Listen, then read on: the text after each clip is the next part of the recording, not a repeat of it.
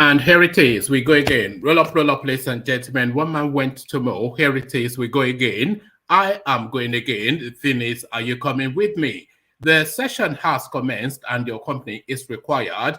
That thing that we do round about this time of the day is being done exactly at this time of the day. So if you are available, avail yourself of the session. One man went to mow. The eagle has landed. Another Savior, holy, holy, holy, holy, Adimebujuku. Another Savior, holy, holy, holy, holy, Adimebujuku. Well, this is Mobien. This is dedicated to the gallant heroes of the Nigerian Biafra War and IPO families all over the world. I remember the Nigerian Biafran War, in the thickness of the Biafra genocide. Hey, one man revived the vanishing hope to life.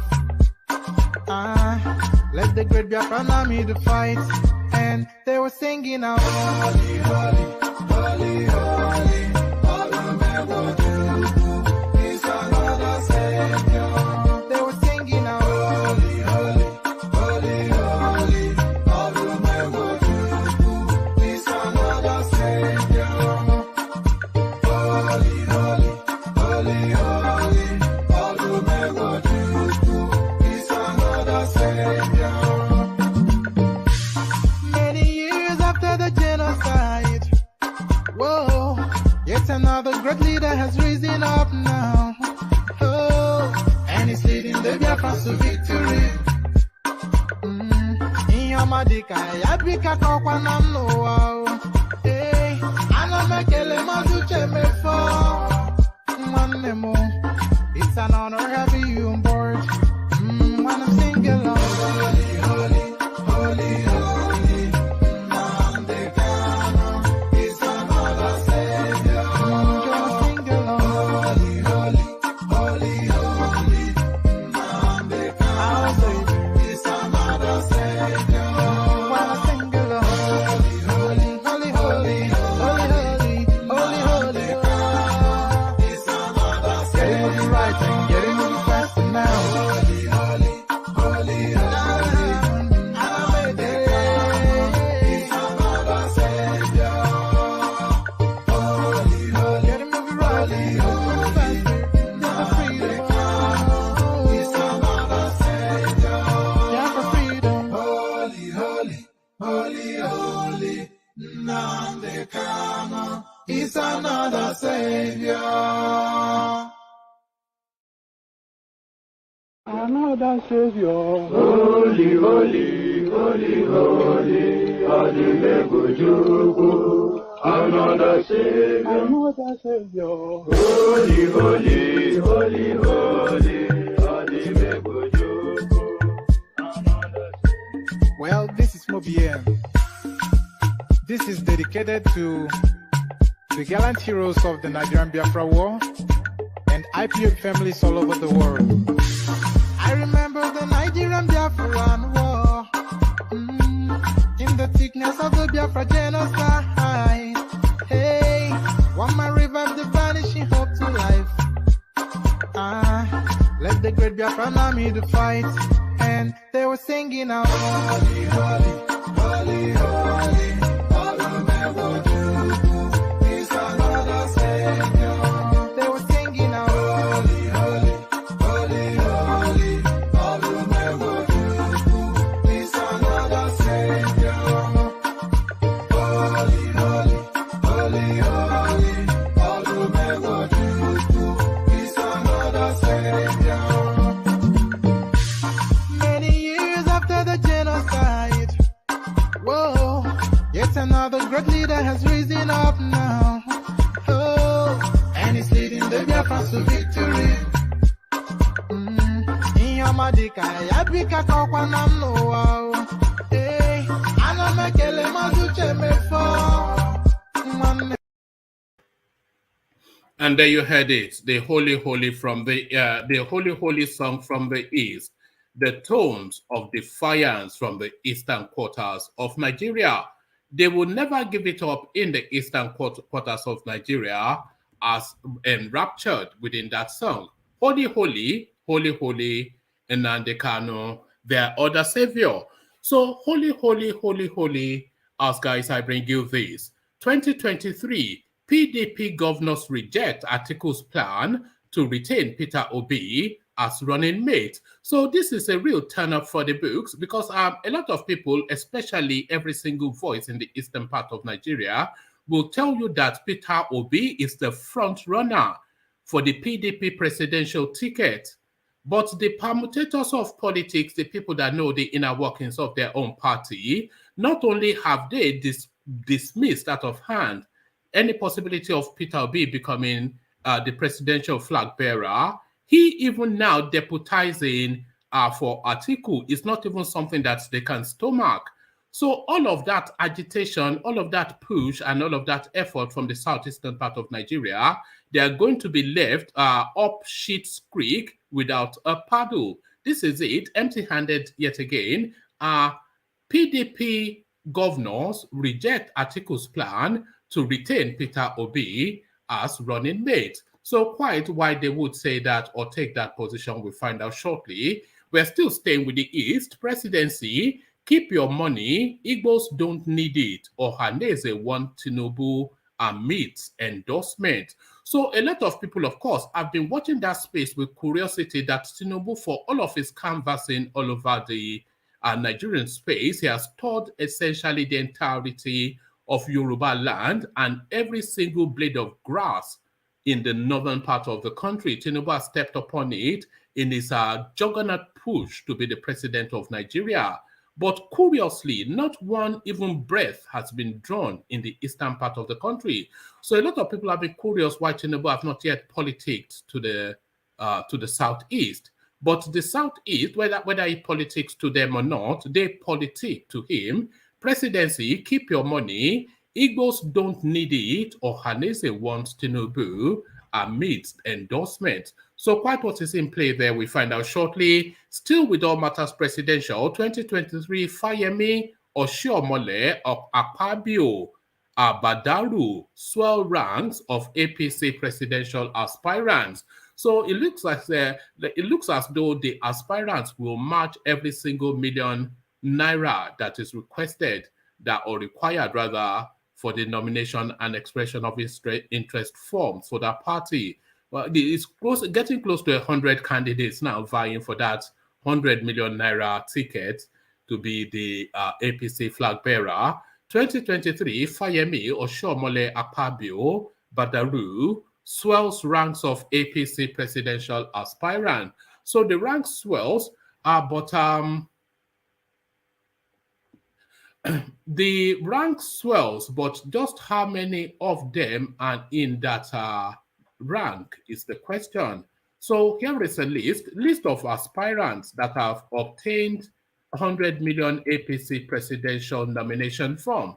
So we'll find out exactly who is in contention, but certainly somebody that will be contending Fayemi lately to the game. My presidential aspiration, not a betrayal of Tinubu, says Fayemi. So anybody steeped in Nigerian politics will know that Fayemi, like a million others, was also made by Tinubu. He was just a poor functionary in Ghana. When Tinubu went to rescue him from there and made him the governor of Ekiti State in the first instance, he lost that seat and then regained it. But his political debutante, his political birthing, is entirely Tinubu's making. So that tone of treachery that's been thrown in the direction of Oshibanjo, he moves quickly to preempt it as he announces his arrival on the presidential scene. My presidential aspiration, not a betrayal of Tinubu, says Fayemi. So quite whose votes Fayemi will be cutting into, we find out just shortly. This we'll find out shortly as well. I'm giving you all these headlines. That's not to say I'll read you all of them because there's just so many of them lined up.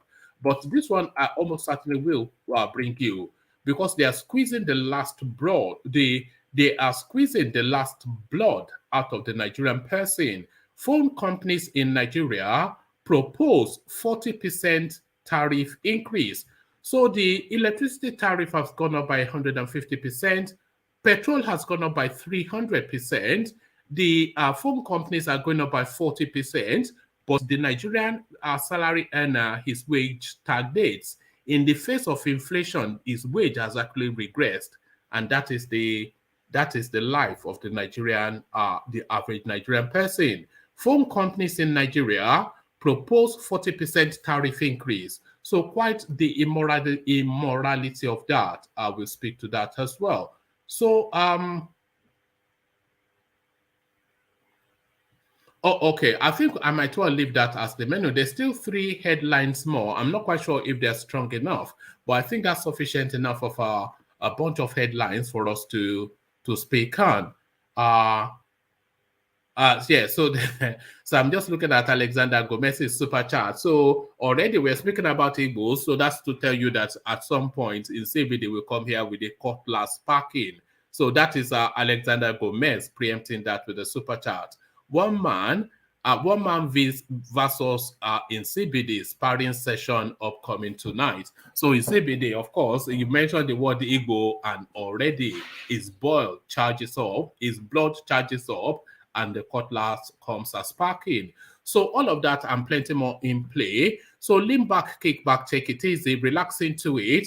The usual protocols, click on the like button, because we are seeing the effect of clicking on the like button, as I'm sure you are as well. We're near in totality, both in view back and live streaming. We're near the 5-digit viewership. We're just in the strong. Anyway, just click on the like button, because we're seeing the effects of that. And if you're not already subscribed, then do that, of course, please, because that adds to how YouTube sees that the platform is of some relevance to people. So do the clickings, and as you set about doing the clickings, let me provide a little bit of a musical inducement. Your glad rags on and your dancing shoes, as we go to the east to partake in another Python dance.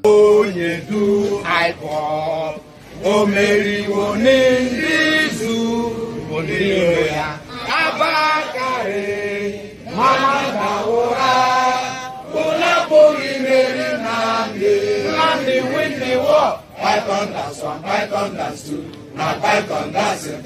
Unapoli Mary Nandi win the war. Python dance 1, Python dance 2, now Python dance 3. Unapoli Mary Nandi go only do I walk. O Mary Wonindi Zu Giroya Abakare. Mamanda ora, Unapoli Mary Nandi win the war. Python dance 1, Python dance 2, now Python dance 3. Unapoli Mary Nandi win the war. Python dance 1, Python dance 2, now Python dance 3. Unapoli Mary Nandi win the war. Python dance 1, Python dance 2, now Python dance 3. Unapoli Mary Nandi win the war. Python dance 1, Python dance 2, now Python dance 3. Unapoli Mary Nandi win the war. Python dance 1, Python dance 2, now Python dance 3. Unapoli Mary Nandi. And there you heard it, the voices of defiance from the eastern parts of Nigeria. Nnamdi wins the war, they insist. Nnamdi wins the war. Nnamdi wins the war. As guys, I bring you this. PDP governors reject Atiku'S plan to retain Peter Obi as running mate. Governors elected on the platform of the People's Democratic Party (PDP) have reportedly rejected the plan by Atiku Abubakar to retain Peter Obi as his running mate if he wins the party's presidential ticket.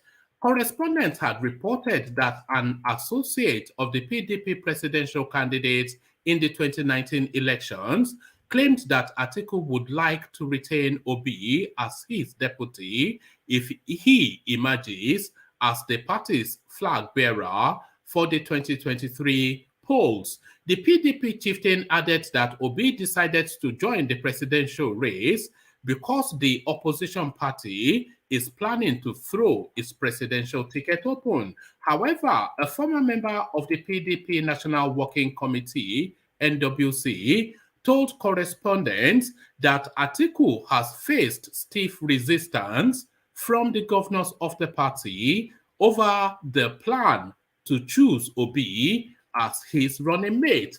The PDP chieftain said the governors reportedly kicked against the plan because they want Atiku to pick one of them from the south as his running mate. So that is what I suspected might be the case. So the current governors who hold offices at the moment are saying that they are of more political potency than Peter Obi, and that what is his name? Atiku Abubakar, then, if he wants to pick a running mate, and he has, of course, to pick a running mate from the south, he has to pick amongst the serving governors, which automatically then disqualifies Peter Obi. So that's the push that they are pushing for. He added that the reason why some of the governors are picking the presidential forms of the PDP, which they plan to use as a negotiation for the vice presidential slot. The former PDP National Working member, the former PDP NWC member, however, said that Atiku may drop Obi and pick one of the governors as his running mate, as they are the major power brokers in the party. So you talk about Atiku'S structures, but the people who actually hold structures are especially governors that are in situation at the moment. So they control their states in total, the party structures within their state falls under their purview, and they have that as leverage to maneuver Atiku. If they tell him to drop Peter Obi, then of course he would do anything to get that presidential ticket. So from that to this, presidency, keep your money, Igbos don't need it, OHANAEZE wants Tinubu amidst endorsement.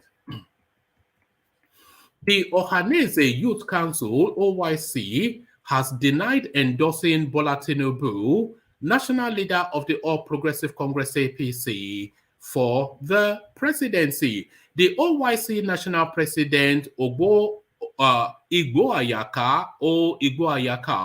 wants Tinubu to be careful of maligning the aspiration of the Southeast to produce Nigeria's president. Igboayaka wants the APC presidential aspirant to keep his money because OYC would not compromise its stance on Igbo presidency. He was reacting to reports that a self-acclaimed OYC leader, Miracle Nwosu, endorsed Tinubu's candidacy for the presidency. However, OYC distanced itself from the purported endorsement of Tinubu's candidacy. A statement by Igboayaka reads partly, "If Mr. Miracle Nwosu is a man, let him identify who he is. Tell us where he is living. Tell us his village if he is a man. We are using this opportunity to warn any politician that wants to use OHANAEZE Youth Council's name to cajole OHANAEZE Youth Council in the name of endorsing any political presidential aspirants in 2023 that is not from Southeast Zone. It is better that Tinubu keeps his money because his money cannot change the minds of Igbo youths, thereby compromising this project. Mr. Tinubu should be very careful, and we are warning Ahmed Tinubu and his presidential team to be very, very careful in trying to do anything that would malign the interest of the Southeast in the 2023 presidential project. The OHANAEZE Youth Council, under the leadership of Comrade Ogbuayaka, is 100% determined to actualize the Nigerian president of Southeast extraction by 2023. This project is timely and cannot be equated, sub-changed, or changed with anything. Either it is Southeast Presidency 2023 or Southeast ceases to be part of Nigeria. So how often have we heard that threat from the southeastern part? Either this or we walk away. Either that or we walk away. So that's just the language that we hear frequently from the Southeast. So from the Southeast, but still staying with politics, 2023, Fayemi, OSHIOMOLE, Akpabio, Badaru, swell ranks of APC presidential aspirants. The race for the presidential ticket of the ruling All Progressive Party, the race for the presidential ticket of the ruling All Progressive Congress APC widened on Wednesday following the entry of the quartet of Ekiti State Governor Dr. Kayode Fayemi, former national chairman of the party, Comrade Adams OSHIOMOLE, Minister of Niger Delta Affairs, Senator Godswill Akpabio, and Jigawa State Governor Mohammed Badaru Abubakar, who individually declared their intent to be standard bearers of the party. At a ceremony in Abuja, Dr. Fayemi, who promised rapid transformation of the country, said he decided to enter the race after a series of painstaking consultations with different strata of the nation. He also kicked against the consensus method of picking the party's presidential candidates. He said, "Compatriots, it is in the spirit of this abiding faith in our country and the promise of its unfinished greatness that I stand before you today in total humility and with all sense of responsibility to solemnly declare to all our party cadres and Nigerians at large my decision to accept for my name to be put forward for consideration by the APC leadership and membership as the party's standard bearer in the upcoming contest for a successor to President Muhammad Buhari." Addressing a crowd of supporters at the Transcorp Hotel, Abuja, the chairman of the Nigerian Governors Forum said having served in the public sphere as a student leader, a two-term governor in Ekiti State, an active member of the Progressive Governors Forum, and two-term chairman of Nigeria's Governors Forum, he was fully qualified as an administrator with a huge wealth of experience, capacity, and energy to promulgate policies geared towards addressing the myriad of challenges facing the country. Fayemi, who recounted his numerous achievements as present governor of Ekiti State, described himself as the right candidate that Nigeria needs. So that's Fayemi. So from Fayemi to OSHIOMOLE. OSHIOMOLE, at a ceremony which took place at the Federal Capital Territory FCT, Council for Arts and Culture, the former Edo State governor said he would ensure a stable academic calendar by ending frequent strikes in the sector. The former Labour leader promised to review the tax system, which would compel the rich to pay higher taxes required to address the basic needs of the nation.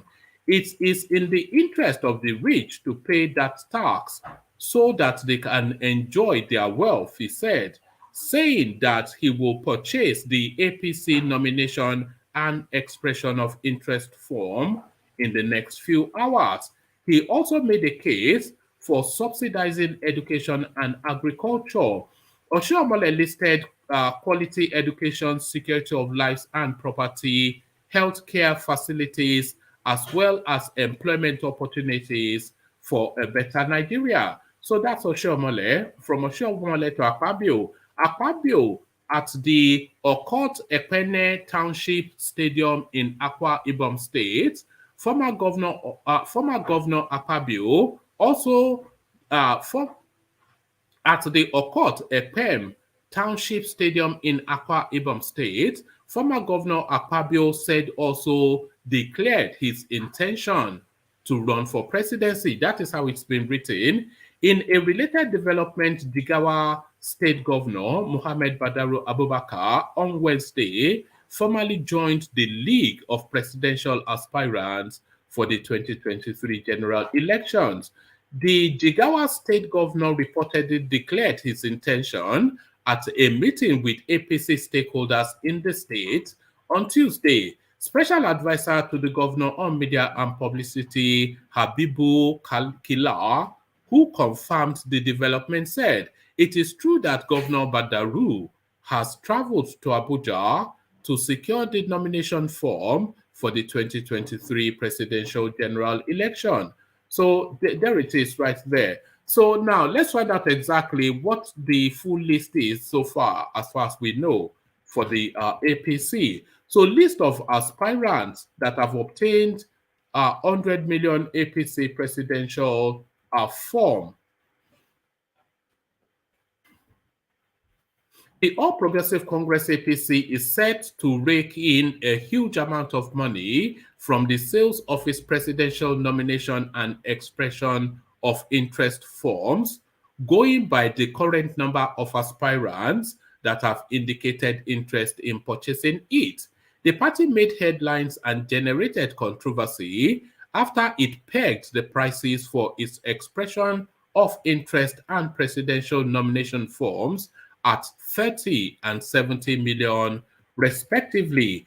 So far, about 20 aspirants have purchased the form. They include, so here is the list, Asiwaju Bola Ahmed Tinubu, Yahaya Adoza Bello, David Umahi, Emeka Nwajiaba. Others that have indicated interest and are expected to purchase are Godswill Okpabio, Yemi Oshibanjo, Kayode Fayemi, Adams OSHIOMOLE, Rochas Okorocha, Ben Ayade, Rotimi Amechi, Tian Jack Rich, Adamu Gaba, Olawepo Hashim. An aide to Senate President Ahmed Lawan has also stated that there are indications that he will be obtaining the form today, March the 8th. So there is the list. There's a different list. Let me see if this list is slightly different. So some other presidential aspirants in the race include Vice President Yemi Oshibanjo, ex-Lagos State Governor Bola Tinubu, Ebonyi State Governor Dave Umahi, Kogi State Governor Yahaya Bello, Cross River State Governor Ben Ayade, Minister of Transportation Rotimi Amechi, Minister of Labor and Employment Chris Ngige, Senator Rochas Okorocha, and Ibikunle Amosun, as well as Minister of State for Education Emeka Nwajuiba.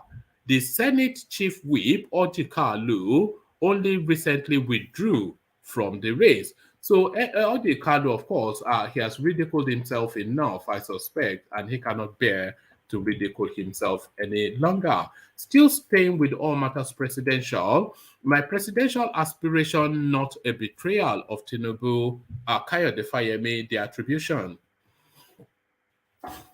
Ekiti State Governor Kayode Fayemi says his presidential ambition is not an act of betrayal of his erstwhile political associate, Bola Tinubu.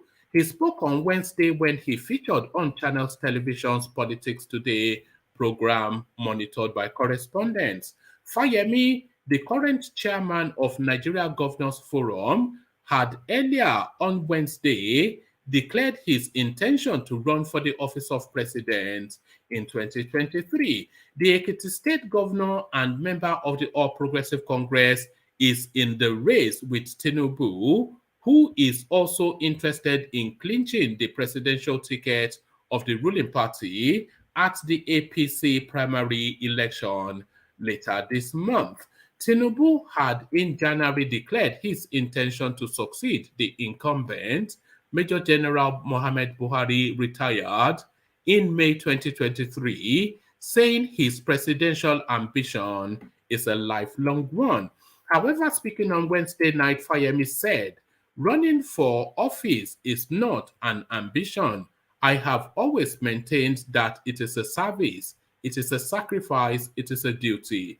On his relationship with Tinubu, Fayemi said, I have had a very good relationship with Asiwaju Bola Tinubu, whom I met in exile in 1994 when he came out after, pardon me,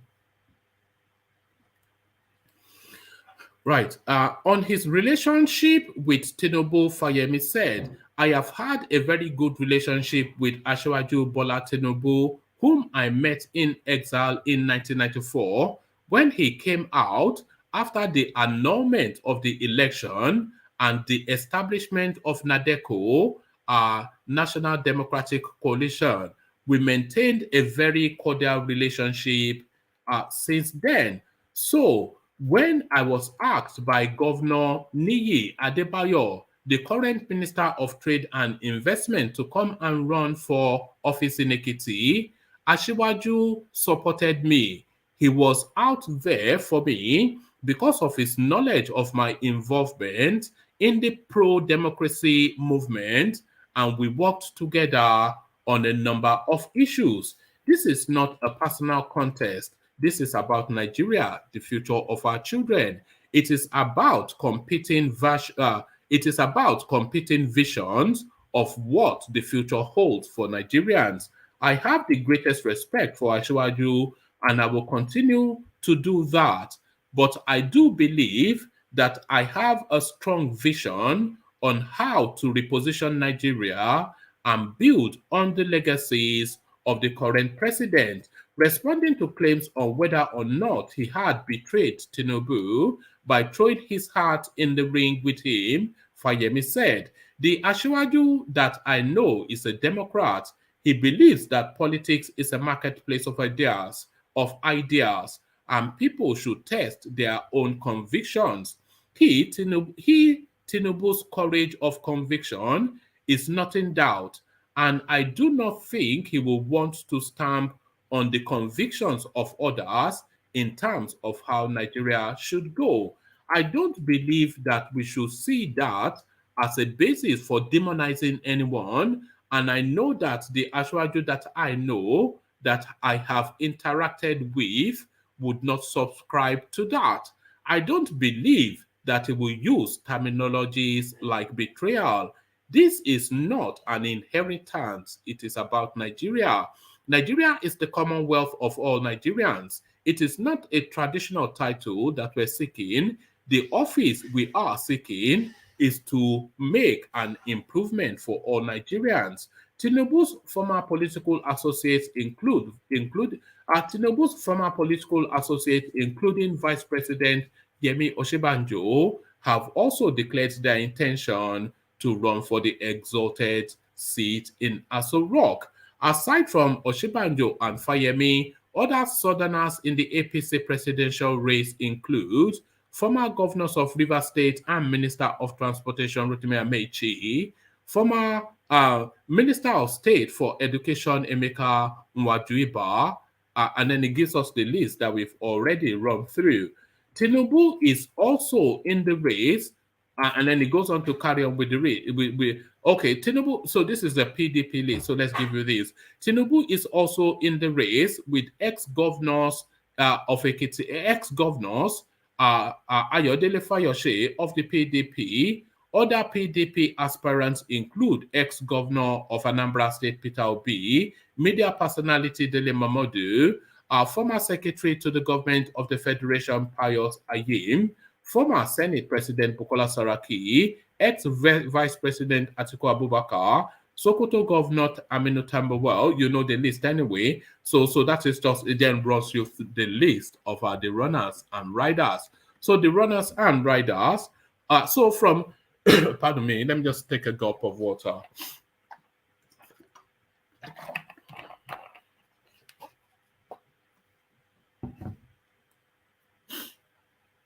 So to abandoning matters politics just for one moment to go into a human interest space.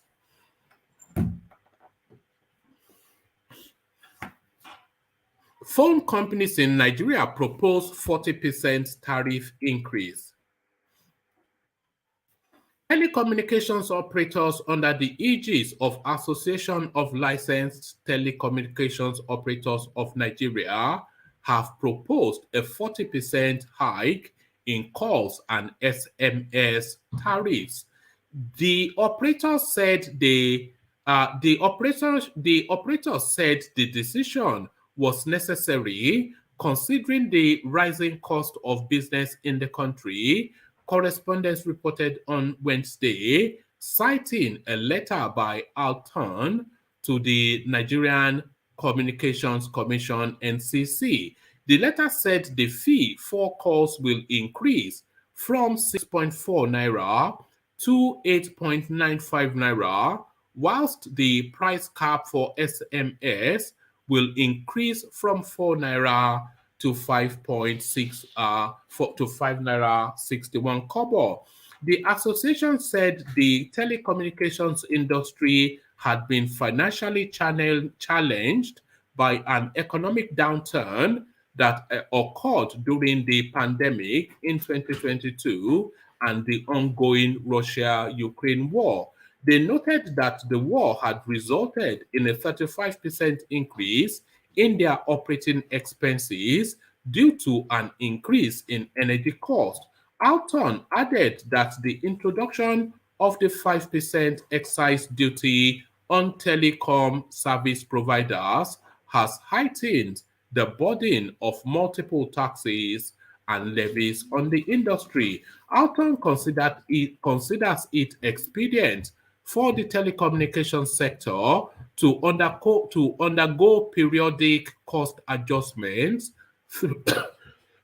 Pardon me. Let me just let me come off the screen for a moment. I just need to blow my nose. So let me come off the screen just for a quick second, just to clear my nose. Just a moment.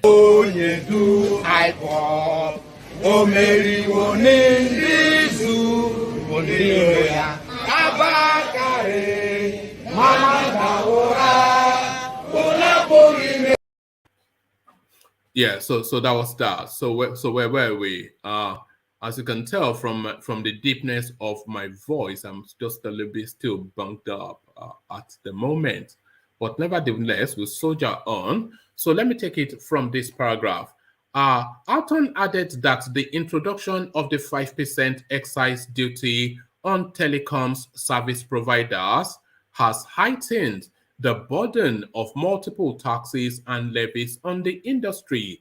Alton considers it expedient for the telecommunications sector to undergo periodic cost adjustments through the Commission's intervention in order to minimize the impact of the challenging economic issues faced by our members. It said, upward review of the price determination for voice and data and SMS, given the state of the economy and the circa 40% increase in the cost of doing business, we wish to request for an interim administrative review of the mobile termination rate for voice, administrative data floor price, and cost of SMS as reflected in extant instruments.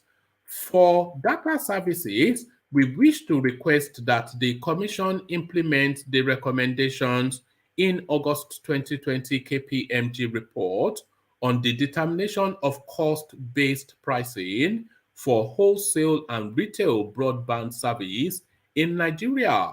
Excerpts from the report are attached and marked Annexure 2 to provide a further illustration. It added, the spokesperson for the phone companies and the regulators NCC did not respond to calls and messages seeking comment. So there you have it. The very last blood, the very, very, very, very last blood will be squeezed out of the Nigerian person. So let me just give you all of the stories that I have lined up, and then I'll come into the room to see if there's anybody there.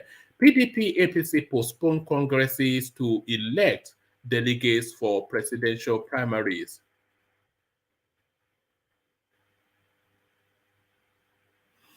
Oh, okay. Let me abandon that because I'm not quite sure if there's enough within that to. Oh, let me just give you one more. Let me give you this last one, and then I'll come into the room. 2023, APC will remain united after presidential primaries. Tinubu making the news.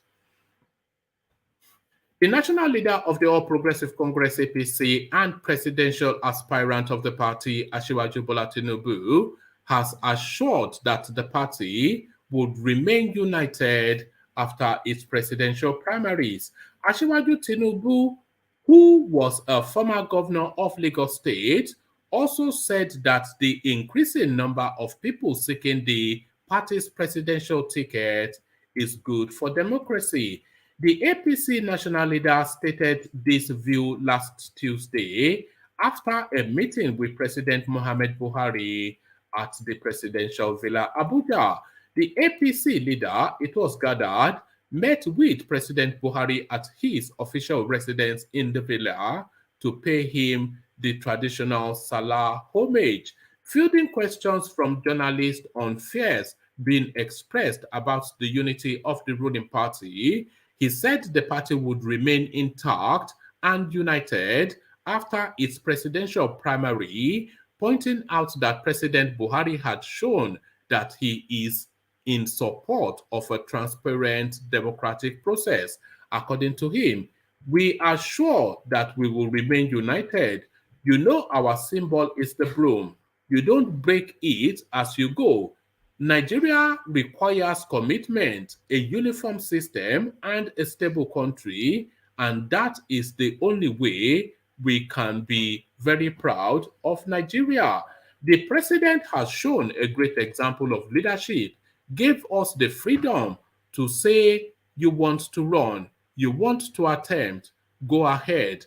He is a Democrat, and we are running a constitutional democracy. You don't hinder the desire, the wish of others to aspire as they wish. Also asked to comment on the increasing number of aspirants on the platform of his party, the APC, Tinubu said it was in the best interest of the party. Let me take that paragraph again. Also asked to comment on the increasing numbers of aspirants on the platform of his party, the APC. Tinubu said it was in the best interest of the country, adding that it showed that leaders are not abandoning the country. So there it is right there. So that's Tinubu talking nonsense. Oh, I think it still goes on. Oh, okay, there's a couple more paragraphs, so let me give you the full. He said, the more the merrier, the more they come, the more challenging it becomes for you to think deeply, focus on issues, and be ready to serve. And Nigeria, it's all about service. It is nothing else. Think wisely, get committed to your thinking to serve the nation and bring progress and prosperity to the lives of Nigerians. It is good for the country for so many of us to aspire to want to lead. We are not abandoning our nation, but there is only one chair and one possibility. We will do that. The APC stalwart, however, used the opportunity to congratulate the president for the successful Eid al-Fitr celebration across Nigeria, as well as his genuine efforts at confronting the challenges bedeviling the country for sustainable future. He said, President has shown a great example of leadership. He has been very honest and forthright with Nigerians. Yes, we will continue to be challenged within this short period of time, but it is left for us, the followers, to help, to be ready, to persevere, and give hope to the populace. And yes, we can do it. We will do it. So just a meaningless gibberish from the confused Tinubu. So meaningless gibberish from the confused Tinubu. Ajale Koko, I see you. Ola, I see you. And Ete, I see you. So good to have you, gentlemen. And Tony, I see you. So good to have you, gentlemen. So hold on. Let me just And there it is right there. So good to have you, gentlemen. So let's go to Ete. Ete, are you ready? Yes. Oh, all right, brilliant. If you're not ready, I can go to Ola first. That wasn't a convincing yes. Are you in the middle of something? Do you want me to go to Ola first and come to you? I didn't hear you. What did you say? No. I said if you're not ready, I can go to Ola first because that wasn't a convincing yes. So are you ready, or do you want me to go to Ola first? Okay, let me go and let me go later because I'm actually doing something on my hands right now. Oh, all right, brilliant. So let me go to Ola first. Ola, are you there? My goodness me. All right. This is why this puts me off somewhat. Okay, let's go to Tony then. Tony, are you there? Let's let Ola go. I don't I'm like here. letting I people. can hear you. That's why. All right. That's why we came very quick to hold you, All right. to hold you back. Yes. I'm answering you now. Oh no, you I couldn't hear you now, so there's no point in just being there if you're not. Yeah, but sorry. Yeah, 100%.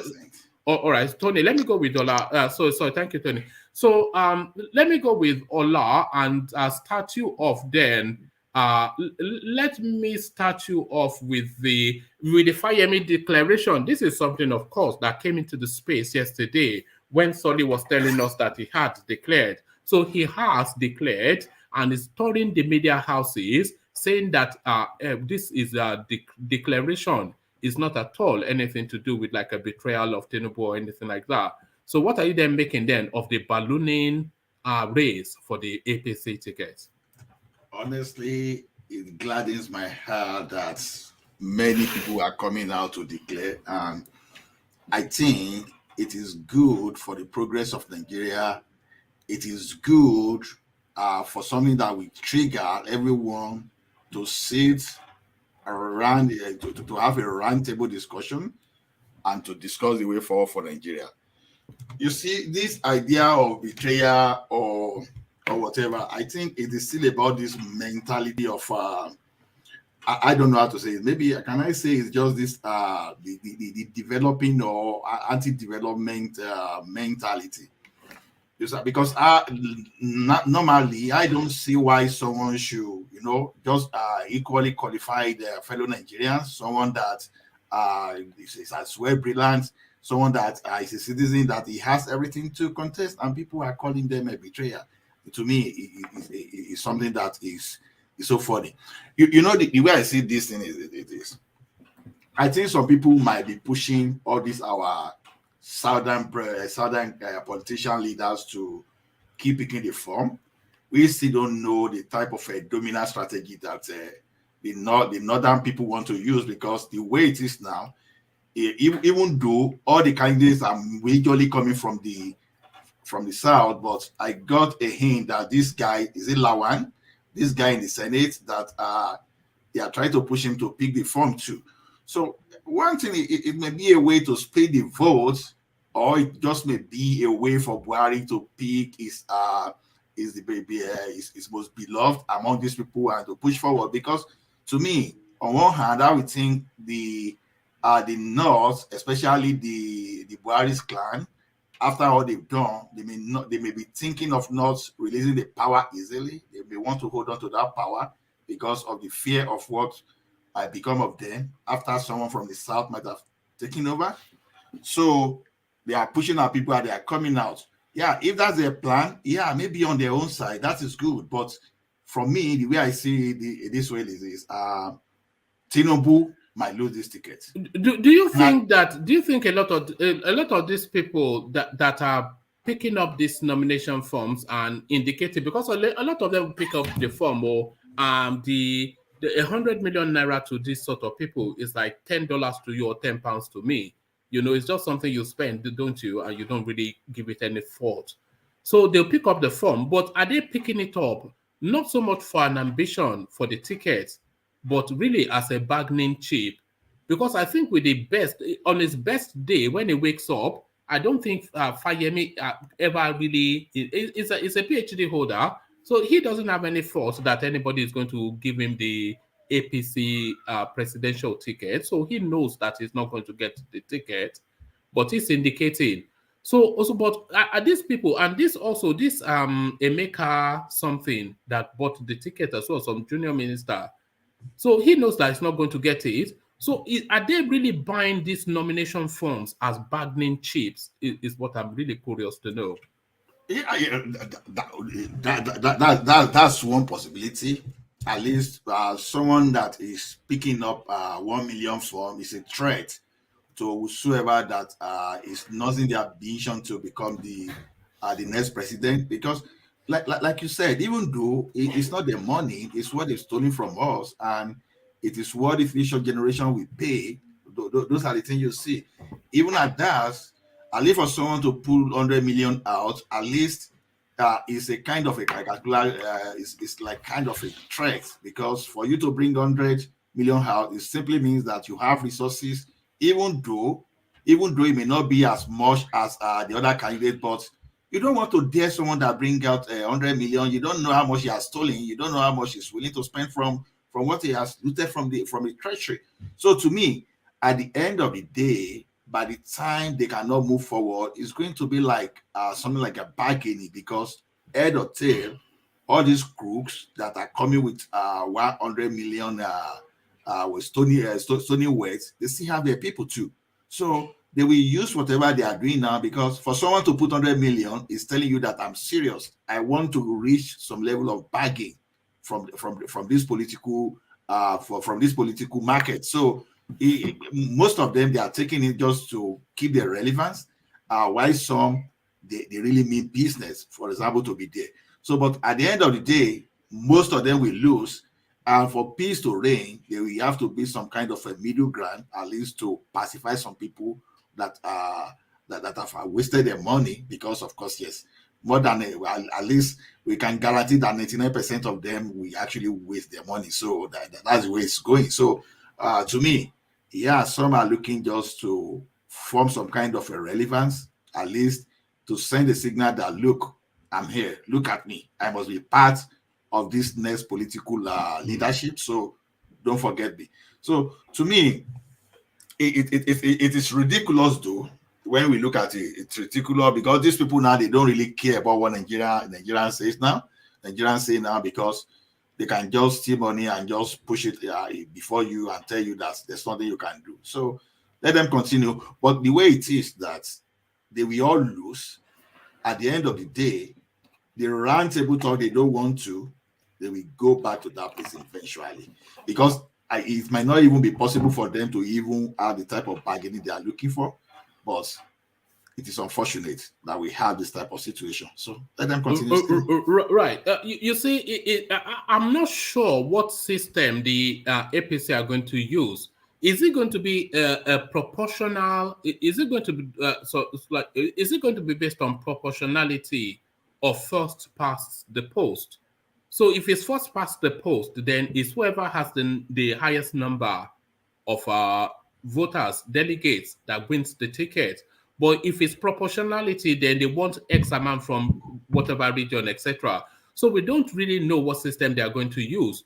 But what we do know is that because of the ethnicity and all of the permutations that we already know within the Nigerian space, a lot of the delegates are going to be voting along certain known patterns.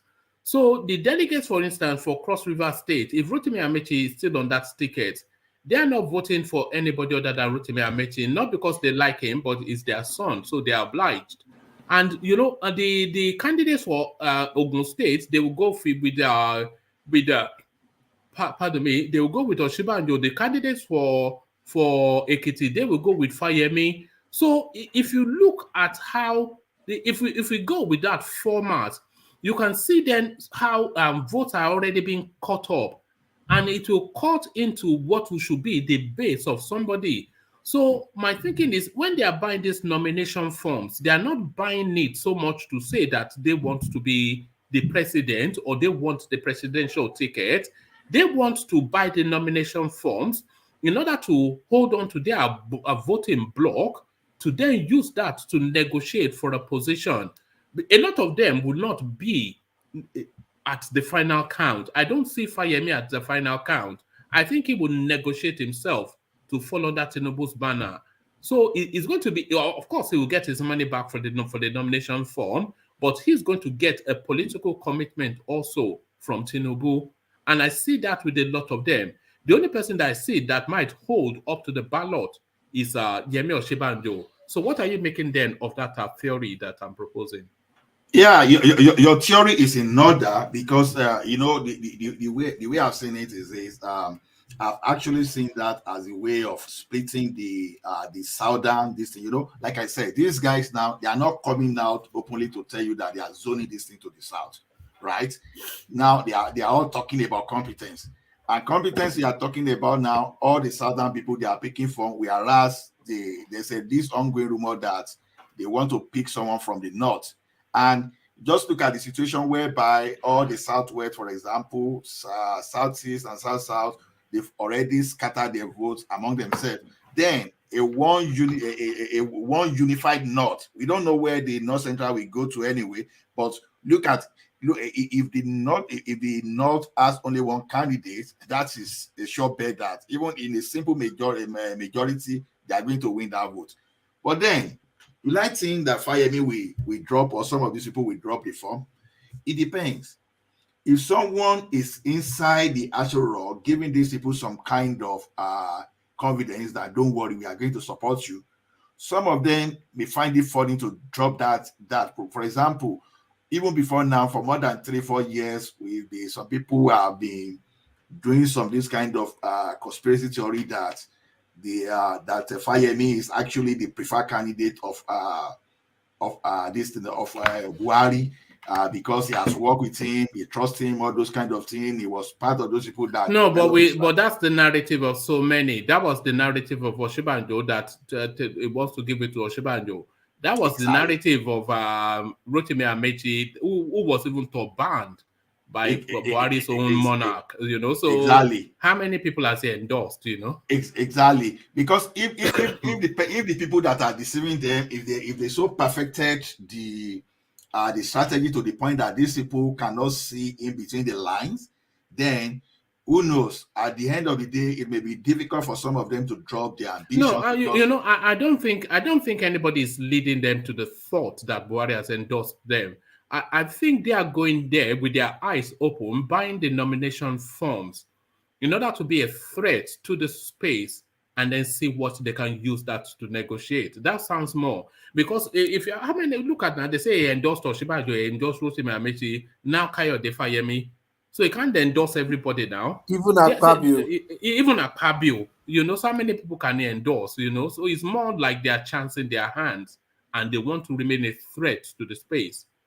Yeah, then my next question now will be why are the northern people not buying the forms too? Well, they are. They are. Yahaya Bello, Badaru, Okay. There are no strong northerners in the APC. Name is strong northerner in the APC. No, they are there. It's just because. Name one. Rufai is the only one you can name. Name another one outside Rufai. I think the reason we believe we can say they are not strong is just because they are not coming out. Because if they come out, that is when No. I'm not saying whether they come out or not. In the Nigerian political landscape, name a strong named northerner within the APC that is that there's a strong national figure. The way of national figure is subjective. For example, it's not subjective. Atiku is a national figure. No, that's PDP, right? No. So of equal weight, name somebody in the north at the level of Atiku, Tinubu, etc. in APC. Well, it is difficult for me to name, but what I've always said is this: whosoever the party will present at the end of the day, now the strength of the person will be equal to the strength of the party. So that's just the way I see it. So even if they bring out nobody, just like the way they pull out Shagari for MPN. No, it's a different dynamic now. It's not Shagari. It's a more sophisticated space. And that narrative that the party structure will propel any random name is not something that I buy. Because Nigeria is a personality politics. Why did they have to go and dig Buhari from the graves to force him to run in 2014? It's personality politics now. It's not personality politics. Because the space of Jonathan and Buhari was the space of corruption, right? Corruption is what they used to This guy is listen. No, it wasn't corruption. It was Buhari. The corruption was there, but if you substitute Buhari with any other name for APC, Goodluck Jonathan will still be the president. Honestly, it's personality politics if now. we're not to be that of corruption, anti-corruption, or that you saw this thing, no way Buhari would have won. You know, Buhari was there before. Oh, okay, hold on. If you security, why have we forgotten if we substitute Buhari in 2014 with another name and everything remains the same, Goodluck Jonathan will still defeat that other person. That's what I say. I agree with you. But so what I'm saying is it is personality politics. This idea. I'm not saying if we are taking the issue of insecurity and anti-corruption away from that, now even Buhari would not have won us at that time. So that is why I'm now saying this time around is personality. But who do you want to bring from APC that you will not say is corrupt, compared to the person you want to bring out from PDP? No, that's what I'm saying. That even though APC will have the party structure, whoever gets the ticket would have the party structure to back it up, and it's a formidable structure because we've seen them use the power of incumbency so many times to rig. But that person also has to be a personality, so it cannot just be some random Joe. You know, it has to be a big name. So they can't just send us some nonsense. And I agree with you, but I can tell you categorically that once you pick any of these governors, they are well known. Because the politics in Nigeria is this. It doesn't matter. It doesn't matter as well as once you can know the name, because there's no governor you pick up in Nigeria today that they don't know. Now, knowing something is different from. Did you know who Udom Emmanuel was? Don Emmanuel? Udom Emmanuel. What about him? I don't know. Yes, he's a governor. Governor of Cross River.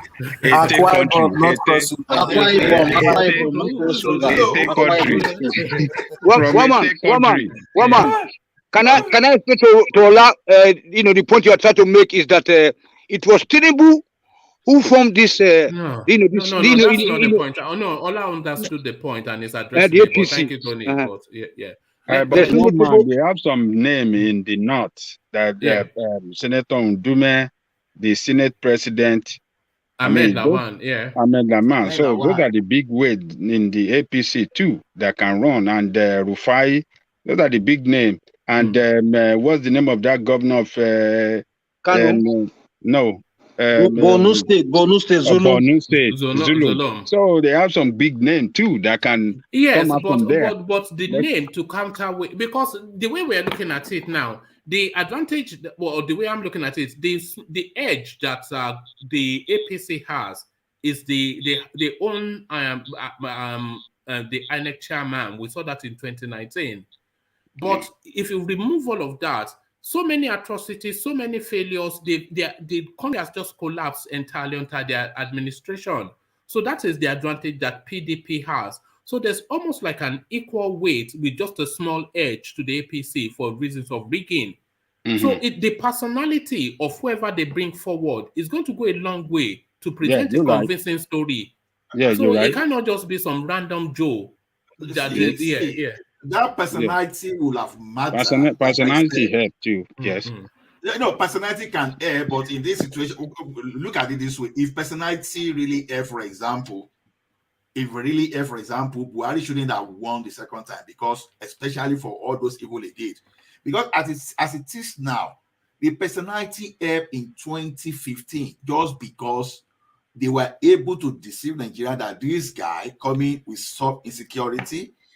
We solve insecurity, that we reduce corruption. Those are the things they look at. And based on that, even if APC had rigged massively, nobody would talk because they just wanted Jonathan out.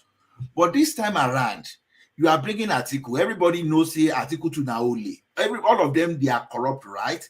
So if these people now are rig themselves now, it's not going to really matter, because to me, why I'm saying personality may not really matter this time around is this: once you are able to reach agreement with all those governors, they will man the state. It will be the contest between who can outrig one another. and you can trust the government of the day. Whosoever they bring there, they will out-trick. It's not it'll be very difficult to present a convincing narrative that Rotimi Amechi defeated Atiku in an election. Very difficult.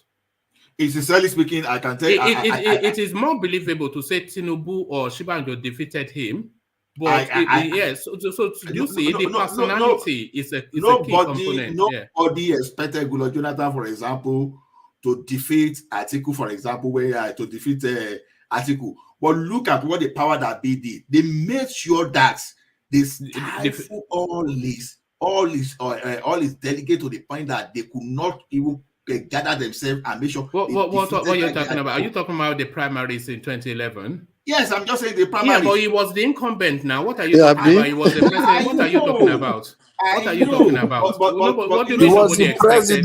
Nobody expected the president to defeat Atiku. What are you talking about? That's exactly what I'm saying. He was the president. So even he was not as popular, other than being the president, he was not as known politically as Atiku, but they still made sure that he was not as known. He was popular already. What do you mean? He was the president for 2 years.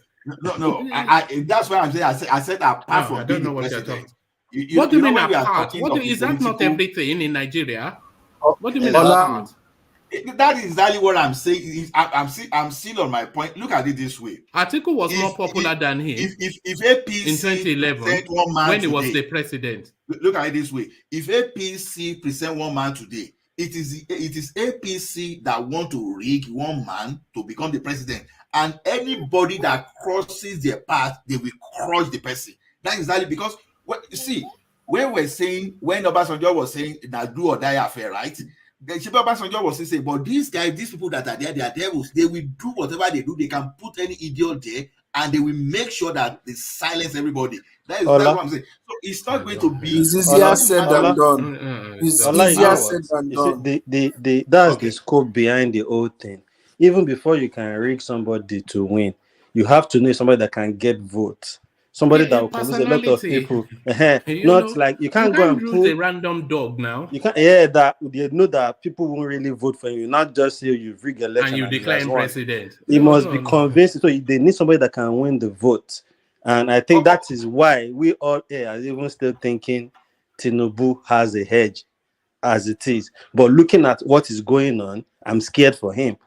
But we are even talking of the northern candidate now. You know, I'm just trying to analyze that point of them having to bring a candidate that can win a vote. Even though if they're going to rig, they still need somebody that can win votes.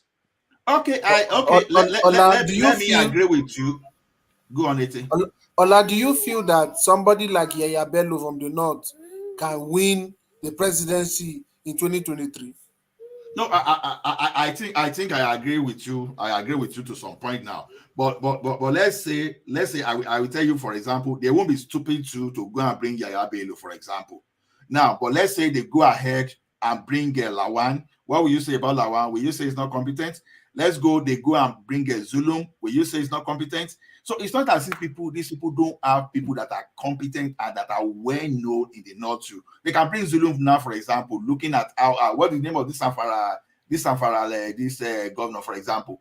They can bring him looking at his effort against the bandits. They can even bring El-Rufai, for example. Even though El-Rufai has lost some of those things, but honestly, for me, I don't see APC bringing all these northern guys in. No, the only strong northern name, 2 names, El-Rufai and Zulum. Those are the only 2 strong names they have. And I don't think El-Rufai is interested at the moment. So it's quite tricky for a northern to get that ticket at APC. Maybe PDP Atiku, because I even think that's their problem. Atiku is their problem. If not for Atiku, and that shows you how strong that guy is in that party. Even though he has left for APC and came back, that shows you Atiku is very strong. And that is what PDP is looking at too. Who can win us votes? If you look at all the names, Atiku is number 1. And Atiku is Tinubu's best bet. Because if they are going up against Atiku, they can only really either present Tinubu or Shibanjo. No, nobody else. If they are going up against Peter Obi, they can afford to throw Oshibanjo at him. But if they're going up against Atiku, it has to be either Tinubu or Chibanjo. Nobody else. That makes sense. If not, Atiku will beat any other person hands down. Honestly, are we not exaggerating this Tinubu, for example? The Tinubu we are talking about, that all those people that are supposed to be his people are already picking from against him. That's just a bet now. That's a bet now. Once somebody gets the ticket, the music change now. What are you saying? Then obviously after somebody gets the ticket, that is when tribalism, religion, all those things now start playing in the whole situation. No. Why I mentioned that exaggeration? If these people, if it's well respected among the governors or among the politicians, for example, even do you think at all? It's just like those days we are saying someone will go and pick ticket against Awolowo. How will you feel, for example? No, it's not. The politics. I'm just giving an example. One man made a statement earlier trying to tell you. All these guys, some of them are even just. Let me tell you, some people just go it's a lottery ticket now. They just put themselves in that space because they want to have some leverage when that party gets power. And obviously, at some point, everybody will come together and say, okay, you paid me back my 100 million. I support you. We all support you. I have these guys. And that's the funny thing about Nigerian politics. You just see all these guys back one person up, straight up. A lot of them, they will not get to the primaries. 100%. Fayemi will not get to the primaries. But he will get to like a 2 days before. They'll start to collapse their structures behind their champion. But Oshibajo might get to the primaries because he's been backed by CCG. But a lot of these people, they are just jokers now. To me, I think the situation is becoming interesting. From what I've seen from the inception of Buhari, honestly, I don't take anything beyond these guys. See, I won't be surprised if they are so adamant and they will tell you that, let's let the primary say who is going to become the next candidate, and they bring Lawan in, and it's a sure banker. Lawan will likely win, especially if those people from the south are not backing down.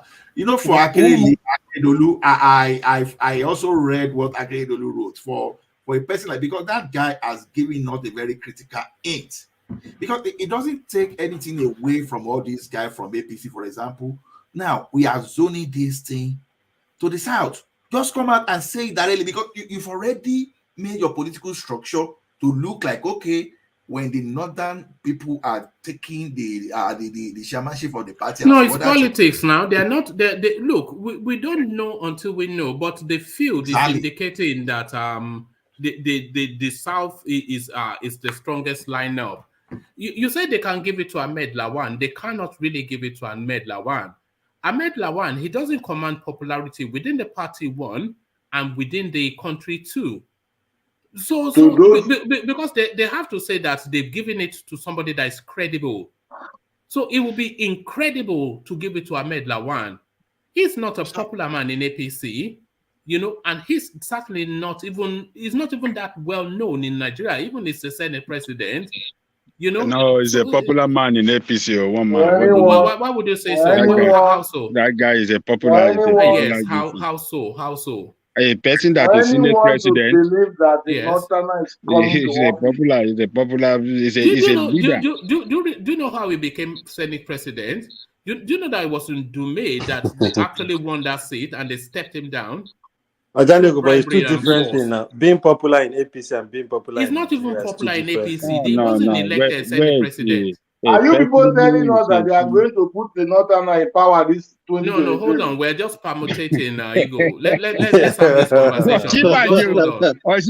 Chief campaigner. Mahala. I am here. One man, if he is not popular, they will not make it. If he doesn't have that political relevance in the party, they will not make him Senate president. So, do you recall how he was made Senate president? Because well, that's an history. One man is already the Senate president. That's a test of popularity. It was Dume that the Senate wanted, but Buhari stepped him down. and made Ahmed Lawan the Senate president. So that's to say that he got it by fiat, more or less. Well, yeah, you are right. But as of today, as the number third person holding the number third political position in the country, he is in that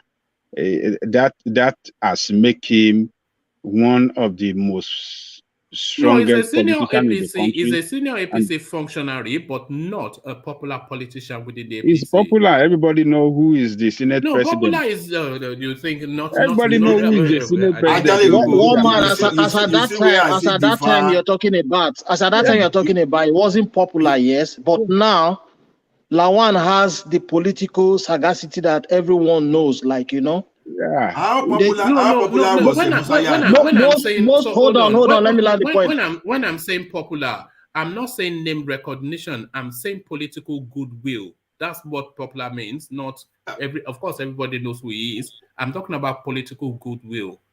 Are you telling me one man? If that is the last hope for the North, for them to pull out, to bring out Lawan to make the president, are you telling me they cannot do it? Because like your man, what's his name? The little finger in Kaduna, his hand has stains already. And the other one, Zulu is not even interested. Or is it Dogora we want to talk about? Dogora is another person again I still look at. So either Lawan or Dogora, they can put two of them out and say, okay, yeah, you are, yes. Because if you are following the event these last 3 weeks, fire for fire, the Tinubu we're even talking about now is like they are streamlining him every day now. His chances are even narrow now, you know. So this whole thing is it's turning to be a very funny game at the end of the day, you know. That's my thought exactly. See, anybody can be put forward as long as the structure of the party back that person. That's exactly it. Who is Jonathan? Where did Jonathan come from? What of Umaru? Who knows Jonathan? Who knew Umaru? Where did Jonathan? Who knows Jonathan? No, vice president. And after that, he became president, and then but Jonathan's story is a peculiar. We all know Jonathan's story. So that is it.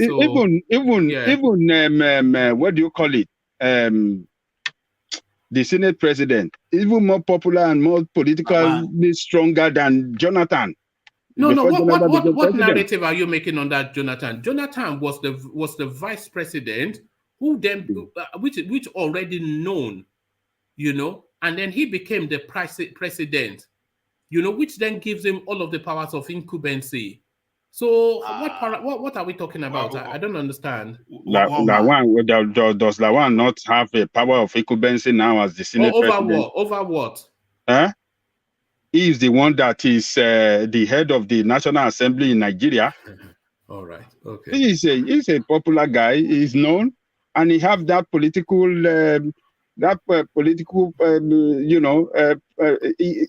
Senate president, man, he knows everybody. Everybody is connected to him as well. But that doesn't mean he has a structure on ground. No, well, look, somebody gonna put structure. Yes, it says who has the structure among them? Do you think this? Do you think Tinubu has the structure? Tinubu has the structure, 100%. The structure is in Southwest. The structure is not in the Southwest because Ganduje, he has openly declared for Tinubu. Babachir Lawan, he picked up. They are not Tinubu structure. Tinubu did not make them what they are. They are not Tinubu. They are supporting the structure. Tinubu did not make them what they are in the party today. Yes, they could support Tinubu, and they can switch anytime. They could switch anytime because Tinubu. Somebody that went to pick Tinubu's nomination form will switch. No, but even as at present, they've not switched anyway. We are talking about what Babachir Lawal, the grass cutter, the former whatever secretary to the government that was stepped down. Where is Babachir Lawal political structure? Where is his political I don't structure? know, man. What I'm telling you is that Ganduje and all the rest we are making, Tinubu did not make them what they are today. Tinubu does not have to make them. They no, align you with them have politically. to. No, hold when on. You don't make when you okay, don't. Okay, Tinubu made Fayemi now. Tinubu made Oshibanjo. Oh yes. So yes. what I'm saying is political expediency. If because Ganduje has been backing Tinubu for going on 3 years, he never talks any other language other than Tinubu. You know, so he doesn't have to make him. If he aligns with him politically, then that is aligned to it. Let me look. Yes, it could be backing Tinubu now. Well, he is publicly. I can bring it out. Yes, and what I'm saying, it could be backing it now. It doesn't mean that it cannot switch ground. Yeah, but that applies to everybody. So, but somebody that is your structure, somebody that is your structure will never switch ground. Because it's Tinubu, it's Oshibanjo, not a structure. The issue of Oshibanjo is a different ball game. Is Aregbesola not a structure? No. That's what Aregbesola is a different ball game. He dialogued with that one. But what I'm telling you, no, understand. Hold on, people. Let us explain what structure means. Structure is somebody that you, by your own power and by your own means, attain political power, attain the power as a governor, as senator. No, what you're saying is let's just round it up. Somebody that you mentored into politics is what you're talking about. But the people that this guy have mentored into politics, they've stabbed him in the back openly and routinely. One man, we are here. Look. I mean, what's the name of Atiku? Atiku left PDP for APC. Yes. The structure remained in PDP. And when he came back to meet that structure and use that structure again. He used that structure to his advantage to attain the ticket in 2019. That is the structure I'm talking about. Because they have been coming a long way together from PFN, and from there they transition into PDP. They have connected politically for a long time. Not somebody that just wake up and said, okay, I'm supporting your candidature. I'm supporting your candidature today does not mean that I can switch to another person. But that applies. When I'm talking about structure, I'm talking about a group. Forget the structure because treachery, the ongoing treachery has already defeated your narrative. You don't want to understand. You don't want to understand. And that is the problem. No, I do understand. You don't want to understand what the structure means. Group of people, when you are in the same group, when you are in the same camp, when you are in the same camp politically, and you drive it together for a long time, you are in the same group and the same structure. That is what structure means. You are in the same group, you are in the same caucus, you are in the same camp, and you'll be there for the same camp. You work together for one purpose, for one cause. That is what structure means. But when you have somebody that Ganduje from somewhere that you did not have to power, you did not work together. Okay, that is it. One more. Don't worry. I think Ajaligo, let me say something. You see, you are right, but I want you to get what one man was trying to.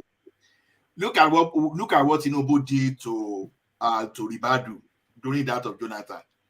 Naturally, Tinubu was holding ACN structure in the southwest. But when Jonathan formed strategic alliance with Tinubu, what did Tinubu do? He betrayed Ribadu and now won the vote that was supposed to be won for ACN candidate, which happened to be Ribadu. He now switched them over to this guy, to Goodluck Jonathan. Because one thing is this, I understand what you are saying about the party structure, which were very correct. But now, inside that structure, you have some kind of Judas that all they want to is that what is my gain in this thing. Now, for Tinubu now, for example, to form strategic alliance with Ganduje, we should not forget that in Goje, we have some kind of special assistants, assistant to special assistant, all those people that they nominated just for the sake of this type of election prosecution, for example. Now, everyone that Ganduje nominated or appointed, by the time he tell them, say, look, this is my candidate, they no born them well. Made them go against it. So all those people. No, they come with they're not born them well again, no. You see what? You go. No, they come again with they're not born them well. What I'm saying is this. Wait. You know, governors, they appoint special assistants and personal aides for the purpose of prosecuting election to gain political advantage. Use another word. Don't say they don't born them well. They don't born them well. I've failed in this place before. So don't use it again. Okay. I get that's okay. So the thing is this. So the thing, the party control the structure, but some people, some individual can be bought out of that structure just to switch allegiance because of what they are going to gain. Tinubu did it, and it's a practical example. We saw that he betrayed the party to get all those things. So if this guy managed to get like some governors to back him up, and you don't know the type of agreement. Ola right there. Do you think if Tinubu and Ribadu have been coming a long way, they belong to the same group, they belong to the same group, the same caucus, and what do you call him? And Ribadu happened to be his man. Do you think we abandon him? Yeah, that's hold on. Do you think he will abandon him? He won't. Because that is his structure. That is, they are in the same structure. But because they are not in the same structure, they are not in the same group. That is why he abandoned.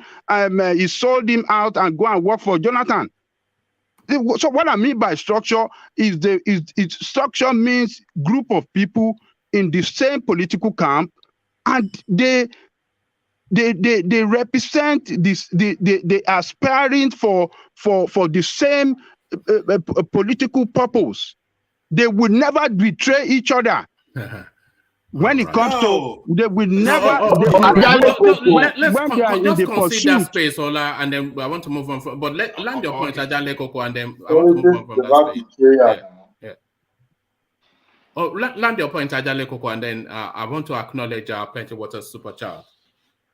So, well, look, the Yaradua structure during the Second Republic on the SDP side, the person that they supported then was Atiku for president when they went to Jos, and they remained firm behind that candidate all across the federation. It's Atiku and Abiola. Those are the two that they came out because what is this Babakana Kingibe? They saw that Babangida was trying to use him to destabilize that group. So they came up with Abiola and what do you call it? Atiku. That those one of you must emerge as the candidate of the party. And they succeeded. So that is how structure means. They will go together for this thing, and then they will do it together.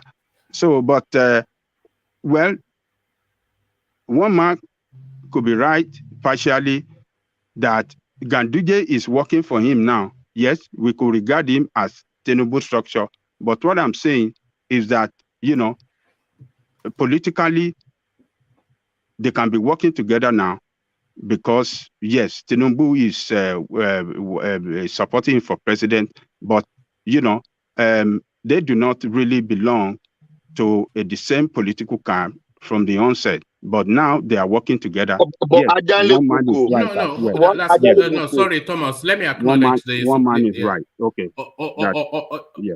All right, thank you, Ajale Koko. So let me acknowledge the super chats that are coming in. This is from Plenty Water. It says, is there a cap for individual donations that make buying a form the best form of donation to their party without any raised eyebrows of making such huge amounts of donations. So that's an interesting space that I think we've not yet fully explored. The sort of party donation caps, which we have globally, at least especially within Western space, that you cannot donate more than X amount to a political party or a candidate before, because then that's in the realms of unfair influence, and 100 million is certainly unfair influence. So is there a cap for individual donations that makes buying a form the best form of donation to their party? But that would be to the candidate, I suspect. So to their candidate, that should read, without any raised eyebrows of making such huge amount of donations. So that is a space that I'm not sure that I am clear on, but certainly is well worth interrogating. So it continues with the super chatter, Plenty Water, stands to be corrected. Yar'Adua came from Obasanjo rewriting his mistake with Junior Yar'Adua as apology for yielding to Shehu Shagari instead of Yar'Adua Sr. after Danjuma declined leadership to him. Yes, so I think he's going back to the politics of the 80s. So I'm not 100% on that, so I couldn't confirm or deny.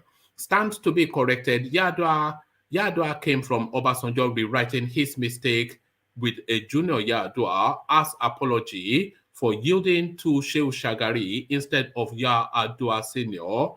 after T.Y. Danjuma declined leadership to him.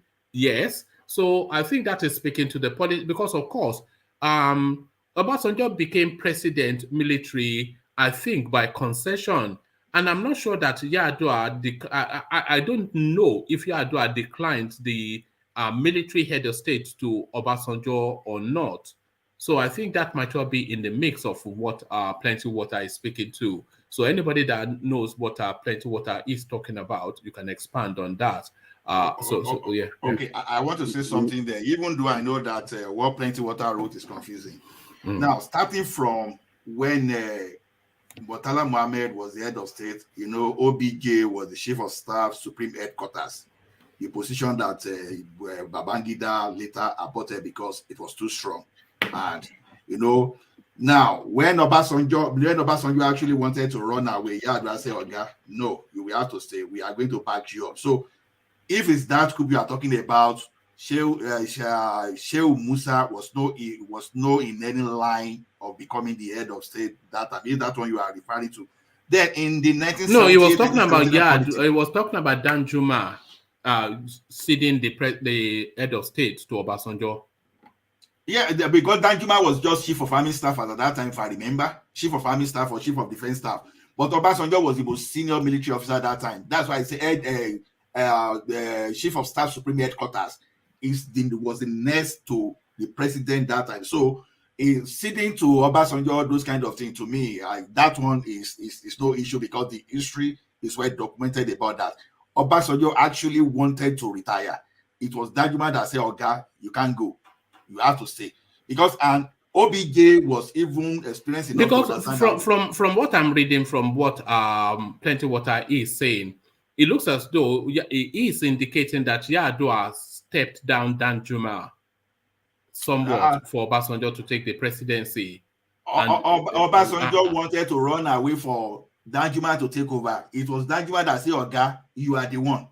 That is what we are saying. It was Obasanjo that was saying it was that, because if Obasanjo had run away that time, definitely it would be either between Danjuma or Yar'Adua, but sure, maybe it would have been Danjuma. But Danjuma declined and no, he stepped down. But now, when you now mention Shagari now, that Shagari now we are now talking of, because Shagari was never a military man. So when you are talking of Shagari, now, when it's come to that compensation, my understanding about it is because I followed that politics and it was interesting. Obasanjo didn't yield to Junior Yar'Adua just because he wanted to rewrite that thing. Because of Atiku was so strong, and if Obasanjo had not gone to that PDM that Senior Yar'Adua built that time, because that is the political machinery that Atiku wanted to use to upturn Obasanjo that time. So you now look at, what will I do? Okay, this Senior Yar'Adua was the one that built that machinery. What if I go to the family and then I pick the younger brother? So now, it's just a state of what, like I was suspecting that all these power broker in Nigeria, they want to do in the South, using Oshibaju against Tinubu, using all those people in the West against Tinubu, all those stuff. That's my suspicion, although I could be wrong. That's just my permutation and conspiracy theory. Now, he now brought Senior Yar'Adua, Yar'Adua out. He stepped down the like of Ibori and the like of Odili and all this kind of suggestion that it's use this guy El-Rufai to become this, because they were suggesting El-Rufai to him that time. There was a time he was even thinking seriously of Ibori. He would have even made Ibori the deputy president, vice president, even not because of that refinery issue that they called them in that kind of deal. So this guy look at, okay, how will I finish Atiku finally? He went to that camp and brought that guy out. Even when everybody knew that Yar'Adua was sick, it was even Obasanjo that was saying, Omaru, okay, what about your medical report that was today? No, that this man is not sick, because he knew exactly what was in that. Once you bring that Umaru out of that place, it's going to be very difficult because it's still among them. So it's become difficult for them to say, oh, he's bringing a standard. So he's bringing PDM against PDM. That is exactly just like bringing Oshibajo against Tinubu. That's exactly what Obasanjo did that time. So he used Yar'Adua to kill Atiku political career. So it's not as if Obasanjo was trying to pacify. No. Ordinarily, had Atiku not misbehave, like what Obasanjo said, that why did you think I bring Atiku? Is it not for me to mentor him to succeed me? But that guy was not patient. He was not ready to wait for his boss to finish. The guy now look, okay, I finish you politically. That's exactly what he did. So that's what I understand about that. And if anybody have counter opinion, please counter me or bit. All right. I hope that clears that up for you. I'm not 100% on the politics of that time in the depths that you've just described. So I can only just listen, and not really comment. But thank you for clearing that up for Plenty Water. So I hope that satisfies you, Plenty Water. Let me take you then to topics that are listed. So PDP governors reject Atiku'S plan to retain Peter Obi as running mate. So it looks as though for all of his popularity, Peter Obi to depart empty-handed yet again. What we're hearing, at least what this article is inviting us to take on board, is that the governors that are in situation now, the current governors within the PDP, they are saying that Atiku should not pick. He can only really pick from amongst current sitting governors, which then precludes Peter Obi as his running mate. So all of that effort to end in zero, according to what the governors are pushing for. What are you making of this thing, Ola? Of course, we know that's how it's going to. Even the governors to even see that space to Atiku is saying a lot, because naturally, all those governors, they will even prefer one from their midst. That was the reason the like of Bukola Saraki formed the governors forum then, so that they will use that governors forum to untwist whosoever that was the president, then at least for them to negotiate. So the governors forum, they've always been known for the attempt to get power and to become the next power broker or the next person in power. So now for that means they for some of them, they respect Atiku very well. That's why they allow. Now for Peter Obi, Akaswingo, the person we know they spend money. And Nigeria politics is all about spending money.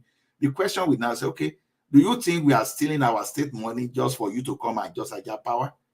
Yeah, we are stealing our state money to support you. It's just like Rotimi Amaechi stealing the River State money to support Buhari. Was he doing it for free? No. It's just for him to be relevant and to become something. For Tinubu to be carrying bullion van to support Buhari, he wasn't doing that because he loved Buhari or maybe he believed Buhari will give a good governance. It's just because for himself. Exactly what all those governors are saying.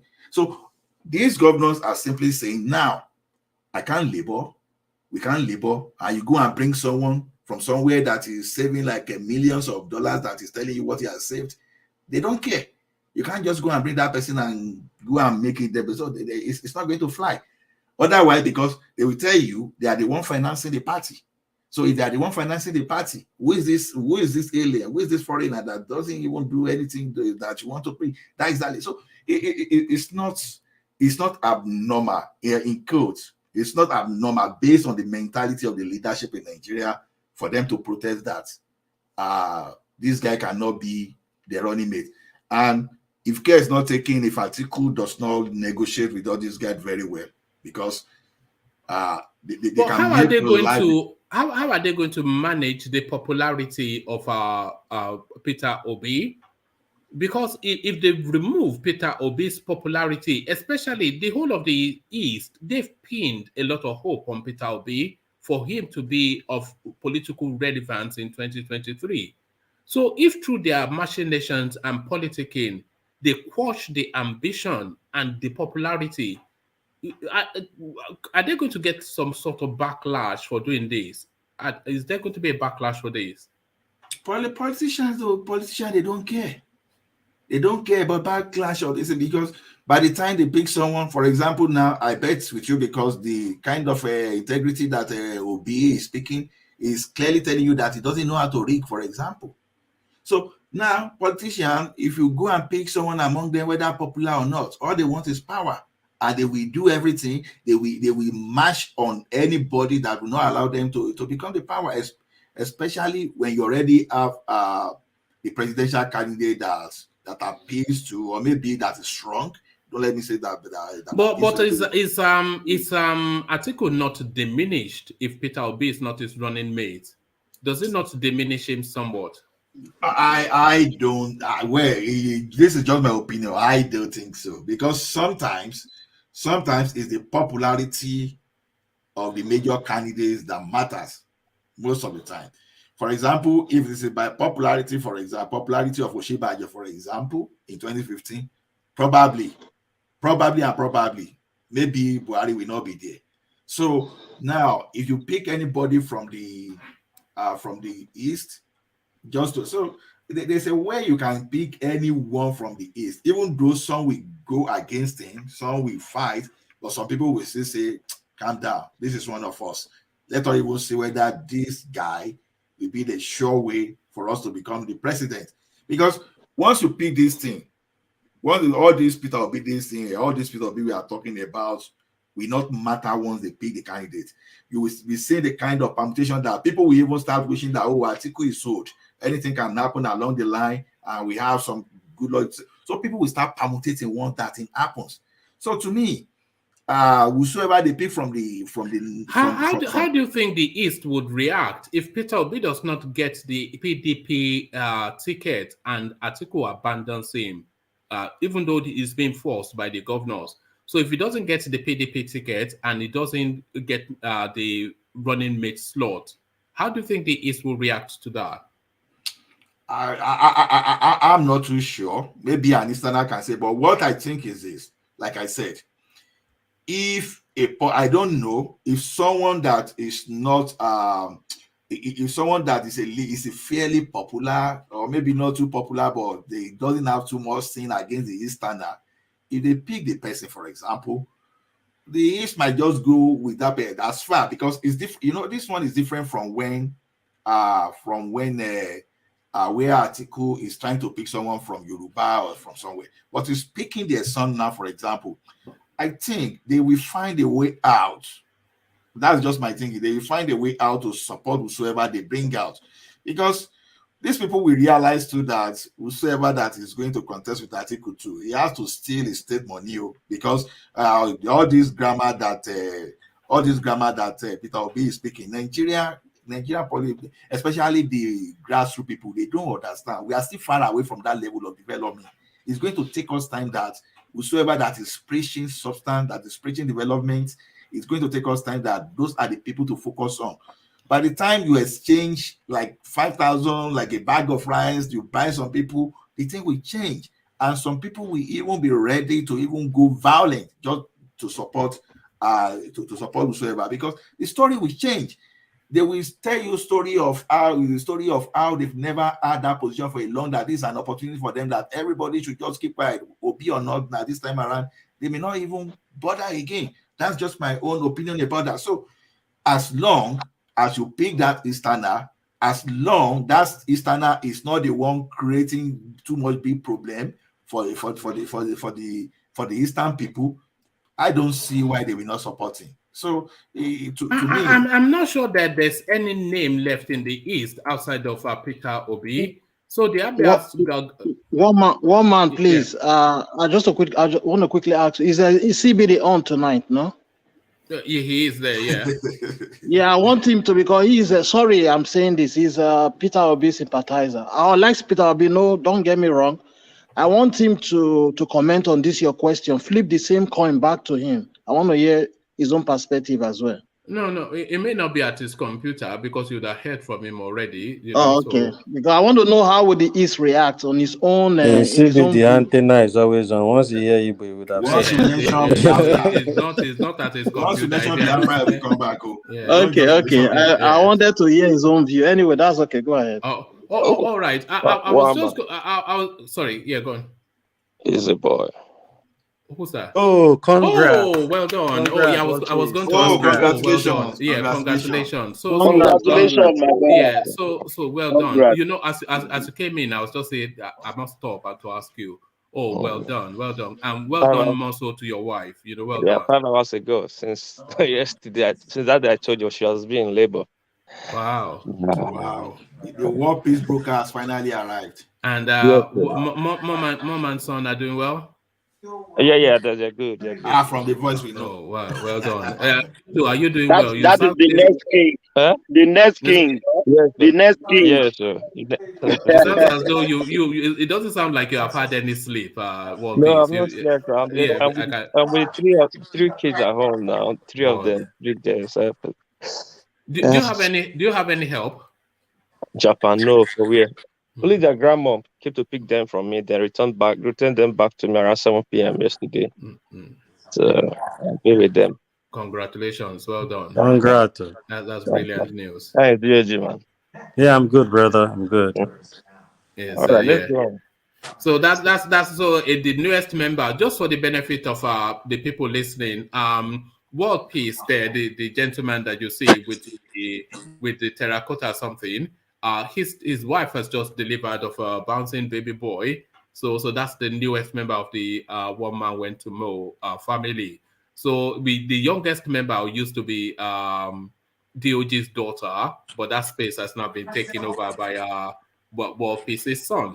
So congratulations and well done. It's really I've been thinking about it since yesterday. So well done. So we have. Future husband and wife here now. No, that's not possible now. you know what to say. Have queen and kings and queen. Major king and queen. Yeah.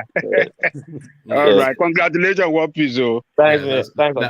Thanks. That's brilliant. Well done. So congratulations from everybody. Alexander Subachas, he says, World Priest is married to a Japanese. So yeah.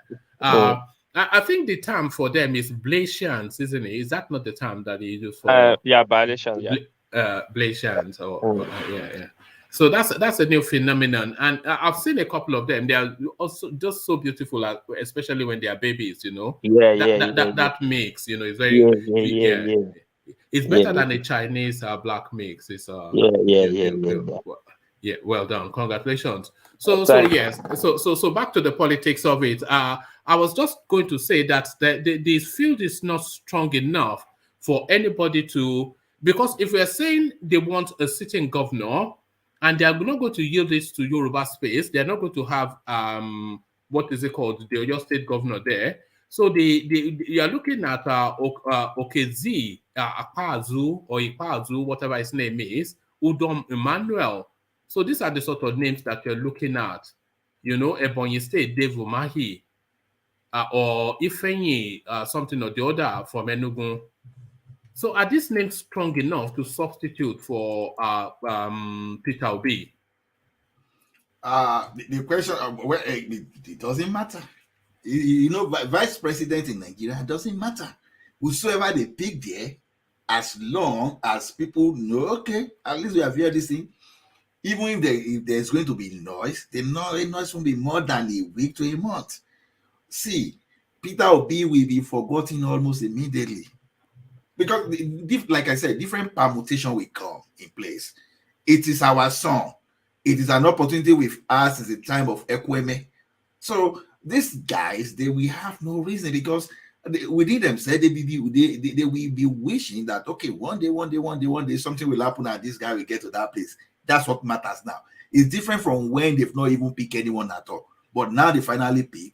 I don't think anybody will really fight if they pick anybody. Even what's the name? Even if it's Okorocha were to be this or this kind of thing, I don't think they will fight after they might have picked that person. Maybe if you go and pick Yoruba now, or you go and pick someone from the north, there can be problem. But once you pick someone from there, you fight. No, I think the thing will change, because that is the way it happens. Even like whether Yoruba, whether Hausa, or those things. Okay, look at who was Jonathan vice president. Can anybody even remember the name again? For example, Sambo, but then but that was Namadi Sambo. Namadi Sambo. You understand? Who talks about him today? You understand? It's as if he never existed. Even if I can still remember Ekweme 1979, for example, up to 1983. How many people are talking about this guy today? So, vice president in Nigeria, sometimes it doesn't matter.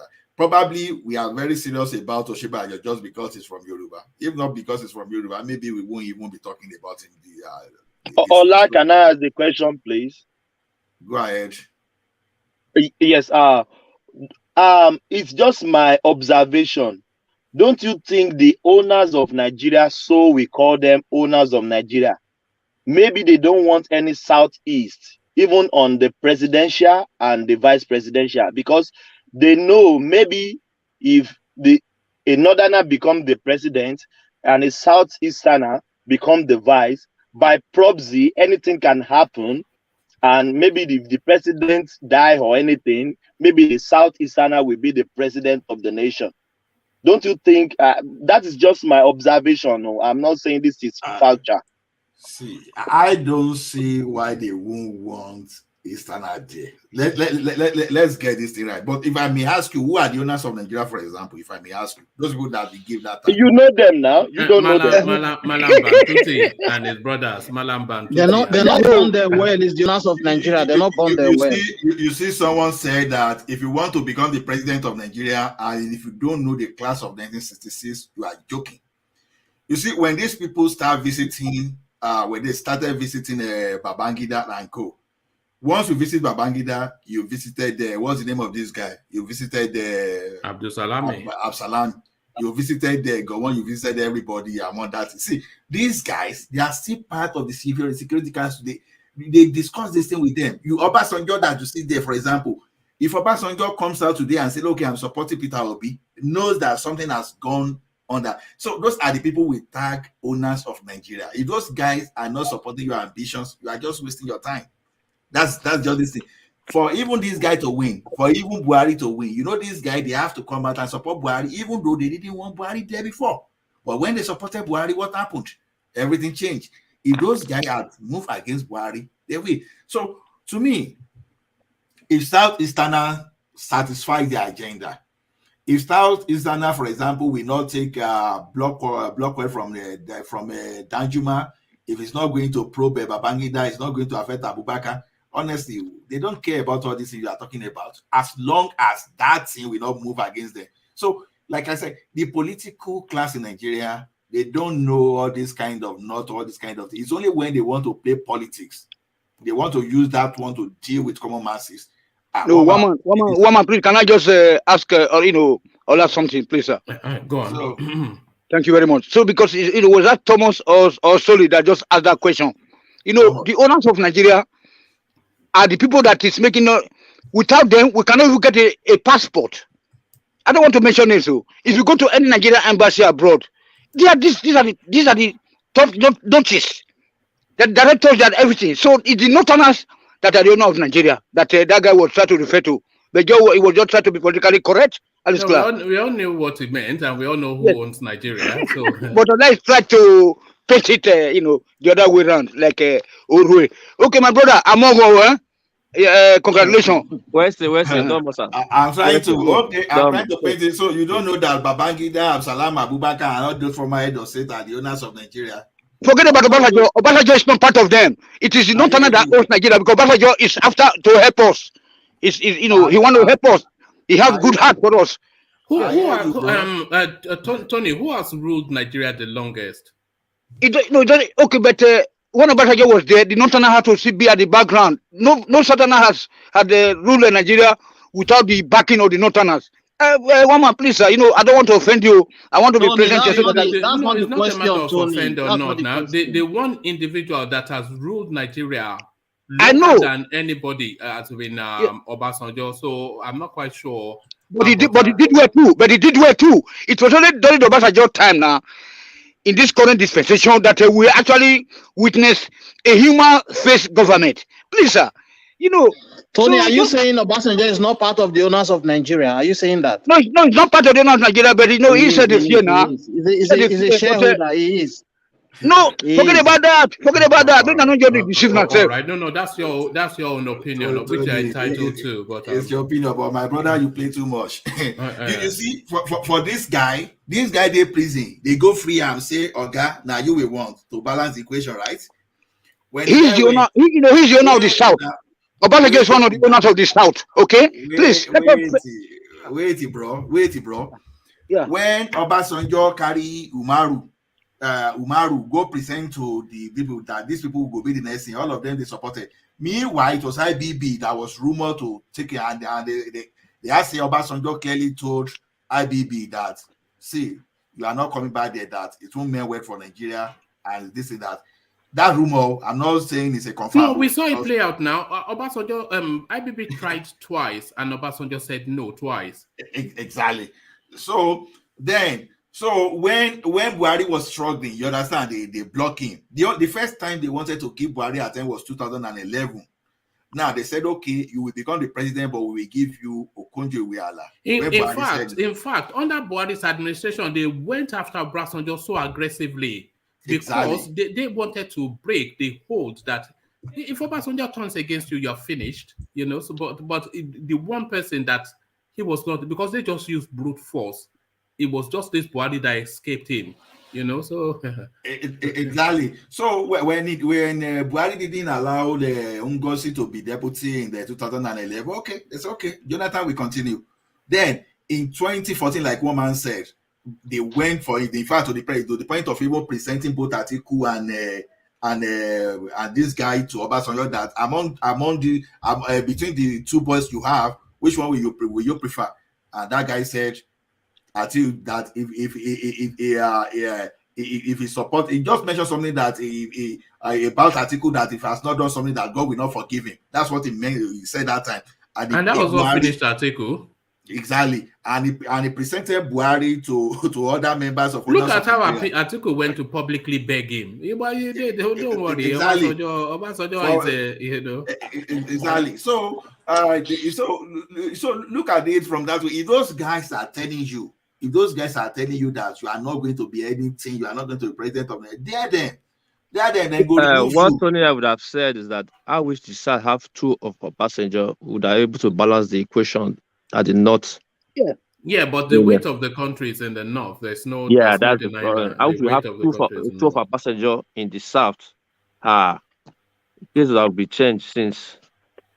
Yes, my brother. Because of this guy died, Tony Anini was the only guy that was helping Obasanjo to deal with this Montana. Now he was the one that said that there's no vacancy in Aso Rock. Remember, he told the Montana, he said that there's no vacancy in Aso Rock when they didn't want to give it to Jonathan. You remember Tony Anini now? Yeah. That was a great guy. And then look at how Edo State is. Yeah. Obasanjo had many two ICs in place in politics. Adedibu was one of them, and Anini was one of them. Anybody that will be able to deliver his region will be Obasanjo's friend. Whether the person was acting criminally or not, will always be Obasanjo's friend. So thank you. Yes. When Fayose was even performing in Ekiti until the trailer passed in between them, You know, it used to be, you know, until Obasanjo went to Ekiti and this Fayose went to Aya generator to light, to electrify, to deceive Obasanjo. And Obasanjo went to the poultry and, Fayose rented some kind of fowl and all those kind of people to the poultry. You know, Obasanjo get to that place. So all these chicken know the shit because he was a farmer. That's when we pray for that. We pray for Obasanjo's good head to make it not quit there because anybody that would deliver this thing will be his friend. So that was why Tony Anini was able to be Obasanjo's friend, and Adedibu was Obasanjo's friend. Then Obasanjo still helped Ibori because he could have jailed Ibori, he could have done something about Ibori case, but he told Ibori according to the rumor. Now, according to the rumor, because I was on ground there, according to that, he told Ibori that this is our candidate you are going to support. So he forced Ibori to support Yar'Adua so that they will make sure that Atiku will have no way at all. That was why Ibori had a very strong influence on Yar'Adua at that time.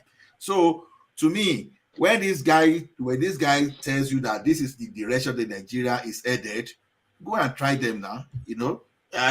Ola, do you know Ibori actually bankrolled Yar'Adua's? It was part of the persons that bankrolled Yar'Adua's. What I'm saying. That was the deal between him and Obasanjo for him not to be cabinet now, very strong in the Aso Rock. That was the deal between him and Obasanjo for Ribadu not to deal with him because already Ibori was going. I did not yielded to the bargaining between Obasanjo and that thing. The guy would have gone.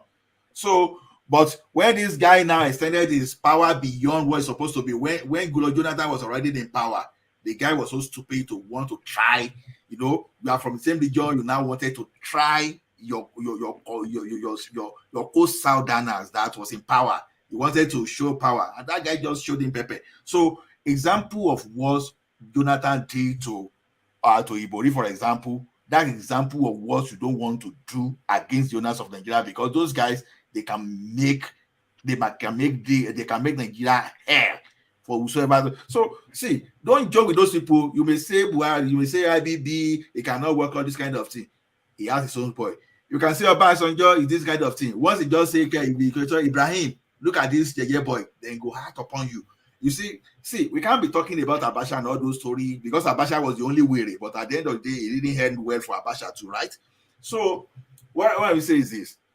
Nigeria situation today, if those people that are for budget, that commands the power, that commands because playing regional politics is different from playing the national politics. When you play the national politics, you have a lot to consider. You consider the military, you consider the former head of state, you consider the governors, every bond that matters, you have to. That is why that if you perform in your state, when you get to the federal, it's another kettle of fish. So to me, if Atiku should be the candidate for PDP today, if they pick any Southerner and any Southeasterner, for example, I think everybody will calm down once the person is there. You know, after all, you'll be hearing story that, we'll be campaigning for these things, and it is time of our guys now. People, like I said, people will say, look, it might just, let's see, it might just become the president tomorrow, just like Goodluck Jonathan became the president. So I think if we forget about Peter Obi fast because Peter Obi in Akashigum, like I said, he doesn't spend. So in Nigerian politics, it's whosoever spend. People don't care. So to me, I think it will not matter even if you take Peter Obi out of the equation and put another Easterner. All right, thank you. So thank you, Ola. So Ola, let me go on from you to DOG as I try to sweep up as many voices as I can. So DOG, are you still there? D. Yes. Oh, brilliant. Thank you, D. So D, let me put it to you then. This the list that is coming out of the APC is like a rogues list. You know those old movies when they line up suspects and ask the victim to come and point. It's like a suspects list. But amongst the suspects list, the names to conjure with, the ones that have actually come out openly to declare, Fayemi, OSHIOMOLE, Akpabio, Badaru. So what are you making then of this growing list within the APC? What do you think is in play there? The one that surprised me the most was OSHIOMOLE because I thought he was going for a senatorial seat when he was dancing on his birthday or whatever. I think we even discussed it on the platform. I'm not surprised. I think a lot of them will come out and do all this. It might be two things. They might be playing a game too. They might be up to something. But what I know about all these things is most people, even when it comes to gubernatorial, a lot of people will say, "Oh, governor." Some people will even go to a party that doesn't even have a name and put their name in the space just to align themselves with the forces that will be ruling. So yeah, I think, to be honest, it's sad that when you look at all this list, you can't even pick one person to say, "Oh, this is somebody that is competent." This is somebody. They are just all. They are just rogues. That's what it is anyway. So Does it's sad. Fayemi surprise you? What do you think his game is? Why do you think Fayemi has come out? Yeah, Fayemi once, I think, is part of those people that does that thing when you put your name in the space, but you know you might not even get the ticket. But obviously, if the party comes to power, you would have aligned yourself with the person that gets the ticket, being part of the aspirant, and you throw in your own powers and muscles and strength for the person. So obviously, probably you will get ministerial. You have access to the president. You probably will nominate some people for some positions, and all these contracts they get under G. So people just want to have that power and have access to control things in that country. And this is what it is. This is what they are all doing.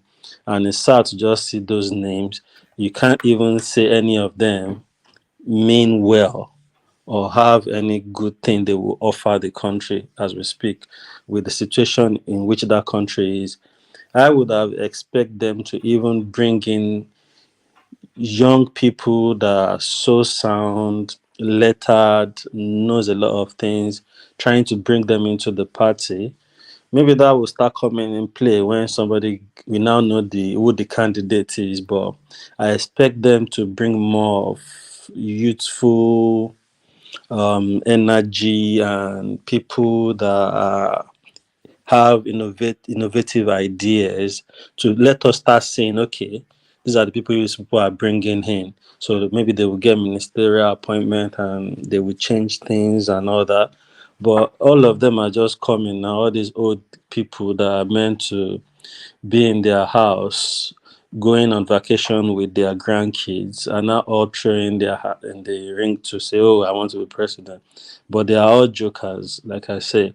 And to be honest, every time we talk about these things, it's quite sad. I feel bad because I've known a bit about Nigerian politics since the days of SDP, and I still see some names. I just think this is not even LD for the country, because where are we going to? Then when you now look at the situation in which the country is right now, this is the last thing we want to even see. We want to see people that we know can make a difference. And it's these same two parties that will obviously eventually present us the next president. But when you look at all the names, you just feel disappointed. So I Yes, don't really know where we are heading. it's a hopeless situation, I'm isn't it? telling you, Because I'm just going So through the list. There's nowhere that you can place hope. If you are placing hope in people like Oshibanjo, and you're saying no, it's not too bad, and people like Peter Obi, then that tells you that we're in a hopeless situation. and that is what me I'm saying. Honestly, I don't care whether you're a pastor or you've done this before, or you said a lot of things that make sense. Anybody can say anything.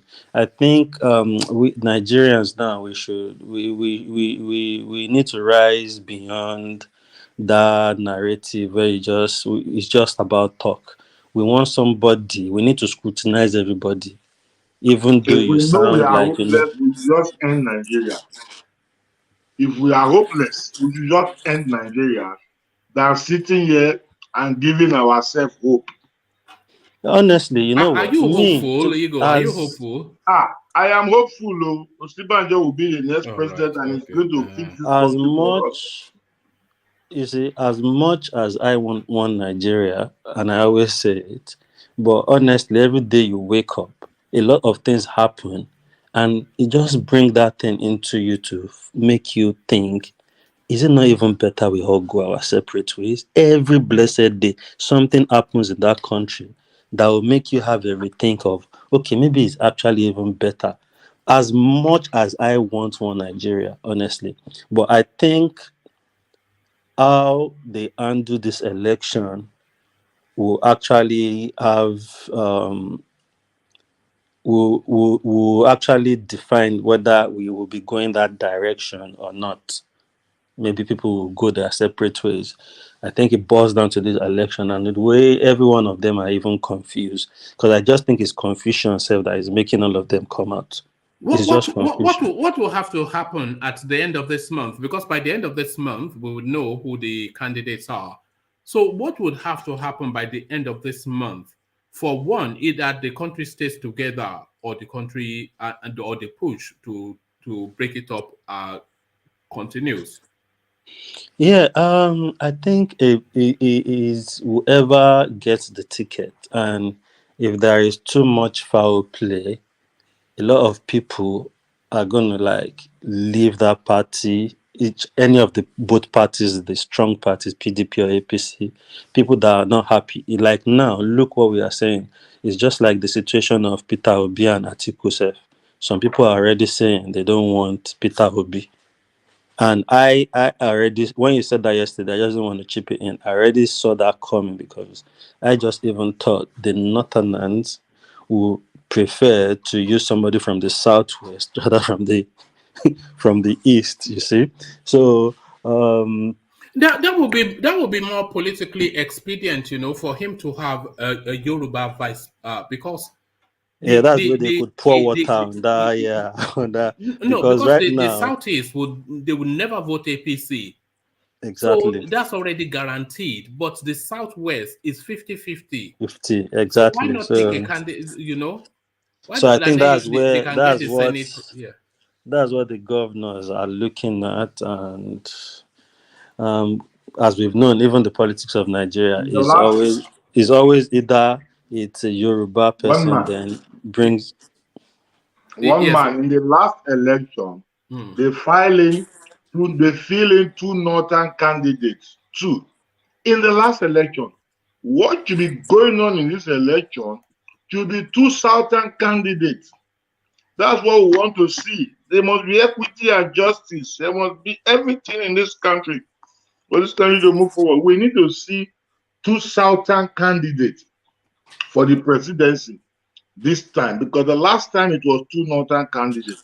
Ugo, you see, that's why I always say one thing. That's why I think, I think what actually makes that very common is because the Northern, they have some kind of grip, and I think it's about them having numbers, and I think that's why we need. I think that country, this 2023 election, honestly, has a lot to do with the future and what direction that country is going to go, because I think we need the president that will come in, cut that grip.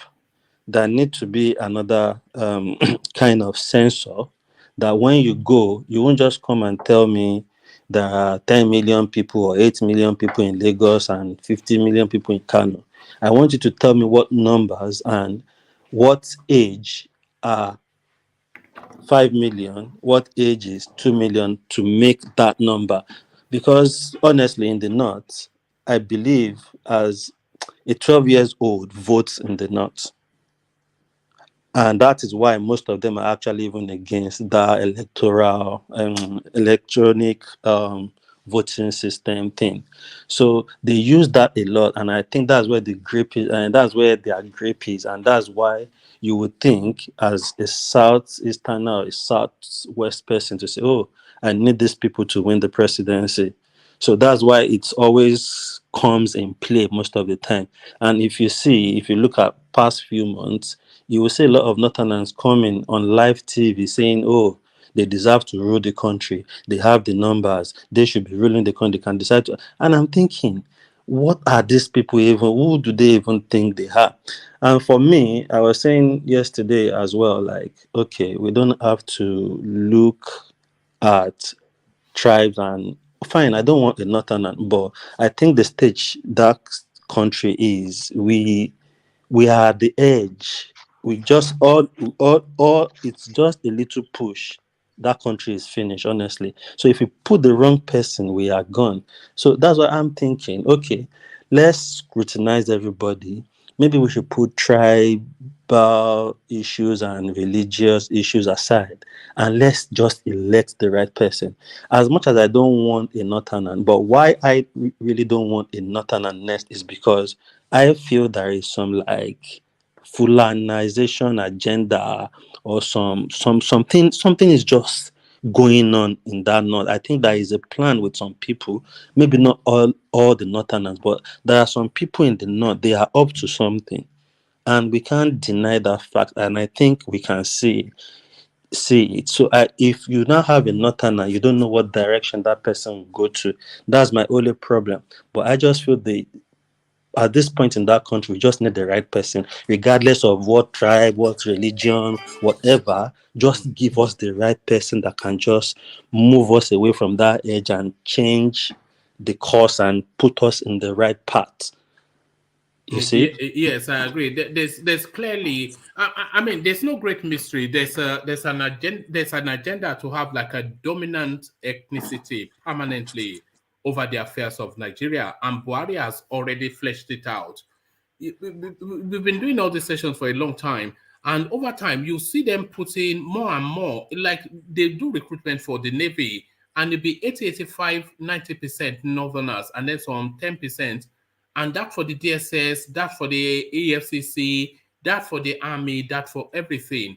The chairman of NNPC, a Fulani man, everything custom. So they've established a rulership layer of ethnicity in Nigeria, and everybody subordinated to them. So if you get another Fulani man to make this plan, then a It's very 16-year, dangerous. it's Yeah. impossible to reverse it. If it's not reversed in And you 2023, see, that's why this I'm is my saying that annoyance. maybe we're a conquered people. Is This is if my we yeah. annoyance. This is my annoyance with these guys because like likes of Oshibanjo, all the Fayemis, all these guys from the south, like, are you guys still sleeping? Because I believe they were sleeping throughout this regime, even Tinubu, because that is what is affecting his ambition right now. They all left everything to roll. They forgot about what role they should be playing in the party because they are getting what they want. But now that is their turn, power has changed and they've reshuffled. Buhari and his people have reshuffled things so bad that it's so even tight for Tinubu to be confident of, oh, I'm going to get this ticket. You see? So I think they ignored their own, what role they should be playing in the party and what charge they should take. They didn't take enough charge and it's actually affecting them now. And right now, you guys you are awake now. You can see what's going on. Why are you guys not all coming together and see how you can bring the power back and do the right thing? Because it is only even the blind can hear and they can feel and they hear people say things. Everybody know for the last 4 years now, that country has been something else. Buhari himself know he had failed, and that's why he comes to make statement like he doesn't care. Nigerians are never grateful, and you just think about what this guy says, and you just wonder, everybody that works for him, they are not thinking of any good for any Nigerian. They are just about themselves. They don't care about us. So why are you people still going against each other, playing the games you are playing? And that's the funny thing. At the long run, I won't be surprised, honestly. Shebi Good Luck left power to Buhari. You will be surprised if somebody like maybe Atiku or Northern from PDP, they might just even make them win the leg. If it doesn't really want the person in APC to win, they might just rig the thing for the person and say the person won and you will hand over to the person. Nobody will do anything. The Jupiter won't fall because the way all these South people are just doing things, I don't understand them honestly. It is great. Everybody, all of them are greedy. Because you say the Yoruba, the one thing that always defeats Yoruba all through history is treachery. Yorubas are very treacherous people because if they are all lined up behind one man, if Fashola had come out to say, okay, Tinubu, we want him, Aregbesola, Oshibanjo, Fayemi, etc., Akeredolu, it'd be that much more difficult not to give it to him. But they've now diluted that political space. So Fashola will take his own, Fayemi will take it home, Oshibajo will take his own, Tinubu will scramble for what is left. But the other regions, they have only really one or two champions. So if they are able to hold on to their base, but you dilute yours, it's just this treachery again. It's just common sense, isn't it? You know. So yeah, and you see, and I look, okay, we come here every day, and some people keep praising this regime for infrastructure. Fine. Oh, maybe the infrastructures are there, but for me, I always say like these are the things they should be doing anyway.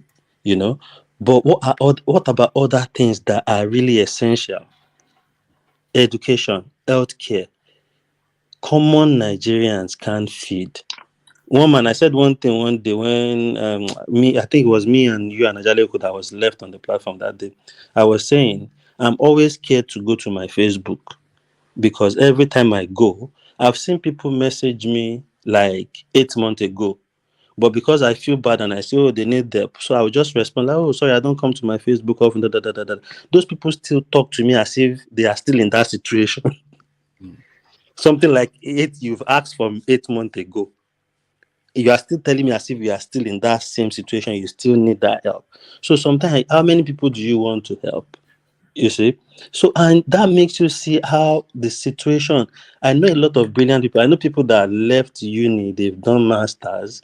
At the end of the day, I know a guy, he has to start because his brother works in somewhere in the north. He has to start going to the north to get all this agric tomato to be supplying all these supermarkets in the southwest. A computer scientist that actually even went for his master's. Okay, maybe if he has master's with the first degree, he will be able to get a job and all that. Foul. So that's why sometimes I don't even, when you say, oh, some people are doing scam, what do you want these people to do? Even these people doing scam self, they are the people that actually take the money to the people selling stuff. Because normal average Nigerian that just do 9 to 5, some of them self, they don't get their salary for months. And you just wonder how people cope. All right. Talking about scams, DOG, phone companies in Nigeria proposed to increase tariff by 40%. 40%. That is on top of the petrol, the electricity. They want to increase the price of mobile should phone be by the 40%. one curbing that, but obviously because they tax these guys too much, they don't have, so they just allow them to do what they want. And if people don't even have data, how do they even, because that is the fear of this government, this Buhari government. Should be like the NSAS, what they use social media and everything, the whole world knew. So they would think, it's good. Maybe they won't have social media to be tweeting and be doing all these things. Leave them. They don't care. These people don't think. A lot of things, a lot of people that don't even get the job use this same internet, get bandwidth to try and put their creativity in play to make ends meet. A lot of people have shown their talent. A guy built, was it a plane or something? Was it last year or a few months ago? This guy was shown on maybe TV or somewhere, it was all over social media. Nobody in Nigerian government deemed it fit to say, okay, let's get this guy in. Maybe we can even start something from these people. It was the following week, some company from Finland came to take that guy from Nigeria to take him to, is it Finland or so? You see, talent are wasting. Talent are wasting. we are forfeiting our talent to countries that knows their value, and that is part of why that country. But do you think the Nigerian population can handle the weight of a 40% increase in no way. in The mobile one they have telephone now, usage? you still see people begging for data money on social media. They will even write it on the comment section.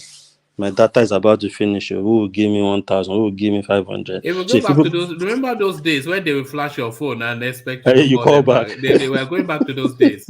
This is yeah, that's what will happen eventually. Then that is even if they can flash. Anyway, I think the people can flash because I think there is a way those networks do it now that you can actually get like a top-up credit for loan, like a loan. So they deduct it from whatever you load next or something. But won't you even run? And maybe they will give you 5 naira so you can beep. By the time you beep, the person picked by mistake. the 5 naira will finish. We'll go back to oh God. And the other alternative means is them having internet so they can use WhatsApp. You see, but even if they don't now have all that, how can they even communicate and beg for the money and communicate with people that still assist people a bit? A lot of people have messaged me to say, "Oh, my child has not eaten, we've not getting salary." And when I hear child like this, my head is always, even if it's my last cover, I will send to you, because I'm just thinking a child has not eaten. When even the government should be catering for that child. Yeah. Do you know if you call anybody in Nigeria, any conversation that is more than 2 minutes is bill? That person is billing you. Of course. Any conversation. And I think there is a way they've now. I think they now understand. That is the way they come. When they come across to you, you won't even think they want to ask for money. By the time you enter the conversation, I think you are naive. Any call from Nigeria, I know that there's a financial payout at the end of it. Anybody that calls you from Nigeria. You know one thing. I understand what you are saying, one man. But one man, let me tell you something. I have some people that I know back in Nigeria back then that, if I'm thinking about them now, I'm thinking, this guy will have loads of money now because of the background and who they are. So when they call you, just think, oh, this person just want to talk, like it's been a while and all that. By the time these people start telling you, be thinking, sure, this guy is safe. So that is how I got to know that this thing is affecting a lot of people, not just like the middle class has been wiped out. When I was saying the other day to Ajani that there is not even middle class anymore, that I was saying that there is no middle class anymore. See that you are rich or you are poor in Nigeria. There is no middle class anymore. It was back in the days when you have middle class. In middle class, you can still take your kids to Kingsway, do all those things, and everybody lives happily, have like 2 cars and all that. There is not that. It's either you are poor or you are rich in Nigeria. And that's the funny thing. And that country is so good that even as bad as it is, if you have money, you won't want to leave Nigeria if you go there. It's the best place to be. I'm telling you. But it's precisely because it is that way, because then you are like a king if you have money, isn't it? And not everybody wants to be like a king. So, yeah. So it's just sometimes I just think about Nigeria. Honestly, if we can't finish. That's why sometimes of the show we exceed the time, because from one to another, you can't talk about everything, and it's just tiring, and it's so sad that a country that has a lot of resources, a lot of talent, is just wasting away because of some stupid fools that have no good plan for the country, and they are not even thinking further. Once their kids are okay and they've embezzled all the money, even their grandkids can't really suffer. They don't care about the rest. Your other people can go and die. They can go and shoot them and kill them. So for me, I just feel, I think it's so sad that these are the names we keep hearing in the space, and where is the chance for other people? A lot of people clamor for Showore, like Ajani Koko. Sometimes I feel Ajani Koko's pain, like calling Showore, and you just think these are the people that should be. But if you are not in all this party, The Showore politics is the politics that will rescue Nigeria.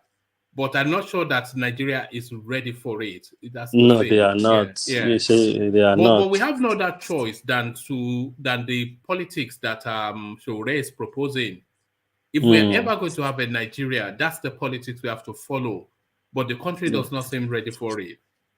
The country is not ready for it. Then, secondly, most people don't agree when I say this. Honestly, I think somebody like the likes of Showore, all these guys that they think they mean well, it's just like, let's think about it. We've been saying Peter Obi has a plan. It sounds like somebody that knows what he's talking about and all that. He should now go and form another party and be saying, let people say, oh, if Showore join them, what is the point of joining them? You can join them, and he can join them and contest for like a senatorial seat. Obviously, even they will be happy to have him. And I just think the only way You see, the problem with joining them is that if you join them and you want to be of any relevance, then you at some point have to be like them. You don't have to really can't be be a like them. reformist in You can APC play or along PDP. with them They are not and use. stupid now. Okay, now if you are like a federal honorable or a senator or something, you have your own constituents. The impact you make on that constituency is your main focus. Then You know that for you to be an honorable or a senator, you have to have in most instances, a political godfather. you don't have to. You don't. Political godfather want you. They just want somebody that people that is popular and people like. You have to. Let me tell you, sir. Number one, I know honorable, somebody that can say he doesn't have a political godfather when he went into politics, and it's a federal and he's going for a senatorial now. And it's Shina Pella. People actually went to meet him to say because he's popular and he has money and he has done a lot of things, and the father is quite popular in his saying. And he used all those things and what he has been doing and his position that he has money and he's into social life, he's into entertainment. He used all that to get himself there. He doesn't have a godfather when he got there. Now he's looking at senatorial. And this is what I'm talking about. You wouldn't know. I know, sir. It's somebody that I know very well. It's somebody that I know very well. They won't tell you. It was more like people were forcing him that go into policy. He doesn't really want to do it at first. And you can see the way he's going. And that is the thing. How did he jump? When he came in into a political group, isn't it? He just joined APC. And he can't just join without aligning. And that is what I'm saying with all those positions. You have to align. Okay. You have to align with a particular caucus in that party that will make your way to securing ticket as a candidate for any political position. It's not for every political position, sir. Positions like, let me tell you, positions like honorable, majorly federal honorable, is the easiest thing to get if you are popular. It's not easy. No, wait, and it's one of the political position that you don't even have trouble. You don't have anybody that wants to impeach you. They just keep giving you. No, you don't understand the basis. What we are saying is that when you jump into politics, you must align with a particular caucus in that political party, a particular group within that party that will enable you to secure a ticket as a candidate for any political position. That's what I'm telling you, who will secure a ticket for a federal honorable is the person that the party sees is popular and can win it. No, you don't understand. The party will only bring somebody on the platform for honorable, somebody that is popular, somebody that is guaranteed that people love, people like, that can win them, that can win elections. Go through a process. These things that you are talking about is when it comes to gubernatorial. It is when it comes to presidency. it doesn't. Do All you these know how honorable. priced? Do you know how priced these positions are? Senator Honorable. It's one man, heavily one man, contested. one man, It's one heavily man. You must contested. have Honorable, Godfather. federal honorable, Honorable for every federal honorable in honorable. State Nigeria, The honorable. there are way at least you are, 100 one man, people. There are one 100 man. The people. way you are, State honorable. the State way you are. honorable. Local government chairman. Even council, you must have a political godfather behind you.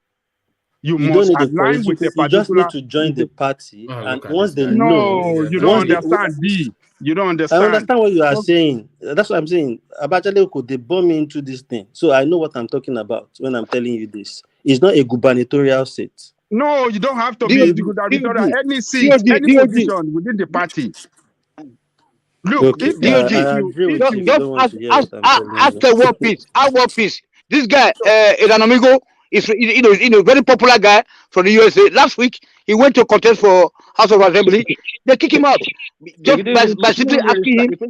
Wait, they just ask him what's the name of the world chairman. He couldn't tell them the name, and then they say, "Okay, my friend, What off state you is go." that? That's What state is that?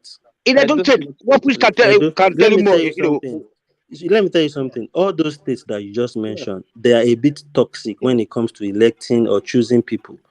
I'm telling you, guys, if you are popular and you come into the party and you say, "Oh, I want But to without go the for interest group, the people that will Anikoko is vote telling for you, you." you cannot make it. Hold on, It hold on. the interest group. People that There will must be vote an for you interest to group get there. the Popularity will ticket. not give you ticket. You must align with a particular group Okay. in Do that you know, party. as an honorable, you are going under a constituency, and it's those people in those constituencies that will vote for you. If they No, don't you like you must, and you're not before you popular secure there, the ticket nobody of will the vote for you party, there. It's before you different from secure where the you are ticket. looking at, oh, What brethren piece will is there? I can tell you more. That guy is very popular among these people. He's very popular guy. Is an amigo from the People's Freedom You Movement. see, The that's why guy is I'm very telling popular. you, politics in Yes. those areas is a bit toxic. You see, Somebody was fought. They gave him the governorship position to go and be the governor there. All those states is a bit toxic. In a normal Nigerian state where it's not Where is toxic, the normal where Nigerian there is no state? toxicity, Baba, let me tell you, Which if state you is are there does not popular, have people in the it's not party, toxic? let me tell you this, DOJ. There are 360 assembly members in Nigeria, 109, I think, senators. For every 360 of those people, depending on state by state, even right across the board, for every member, there are at least 50, if not 70 people that would have contested for that. It's a lottery win now. If you become an assembly member or a senator in Nigeria, or you just go on a committee, for every one of those 360 seats, there are at least 50, and in places like Lagos, even maybe 100 people contesting for that seat. So you cannot just say because you have popularity. Yeah, You have to have what I'm saying to you that you guys are not listening to is, one, if you want to contest for all those positions, federal, honorable, all those state, even both state and federal, if you go and you join the party and you know that is your focus, what people that would choose you is not a gubernatorial seat. What people that would choose you, they will look at the people they love in that constituency that can win election in that constituency. People that I people said there love. is no love in politics. Forget about love. Forget about you are popular. What I'm telling Is you. it the godfather that will go and cast vote in the constituency for the person? Oh, you don't understand what Godfather The means. godfather, most people that get, if you now God, have godfather, let me tell you how people have godfather. A lot of people go into politics for wanting to be something. Not like they probably know somebody that is top in that party before, a godfather in that party before. They join, then the godfather find out about the person. They know they've probably even been hearing about the person. And some people Do you think it's popularity that wins people senatorial seats and it's the love of people. It's people that will vote for him. It is it's not the godfather that will go and money. vote for the person. If you are in a party, is not you are not looking at maybe a governor now. You are looking at somebody that is a senator. No, we're talking senator. It's for a constituency. Yeah, right. In that constituency, some people already in that constituency. Let me tell you, Seyi Makinde has been contesting for gubernatorial seats under Labour Party over 3 times before he moved to PDP. If at that point, if Sheikh Maikide under Labour Party has gone for senatorial seat, he would have won, because in his constituency, even outside his constituency, he's doing a lot of philanthropic work for people. So a lot of people know him, people love him. But because it's gubernatorial, it's hard to beat the major parties because of their stronghold and their the structure they have on ground. But when he switched party, he won. He beat everybody hands down. So that's what I'm saying to you. To win as an honorable and to get, Godfather will pick you, and they will now be your Godfather henceforth, knowing that this guy, we've studied this guy. People really love him in his area. This guy can win us election. Okay, honorable, federal, state. I told you I have a lot of friends going for state honorable and all that. I even have somebody that is going for federal, that we went to the same secondary school. Even it's a girl. It's a girl. Go and ask all of them. They will tell you that they don't have. If I'm telling you something, it's people I know. I don't come to the platform and talk about people this deep if I don't know them. Okay. I'll just say what I know. But I'm telling you what I know. Okay. And do you know that those assembly senate seats, there's only two real chance of you ever getting any of those seats. Is either you belong to APC or PDP. So irrespective of your popularity, you know, and for you to get either of those two tickets, because woman, do you know that APGA is winning in state level? They are winning honorable House of Assembly seats. And in Oyo State, parties like Accord, Labour Party are still getting seats because the person in that constituency, people like him. He has an antecedent. People know them. They've done well for people. They are people love. It's not gubernatorial. That's what I'm trying to tell you guys. You guys are just looking at it with the way we look at the federal and national politics of Nigeria. It's quite different. All right. In the National Assembly, there are 66 members. I think this is in the Senate. So there are 66 members for the APC, 39 for the PDP, and then others, they split it. 1 young progressive, 3 vacant, etc., etc. So if you add the 66 plus that's already what? That's already out of 109. You know? That senator that he has bikes that was meant to Okadas that was meant to share for people, Senator Folarin. You know how long he's been wanting to be senator before he became that senator. I go to his house very well in Ring Road. He lives in Ring Road, Oluyole. That's where his house is. I go to his house very well. He's been wanting to be that senator for many years before he grabbed that senatorial seat. So it's not about. Right. So it's something. When it comes to those level, I'm not talking about in a state where the politics is a bit toxic and there's a lot of beef, hate here and there, and a lot of tricks and ojoro and all that. I'm talking about where it's just normal and people are contesting. Constituency, they will look at number 1 name.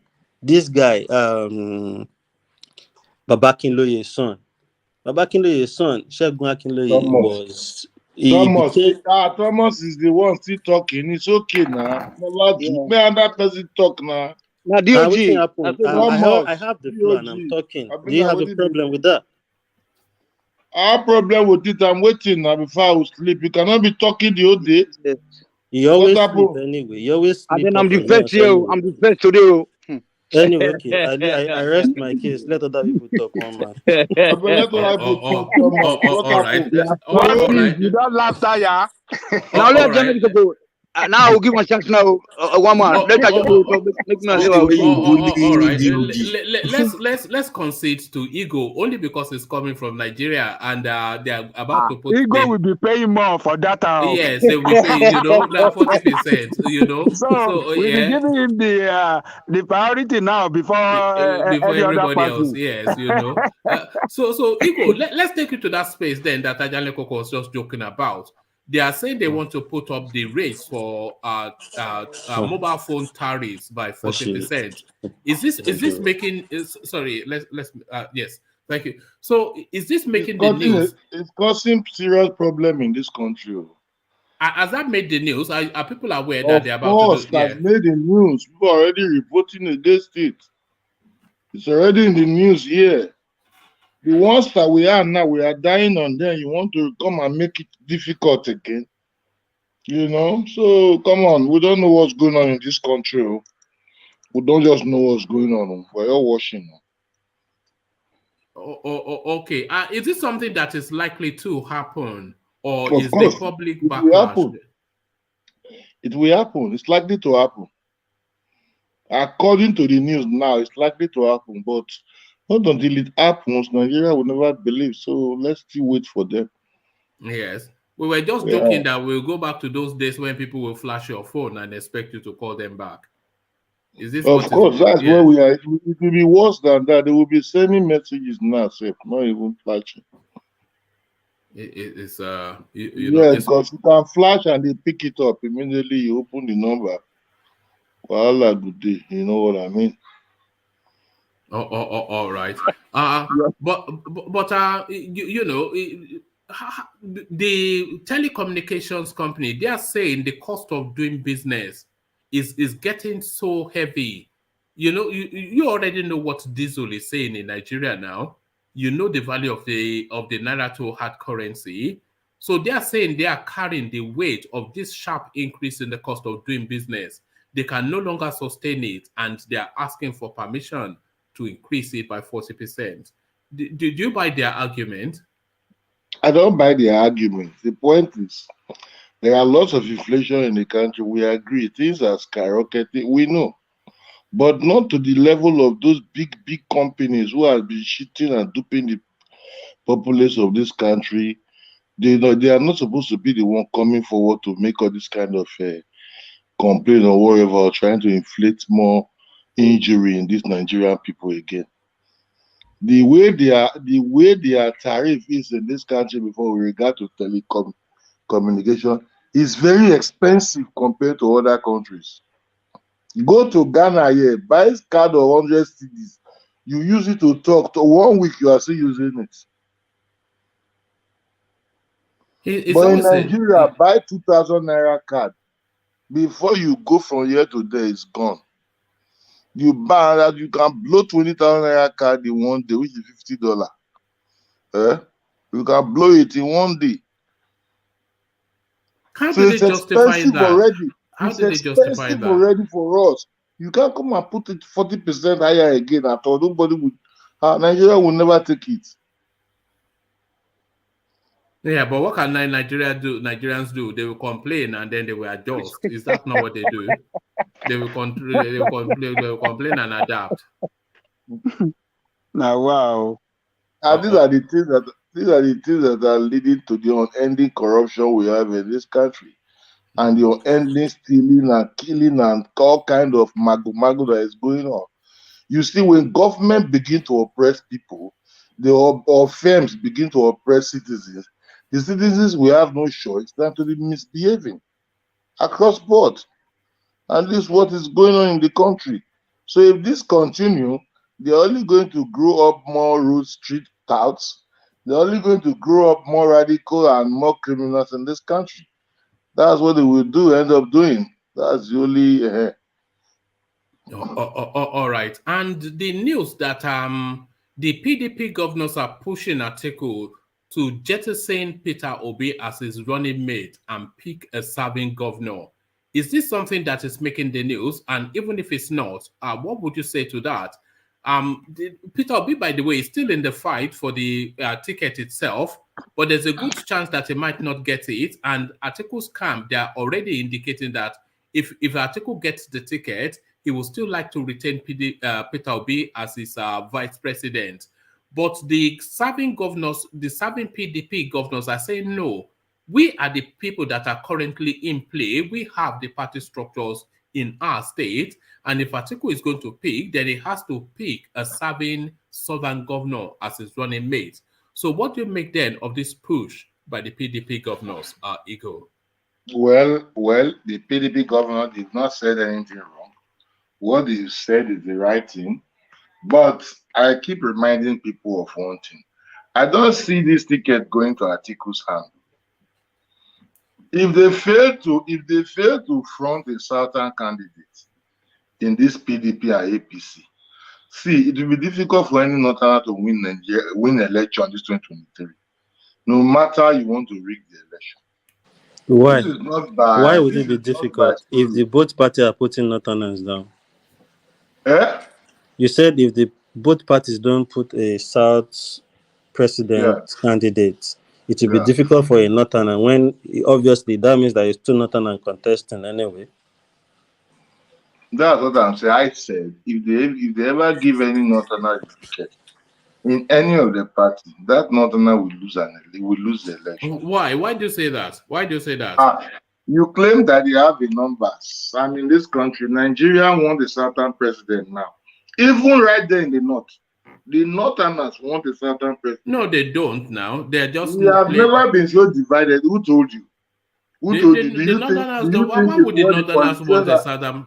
What the politicians are telling you is not what the youths of the north are thinking. If you don't know, you should know now. It's not what the politicians are here pushing. It's not the agenda. You think the northern youth are not tired of dying and fighting and killing and all this stuff. Themselves as a people, they already understood that their leaders have failed them. That all these are stories. They want a certain candidate, a certain leadership that will come and, overturn some of all this bullshit that's already going on in this country. To me, this is what I believe. Because let me tell you, you will see the northern youth voting for a certain president in this election. I'm not sure that the northern youth will prefer a southern president. Remember, we used to have a guy called Q that used to come on this platform. And I was asking him one day who he thinks the best presidents in Nigeria's history were. And it was Saudana after Tafawa, after this and that. They are still exactly as they are. They would rather have their own above your own, as you would rather have your own above their own. That's just the nature of Nigeria. No, I would not rather have mine above theirs. I'm that patriot. I'm that Nigeria who believes that the best should lead us. But what is on ground now today, in this election, we know what is at stake in this election. Our leaders have stood before the public space on several occasions and demand the presidency is shifted to the south. This demand will not change in their eyes, in their hands. And when you bring a northern candidate, you will see the failure of that northern candidate will fail across the entire southern region. Only the north can never make you president, sir. So whatever the case may be, we are going to see a huge shift. What if both parties present northern candidates? It will not happen. No, we already know that. We know PDP are likely to present a northern candidate. This is madness. If we can be telling the Nigerians that we need power to come to the south, and we are presenting two northern candidates, come on, what are you? Yeah, but what can you do about it? What can you do about it? There's nothing you can do about it. What can you do? But it's not what you are saying. It is not fair, Abi. Look at this guy. It's absolutely impossible. Well, why would you say that? Completely impossible in this country today. The front runner for PDP is Atiku. Who told you that? Because all of politics says it. Who told you that, man? All right. Okay. Who's the front runner in PDP? Okay. Who is the front runner in PDP? It's Wike. It's yet Wike. Wike. All right. Yes. All right. Yeah, it's about the South. See, the presidency is about the South. If you are thinking that one northern candidate is coming to defeat, you see, he will not get one vote in the South. One. He will not get to the South. See, I'm on ground. I know what's going on. Get one vote, Ego. You sure? Who be that? I said Atiku will not get one vote in the South. Atiku will get all the votes in the Southeast. They will. If One, Atiku, you not yeah. get one vote in the South. You people are you are just trying to paint. You know, from time you have been an Atiku man, you one man. You have been one person that has been promoting Atiku to come to power after No, Buhari. You I one don't man. dislike Atiku. I don't dislike Atiku, but I Nobody prefer some. dislike him. Nobody I dislike prefer a him. southerner, but I I don't don't dislike object to him Atiku. either. I don't dislike him either, my brother. We are talking of facts and realities in this country today. Nobody is playing the politics of hatred or dislike or non-dislike. Nobody dislike Atiku from across the country. Nobody would dislike the sitting president from across the country. What we are saying in this country is that there is time for fairness and equity in this country. And these are the things we must stand by and begin to push it. We should not be here sitting here and be telling people that after 8 years of February, Atiku is another better. Who told you Atiku is a best? Who told you that? Who is telling you that? That he seems to be the front runner in the PDP. That is what all the political analysts are letting us know. It seems to. Like the Omokri pool that came up just now with Peter Obi leading everybody with massive this thing. Omokri, I don't know where Omokri brought that his pool from. If he's the one alone that conduct the pool, we don't know. But the pool we have in this country, majority of Nigerians from Sambisa Forest to the creek of the Niger Delta, they want a person of Osibajo to run this country. That is what Nigeria pool is saying. I don't know about. Is that what they are saying in Abakaliki? They want Osibajo in Nigeria in the pool. You want me to give it to you? You want me to send it for you to? Is that what they are saying in Anambra? Is that what they are saying in Anambra, that they want Osibajo? Everywhere. Yeah, it was Anambra that started it. That they want Osibajo. It was they that started it before he even declared. The Anambra already pushing for Osibajo. You don't know? You didn't see this in the television. Oh, all right. You see, they've been fooling me all this while. I thought they wanted Peter Obi, but they actually want Osibajo, Abi. Forget that story of Peter Obi. Forget that story. Forget that story of Peter Obi. All these things that we are talking about. See, there are lots of people that will make good president in this country today, but the person we have tested and trusted is Osibajo, and is the man we need for that office right now. Every other political whatever they are bringing or juggernaut or work, it has no value. What convinces you so much? Is it the grammar speaking? Because I'm a bit puzzled by grammar. Ego, you are lucky. CBD is not here. Live in CBD. In CBD has nothing to offer. You only come here to defend Igbo man. If you say Igbo man is mad, the CBD will tell you it's not mad. Don't say that. That's what it does here. Live in CBD. We want people that come forward and make points, and that we can stand by and say, yes, this guy has a point. You understand? And that is CBD that we just but okay. So what's under Osibajo's administration? We've seen record insecurity. The naira has collapsed. Electricity not improved. The country is just hemorrhaging all over the place. So I don't really get this. Not under his 3 months of an acting president of this country. Not under his leadership when he was acting as a president. Go to that record and tell us what you got. No, there's nothing. There's nothing in that record. A lot of people go there that he sacked some DSS guy. So what? That DSS guy sacked himself, by the way. He pushed some fund. He was able to stabilize the dollar for that period. In 3 months. That 3 months he was in office, the dollar never appreciated. The dollar continued to go down. The 3 months he spent in office, the dollar continued to go down. We remember all these things vividly. So that one alone, see, let me tell you. And you have given the attribution to Osibajo. Let me tell you. You know, Buhari, when he wanted to, when the Yorubas gathered together, because now let me not say the Igbos, because CBD will come out. When the Yorubas gathered together to bring Buhari to power, they told us that Buhari is the heaven and earth. But it's quite unfortunate, when that guy got to office, for the first 6 months, he's not seeing, he don't know what to do, he was confused. So let me tell you, when we make a case for Osinbajo to run this country, because we know that that guy in his position now, he can hit the ground running on the very day one in his swearing in office. These people you are seeing shouting they want to be president. Let me tell you, if you put some of them there, Buhari will be. Is it your argument, Igo, that all of the things that Osinbajo is going to do as president, he presented them to Buhari, but Buhari rejected them? Is this your argument? Good. Wait. Let me learn.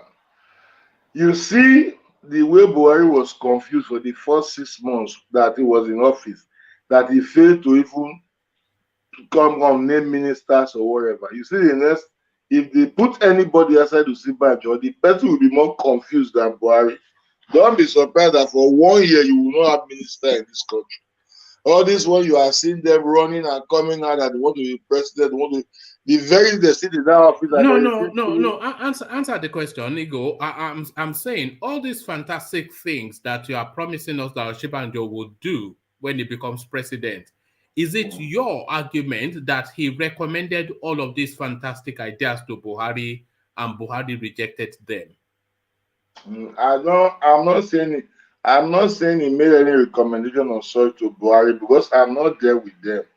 But to an extent, to what Nigerians saw, all the ideas that Osinbajo has for Nigeria, are they new ideas that he's just discovered?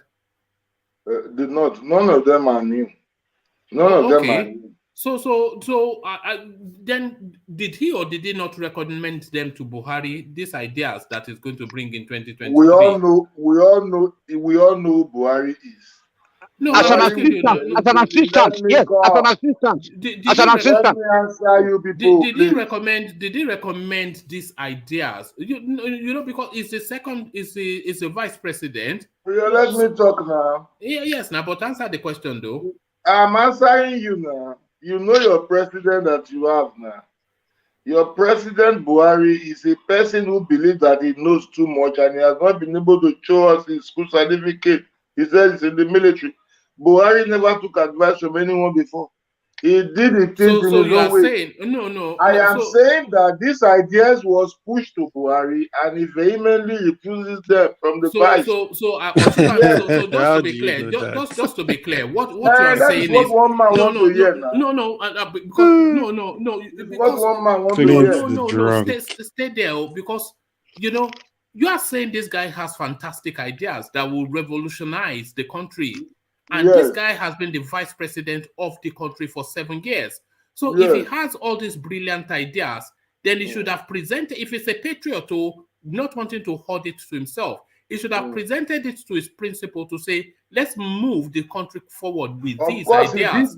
Did he do that? He presented all these brilliant ideas to Buhari and Buhari rejected them. Buhari rejected them. His ideas on security, Buhari rejected it. How we can solve insecurity? He rejected it. That is why you see him his ideas on how to create electricity. Buhari rejected for Ruga route.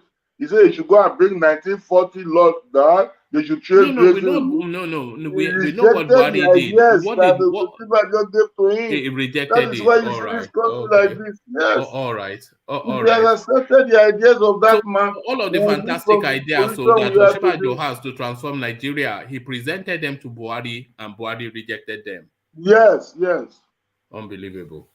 Yes, of course. You must be on a different planet. I'm not on a different planet. We were here in this country when they were withdrawing the security of this man. I told you never to believe what this guy tells you that is going on in Nigeria. He knows nothing that's going on in Nigeria. He was on the same seat as Buhari for 7 good years. He had direct access to governance. He had the capacity to influence how the country progressed. If he had any ideas that would rescue the country from all of the myriads of problems, especially the endless killing. It was like a slaughterhouse, Nigeria. This guy was there for 7 years, collecting dollars. What did that? So what idea does he have that he did not put forward in 7 years? It's a nonsense. It's a nonsense. What did that? It's not a nonsense. It's not a nonsense. He put them forward. They were rejected by his principal. They were rejected for 7 years. Principal. Yes, by his principle. What did Atiku do in his 8 years in office? And what makes you feel Atiku is more better to run this country I than don't think Atiku? Atiku or Tinubu are better or anything, but That's what you they are equally as bad. But Osinbajo is not the panacea to any single thing. It's as complicit as Buhari. And by the way, Osinbajo is worse than Buhari because he presents as an educated and a civilized person, which makes him worse. We already know that Buhari is a barbarian, so him being the way he is consistent with his form. But this one will be going on telling us, oh, bad man looking good in Dior.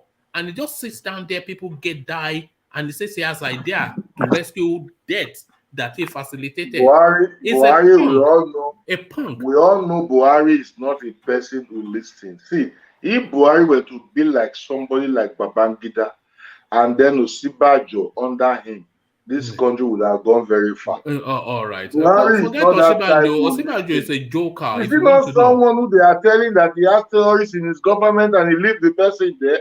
Don't you see that kind of mentality? They are telling you that this is terrorist and you leave him in the government, and you are telling me that such person will listen to anybody. All right, let Ola. Sorry, hold on, D. Let Ola interject. I think he wants to agree with Ego. So Ola, of course, on Osinbajo, I will always agree with Ego because the thing is so simple. See, Buhari deceived everyone to be such person that will allow you to perform your duty without interrupting. But like I said the other time, being the president of Nigeria is different from being the minister in charge of the PTF or whatever. So immediately he became the president, for example, those people that have the agenda that goes along with Buhari, they hijack immediately. This one is no longer construction of road or building hospital again. So it's another thing entirely. So when they try Osinbajo, for example, within that, people underrate, the people are still underrating what happened, the way he fired DSS, all those things. If he has allowed, if they've allowed this guy to perform that way, we won't be talking this way by now. Because do you know why he fired the DSS? I know why he fired. Why did he fire him? Because they laid siege, they laid siege at the National Assembly, and that's as a lawyer, I saw that thing as a violation and separation of power issue. And he fired immediately. So that circumstance not automatically fire the guy. He did not have a choice. He did not. It's not as though he made a brave move. But by the action, Jonathan, it happened under Jonathan that all those legislators we have to climb gate. Nothing happened. By the move, I don't know when it happened under Jonathan, but sorry, hold on. By the move that guy made, which is essentially a coup attempt, when he rolled troops on the Senate, the Osinbajo had no room to maneuver but to sack him. I said because it was also a challenge. Forget Jonathan. Buhari will sack him. If Buhari was there, that guy would not have moved. He was testing Osinbajo, so he gave him no room to maneuver. There, would he have sacked him? What did Buhari do when he came back? Man. What did Buhari do? What did Buhari do when he came back? Buhari did not reinstate him. Buhari appointed another one, Yusuf Bichi. And what did Buhari do to the guy he appointed at the acting Chief Justice of the Federation? What did he do? Buhari reversed everything. He did not reverse. He did not reverse anything. He did not reverse anything now. Osinbajo appointed people in an acting capacity, and Buhari subsequently appointed people in substantive positions. Look at what Osinbajo did. He asked the agency of the government involved to now move the next person to that position, the most senior person. He just gave instruction. The same thing judiciary. But what Buhari did when it comes that it's not even asking for the next person to move to that place. He appointed his own person. Two different ways, two different style of acting. No. Because it wasn't. Osinbajo knew these were political and sensitive positions, and Osinbajo knew by virtue of seniority, it wasn't really his appointments to make.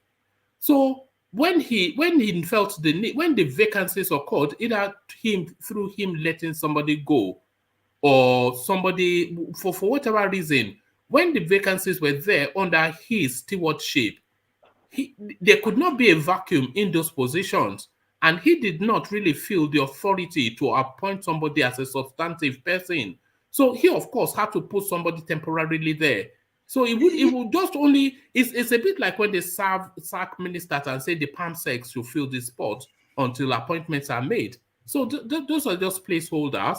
And of course, the most senior person will be the placeholder. But Buhari, we know very well.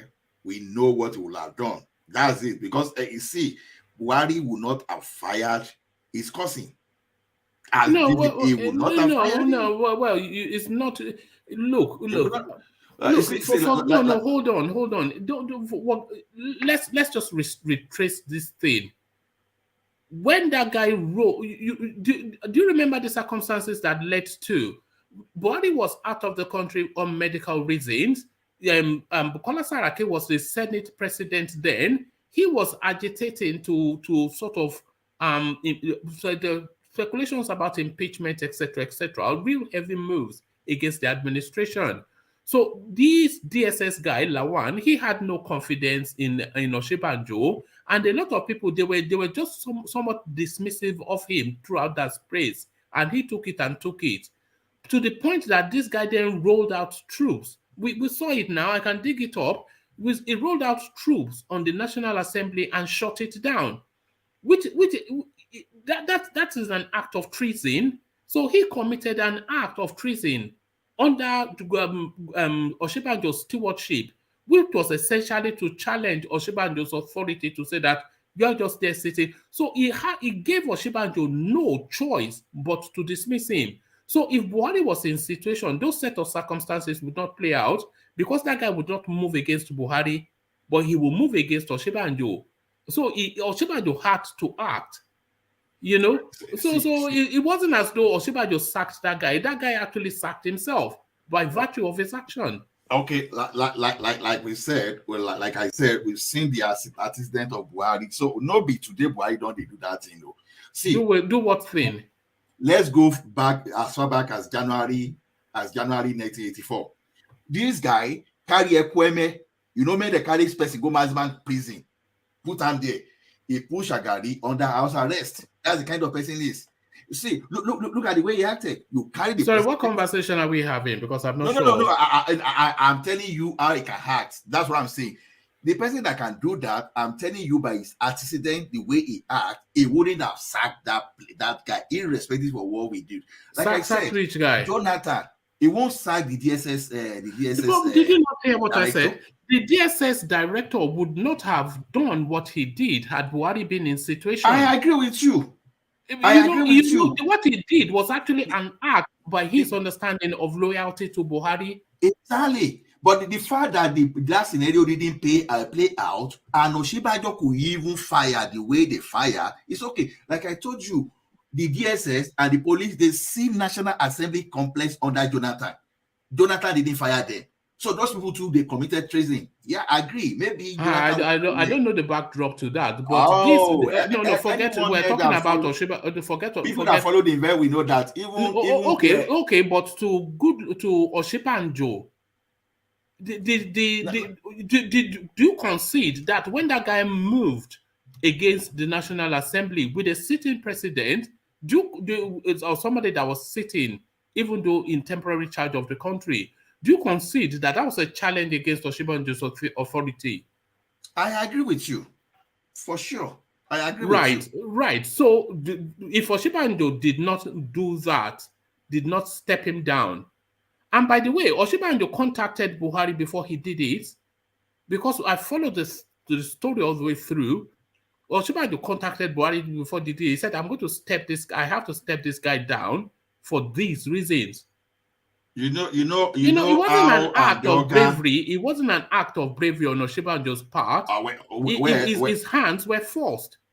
Well, I can consider that, but you know how Andoka undermined Goodluck Jonathan. We're talking about Goodluck Jonathan. We're talking about. I'm giving you an example. Right. When they could not ask. No, what I'm saying, when Jonathan could not ask to even caution Andoka at that time, But so that guy undermined Jonathan a lot, but he could not even do anything. But I don't know the narrative you are talking about. But I am talking about Oshibanjo, that this act that a lot of people are vaunting as an act of bravery it wasn't his act of bravery.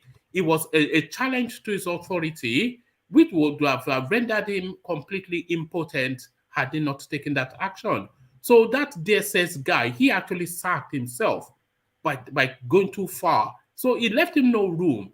It wasn't as though he acted as an act of, it wasn't an act of bravery now. It was an act of desperation. Okay, but then that apart, then the period that Jonathan, the Buhari was away. Jonathan now. Oshibanjo was aware that Buhari was away. The economy reportedly improved under Jonathan. Under Oshibanjo. Under Oshibanjo, our dollar stabilized. What's the attribution? The monetary aspect is stabilized. Yes, what is the attribution? Attribution, I don't understand what you mean by attribution. What actions or what are you reading into that? What contributions? I honestly didn't have the full detail because I didn't take interest about it in it. So because I know what stabilizes the currency. Like I said, I didn't know. It's market forces, isn't it? Oh, so how come the market forces, the force is not working under Buhari then? The currency ebbs and flows. What do you mean stability? How do you have stability in a 3-month period? That Buhari was tampering with the market. That's ludicrous. That's ludicrous. Buhari was still the president. Without production? Wait. You see all those kind of silly moves that Buhari made that time. When that particular time, you even have your money in your account, but this guy will be telling you that. No, but what actions did Oshibanjo just take to stabilize the currency? Like I said, I didn't have the detail, but so why are you giving the attribution when you cannot? Because I have to be honest. I have to be honest with you that I didn't read. But so you're just plucking from thin air. There is a correlation between what. What is the correlation? What actions did he take to? Yoruba will say "Ajekela no."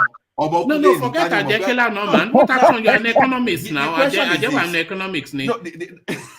The question is this. I get the economy, so they just keep celebrating this guy. So he's done nothing now. It's a punk. No. See, the thing is like this. What man you are saying? People say this a lot. Oh, when he was how can anybody do it? An economist is telling us somebody in 3 months. No, we are the ones that should be saying that. You are the one that is meant to be correcting us saying that. I'm not the one meant to be correcting you. No, see, like I told you, when I've read about all those things, but when I've not done my own personal analysis, it would be wrong for me just to be misleading, right? That's why I said I've not really done anything spectacular. The dollar stabilized. But what does it even mean stabilized? Within that time, we saw some kind of stability. Immediately, this guy arrived. No, you can't say that. What stability did we say? And what is it a consequence of? The consequence of is that the exchange rate dropped. And what stability did we see? What was that period? We can go back to that period and pull up data. Okay, then I will do that later, but not now. Because I told you. No, you can't just make this. These are like I said. If I tell you story now, if I mislead you, then I will be wrong. So that's why I'm telling you that I've not done anything about that. So then you cannot make the if you are not sure, you cannot make the assertion. Then just like I heard it too. Just like one man show is saying this thing. That's what I'm saying. But personally, I've not done anything. I can quote A, I can quote B, but I've not done anything myself, so I don't want to sound stupid. But what I'm saying is how did that dollar stabilize? Because you're saying, how did it stabilize? What do you mean? What was the dollar? Just 2 weeks before Buhari went on this vacation, whatever, and 2 weeks after, what was the disparity that market forces could not explain? They said dollar stabilized. So how did it stabilize? I don't know, but trust me, I will get back to you on that. You see, this is the thing. I say, trust me, I will get back That's to you. that's a Yoruba propaganda for you. Oshimande is a punk, man. No. Ajani Koko, it's not about propaganda. You understand? I've read many articles about this thing, so it's not a propaganda. And you read many articles, but you cannot wait. And everybody presented their evidences, but the fact that I didn't take interest in trying to understand what happened, that is why I'm saying I don't really want to dabble into what I cannot defend, because it's going to make me look stupid, right? But the fact remains that within that time, it was widely reported that things normalized. Right. Normalize. So, what does that mean? Now, no, don't use ambiguous words now. What does normalize mean? I'll tell you something. No, you can't build on a. Let me tell you where you want to build on a fallacy. Don't build on a fallacy now. Wait. Let me give you an example. When Barry came there, he first of all did like that. Okay, now even if you have money in your account, you cannot just take that money out. You have to. We're not talking about Buhari. We're talking about Oshibajo's 3 months that is calling cards to the presidency.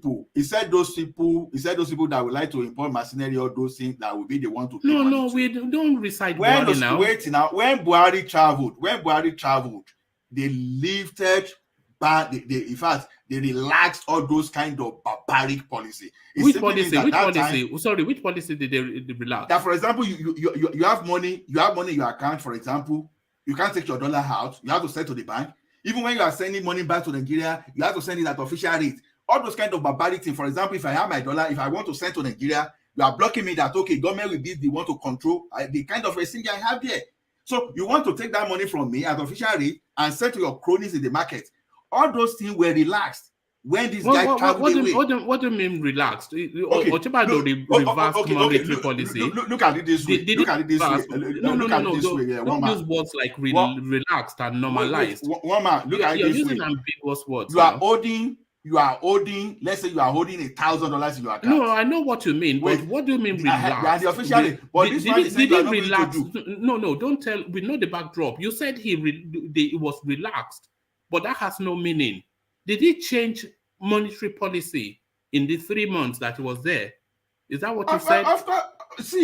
Okay, now, when you don't have inflow of dollar, for example. The question now, did he change monetary policy? What does relax mean? That's a change in approach, of course. That's a change in approach. You are saying people cannot spend their dollar, and this guy now said, okay, you can bring your dollar there and take your dollar out as you want. So that means that you allow more dollars to come in. No. One man, look at it this way. Let me explain it to you. You're making up stuff. Wait now. You tell me I cannot bring my dollars to the country except you have to control my dollars. I said, okay, no problem. I will hold my dollar in America. I don't need to send my dollars to Nigeria. Because if I send my dollars to Nigeria, you want it at the government official rate. I said, okay, I'm not sending again. I hold by this thing. Now, dollar becomes scarce. Right? Now, these guys, So I think you have lost the. Leave the comment section. Where are you? Are you on the screen? So the thing is this. Now, when you send that money there, so you are not getting value for your dollar. Now, when this guy came to that place, he realized that this thing is all about demand and supply of this thing, that dollars are no longer coming in again. And he realized that policy. Now, you could not access. What does that mean? Those of us outside there the other time, they put limit on what we can even withdraw with our MasterCard. Nigeria MasterCard that time. They put limit on it. Now, when Oshibajo was there, they realized all those things. Instead of you limiting me to $100 before, then all of a sudden I could withdraw my $1,000 back. Those are the little things that can't. So he changed monetary policy in the 3 months. That is what it means. They change monetary policy tactics. Because this guy wants to hold your dollar down. No, that is not true. Okay. What is not true? Me that I was sending out any Nigerian that was sending goods. What you're saying is untrue. That was sending goods that is untrue. Ochebajo did not change. How can it change? It doesn't have the. What do you mean? Of course, it did not. That's not true now. No, you don't get this thing. Look at what they were doing that time. They said people were holding dollar position within Nigeria, right? People will get dollars and they will hold in their accounts. Now, this man came with his economy now. Say, okay, even your dollar position you are holding in Nigeria, I want to spoil it for you. you are not going to take that dollar at your own way. You are going to sell to the bank at official rate. Maybe you bought your dollar now for, let's say, $400, and this government is telling you that you are going to sell it, let's say, for $1,450. Now for the money to find its way, for the money to find its way to the market. Now, what is that telling you? If I'm going to lose value on my dollar, I will no longer supply dollars to you in Nigeria. People hold their money here. What did that cost? People lack dollars in Nigeria, and it made the dollar have some kind of artificial jump because the government is restricting inflow of dollar to Nigeria because you don't want people that are bringing their dollar to Nigeria to have value. So everybody now hold on to their dollar wherever you are. Now, you have dollar in Nigeria, you want to withdraw dollar in America. They are saying, no, oh boy, you cannot withdraw more than 100 a day. And meanwhile, you have about $40,000 in Nigeria. What will you do next? You carry your money from Nigeria, you take your money away, and dollar becomes scarce in Nigeria. So what happened that time is that during that time, Oshibajo realized all those things to the extent that if you hold your dollar is your dollar, carry your dollar. And so there were a lot of inflow of dollar and stabilizing the market. That's not true. That's not true. Okay. No, it is not. See, Oshibajo cannot change monetary policy when it's in temporary charge of the country. It's a placeholder. So I don't know all these things that you're saying. Why can't you change the money? It's not the one. See, let's get this thing clear. It's not the one. It's not the one that was supposed to change it. It's the CBN governor who himself is a politician that dances to the tune of politician at will. I'm telling you what happened clearly that time. Anybody that sent goods to Nigeria that time, we understand what I'm saying. Between 2015 and 2016, you will understand that even there were a lot of guys that wanted to buy my rice milling machine that could not access dollar that time because anything you wanted to do that time, you have to sell your dollar to the government at the official rate. Meanwhile, the same money will find their route to the black market. So people are now holding on to their dollar because nobody wants to lose. How will I buy my dollar for let's say $450? I want to lose to the government at $350. All right. So that's exactly what is happening. All right. I don't know about that, but that sounds that doesn't sound true to me. But I'm not going to take your word for it, but I'm not going to dismiss that it's not true. I know. See, one man, I know that one very well. I bought one Sienna that time when they started doing this thing. That Sienna, 2005 Sienna. That Sienna spent 2 years in my garage before I eventually sent it to Nigeria. I know exactly what I'm saying. I was sending some things to Nigeria like diapers and some other things that time with some of my guys. So just because once you send your money to Nigeria, you will almost lose value by the time you want to bring your money back. I guarantee you. Anybody that did that in 2016, come out and tell me that I'm telling lies. I'm here for you and we are going to discuss it. I challenge anybody to challenge me on that. All right. I'm not sure that Oshibajo changed any monetary policy. I'll probably have to go and check that for myself. And yes, that is useful, so back to Ego. So Ego, are you still there? You see, Ego has passed out. All right. So thank you, Ego. So let's go on from Ego. Then let's go to Ajale Koko. So Ajale Koko still with us. Ajale Koko. Then shall we start off then with the PDP governors rejecting Peter Obi as even a running mate? And you can see the reasons. They are there. They have money. They are as ambitious. So why should a retiree politician come and take the prized position from them? So what are you making then of that news, Ajale Koko? Hey, woman, how are you? I'm good. Okay. Look, first of all, I don't want to believe that story. I don't want to believe that report. Reason being that they have not got to that stage yet. They have not even conducted the primary. They have not done anything. And they are saying that, they're not going to take somebody for advice. They're not going to say, he hasn't got to that stage yet. It could be just one of these,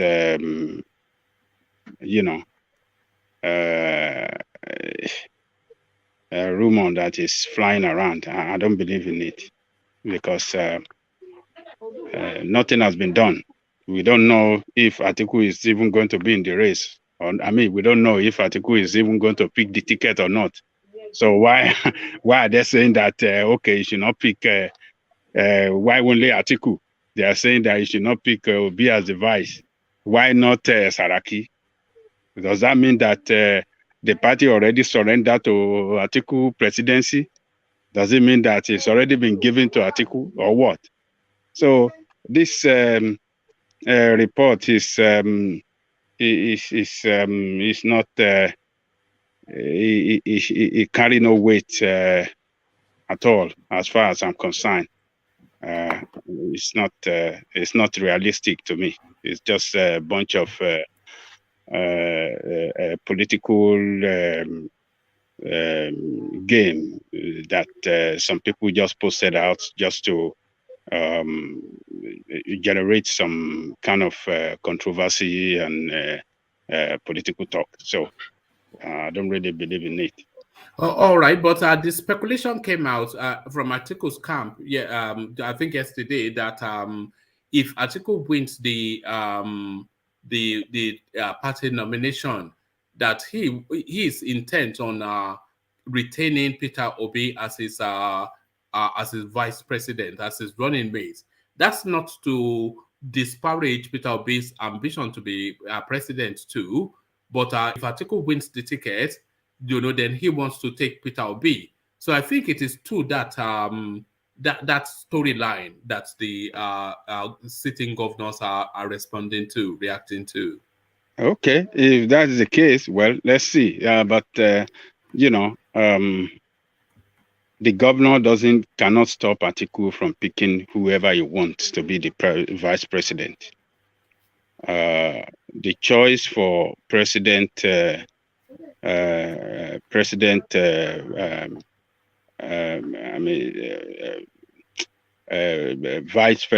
is the presidential candidate can only make that choice. Nobody can dictate to him. And Atiku demonstrated he did that last time when he chose Peter Obi as his vice presidential candidate. He didn't submit to any pressure from any quarter. He did his job well, and he found Obi credit worthy enough for that job. There was a lot of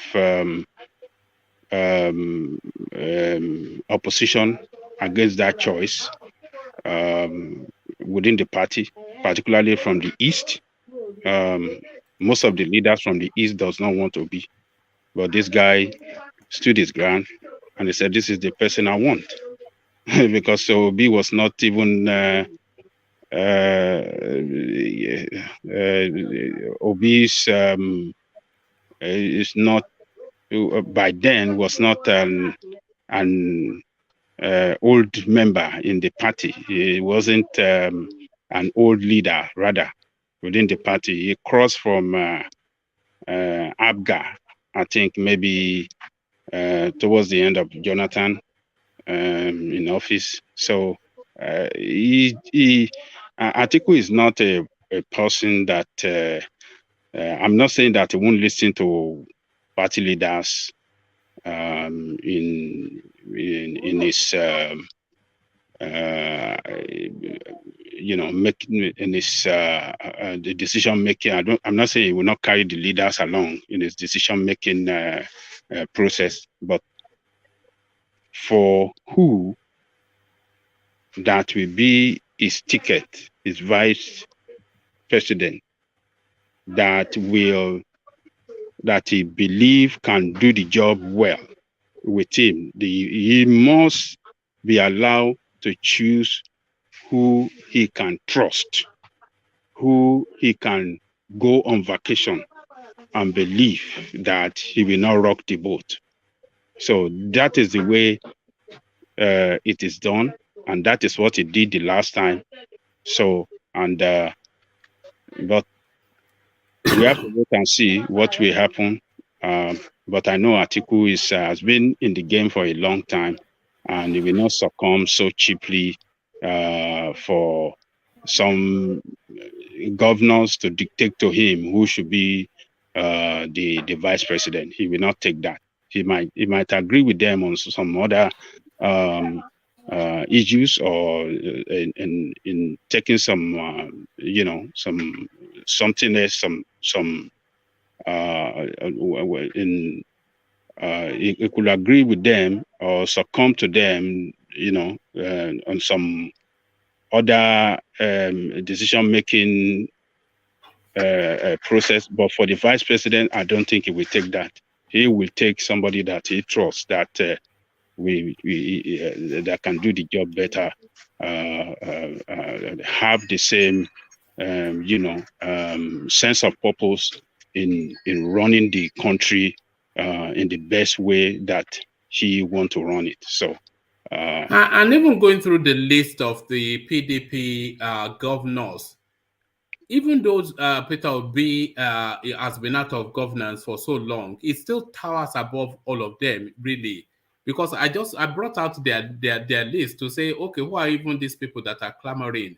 There's just nothing to recommend. Are we talking about Dave Umahi or Udom Emmanuel, who nobody knew until even Ola didn't know him, and Ola is a real political, fanatic. I know Udom Wale, that one is in South now. Udom Emmanuel, so he will be that one is Akwa Ibom. So yes. You cannot pick anybody from Akwa Ibom. Yes. You will surely pick somebody from the east. And so that leaves him with Dave Umahi or Ekpazu, or this nonsensical. Peter Obi towers above all of them combined. All of them combined, the towers above them. So I'm not quite sure if that argument can subsist. But so that's a bit of a nonsense. But to the APC, Adale Koko, just to the list of names coming out now. Fayemi, of course, with big grammar, he has come out to say that he wants to be president. With smaller grammar, OSHIOMOLE and even Godswill Akpabio. But Fayemi, though, what are you making of it? Does this surprise you? Is this a waste of time? What do you think his agenda really is, Fayemi? Hey, one man, this is looking ridiculous now for all these names that are coming out on APC to contest for this position. It looked to me that they are coming out to register their name with that 100 million in anticipation for ministerial appointment when they win, when the presidential candidate of their party wins the election. So they can use that 100 million as a bargaining chips that, you see, I donated 100 million, I bought form, I work hard, and that can be the basis for their for their negotiation for ministerial or some other political appointment. That is number one. Number two, it could be that they are throwing down 100 million in, so that they will be in charge of candidates of their state. And when they are in the charge of candidates of their state, a serious candidate that have that billions can then come and negotiate with them. So that 100 billion, double your money deal, Abi. Yes. I know that, you are in the race too. I can give you 1 billion. Give me all your that candidate, mobilize all your candidates to the to the convention, to the primary, and you get 1 billion. Don't worry. And I guarantee you ministerial appointment. So because it's getting too ridiculous, look at all these people coming from the south, particularly from Yoruba land. It's just stupidity. Well, what do you think is going on there? Because it's almost messy. It's just one man. This is just, it's just outrageous. You can't just it just looked ridiculous to me, and it's just nonsensical. Because I out mean, of how all of dare the only real ambition that I see is Tinubu and Oshibanjo. Oshibanjo. Yes. You know, and we want to look at all of them as members of the same caucus. Why are they trying to just for the same position when they are in the same political group? They are in the same ACN, and we know that Tinubu is their leader. The leader is in contention, and this guy is there. I can understand the situation of Oshibanjo. Oshibanjo being the vice president, it is very hard to tell the vice president not to contest for presidential election when the time of the president is expiring. He wants to occupy the #1 position too, because it's at the corridor of power. But others like Fayemi, like all of them, and everybody, and Fayemi is saying, "Oh, I'm not there to. I think I'm not contesting to oppose Tinubu and all these things." It's just, and look at OSHIOMOLE. OSHIOMOLE, that is a Tinubu party man from Edo. That one is jumping into the race too. So to me, one man, it just looked to me that all of them are jumping into the race so that. Are you anticipating that a lot of them will step out just before the primaries itself? Actually, you know, that they would have negotiated themselves. They would have negotiated. They will negotiated, but they will go. They will still be in the contention. Onward to the what do you call it? To the primary. It is at the primary that they will all donate their what do you call it? Their delegate, the delegate from each of their state to the to whoever the highest bidder. You understand what I'm saying? So if Tinubu is the man that can pay 1 billion. You know, I would love to be at that convention. Or imagine the level of money that will be passing around. How much do you anticipate will be just at the APC on that day? Man, forget bank alert. It's raw cash. It's raw cash. It's gonna be really billions upon billions of naira that will that we exchange hand right there. So you see, OSHIOMOLE is going, all the delegates from his state surely are going with OSHIOMOLE because he's the one that owns the structure of the party in the state. And as such, any serious candidate have to come and negotiate with him. It is money. It's a business. They have turned this race into business. It is. I don't see any sign of seriousness. They don't show seriousness that yes, they really want to go and serve the people. Because look at the amount of the form already, and everybody jumping into it, 100 million. So you're going to have a situation where we're going to have every state in the South going to have an aspirant each. So we have to in what do you call it? In Ogun State. Ibukule Amosu is there. Vice President is there. We have one from Lagos State, Asiwaju Tinubu. We have in Ekiti State. We don't know what will come out from Ondo State tomorrow. We don't know what will come out. And we have in Edo State. All of them in the same group. They're in the same political camp. Well, what does that speak to Tinubu's strength? Is this showing to us that his strength is starting to wane somewhat? That is not what it once was. Is this what we're seeing? It shows that, but at the same time, it's showing that they are not a united group. It shows it's giving a signal right there that they can. That it's not a group that can stand the test of time or last long. It looks like they are not they don't speak in one voice, and they don't that unity of purpose is not there among them. Because if that unity of purpose is there, Ekiti governor should not obtain form. The other guy, what is his name? OSHIOMOLE should not obtain form. All of them should line behind Tinubu just to show that there's unity among them. But that unity is shaky by this. This is what it means. And why it is like that is that it's a business. They want to, that 100 million is a form of investment that must generate returns.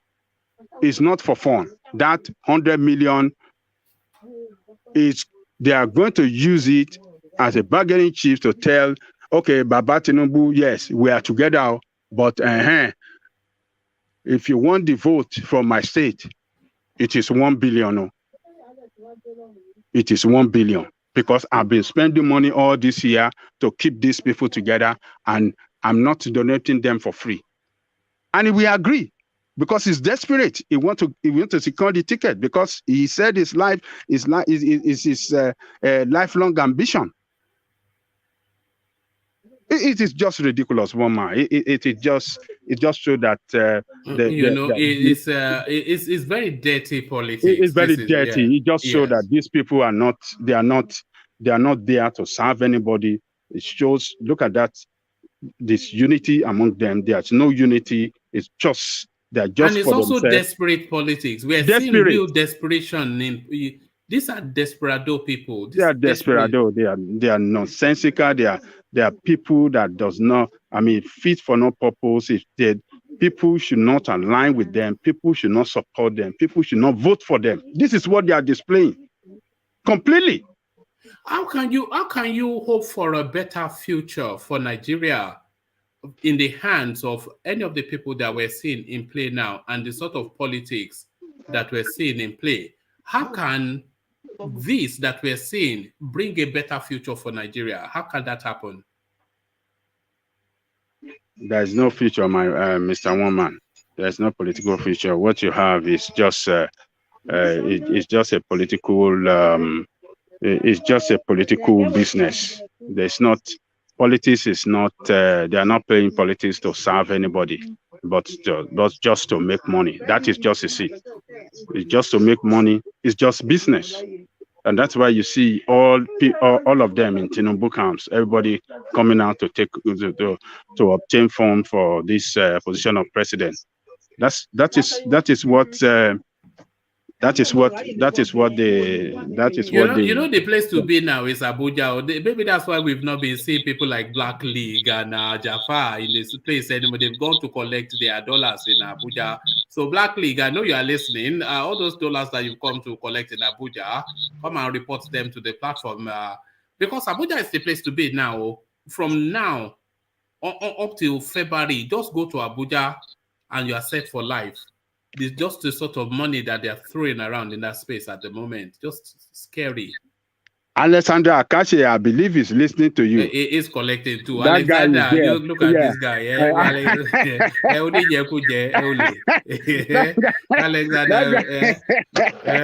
Akache. We have been brewing grammar, but you see everybody that is in Abuja from this platform now, you are only. Look at these people.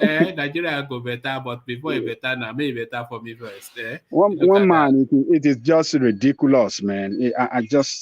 It's just so how desperate. Yes, it just show how desperate they are.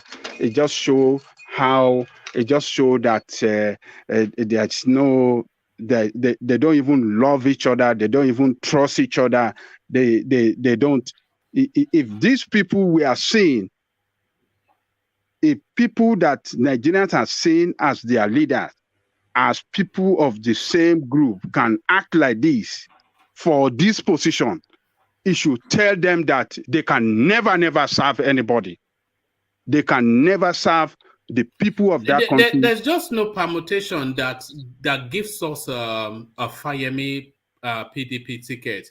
A lot of people will argue that no, it's the governor of the Governors Forum, it's the president chairman of the Governors Forum, But I'm not sure that that's enough to land a presidential ticket, given all of the people in play. And there's no permutation that gives us OSHIOMOLE.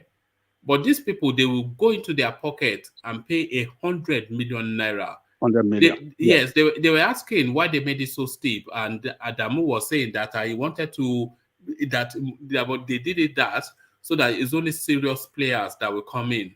Yes. But everybody's in, you know, so it does not, you know. So 100 million is not a small money or one man. Okole now. Dada. 100 million is a lot of money. It will buy you land and build you a nice, you know, duplex. 100 million is not a small money. And these people are jumping. How many of them are in the race in APC now? Are they not up to 20?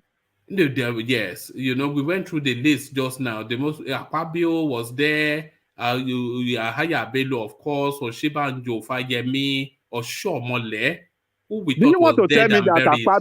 Do you want to tell me Akpabio is a serious candidate for that position? He just wants to be with the big boys now. Does it look? Look, all of them are getting this form so that they can use that form to bargain for position and money.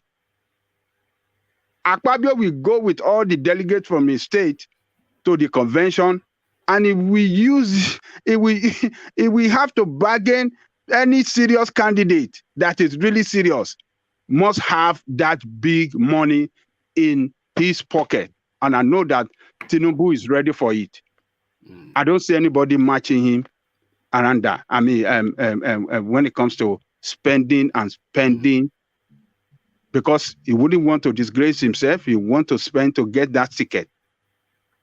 Do you remember one thing that Samo used to say that Tinubu said that somebody was it one of the powers was saying that if money does not do it, more money will do it. You know, this is it. This is it. Yes.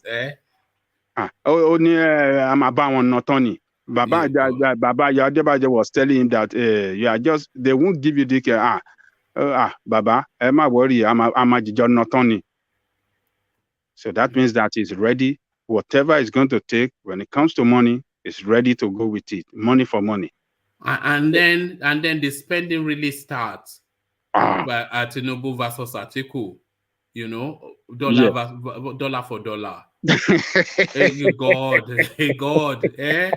I know you want Nigeria to progress. It's just one man. It is unthinkable, man. When you look at what is happening, you see the way these people are playing the politics.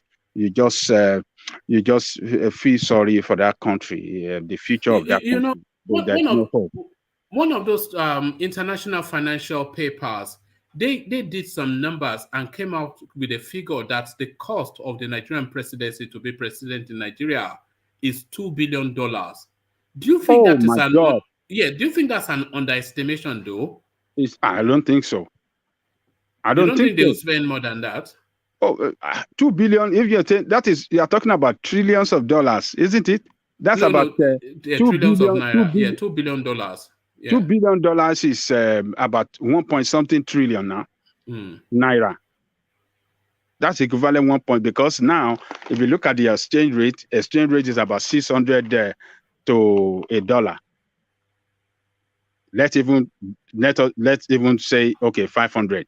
So if you say 500 and 2 billion, that is 1 trillion. 1 trillion naira, isn't it? If we cap it on 500 to $1, 500 naira to $1, and then we are exchanging $2 billion to naira, that will give us 1 trillion. So that person will spend about 1.2 trillion. Do you want to tell me that Tinubu doesn't have that money? He have it with all the money. Would you agree with that figure? Would you agree with that figure? I agree with it, one man. From start to finish, $2 billion.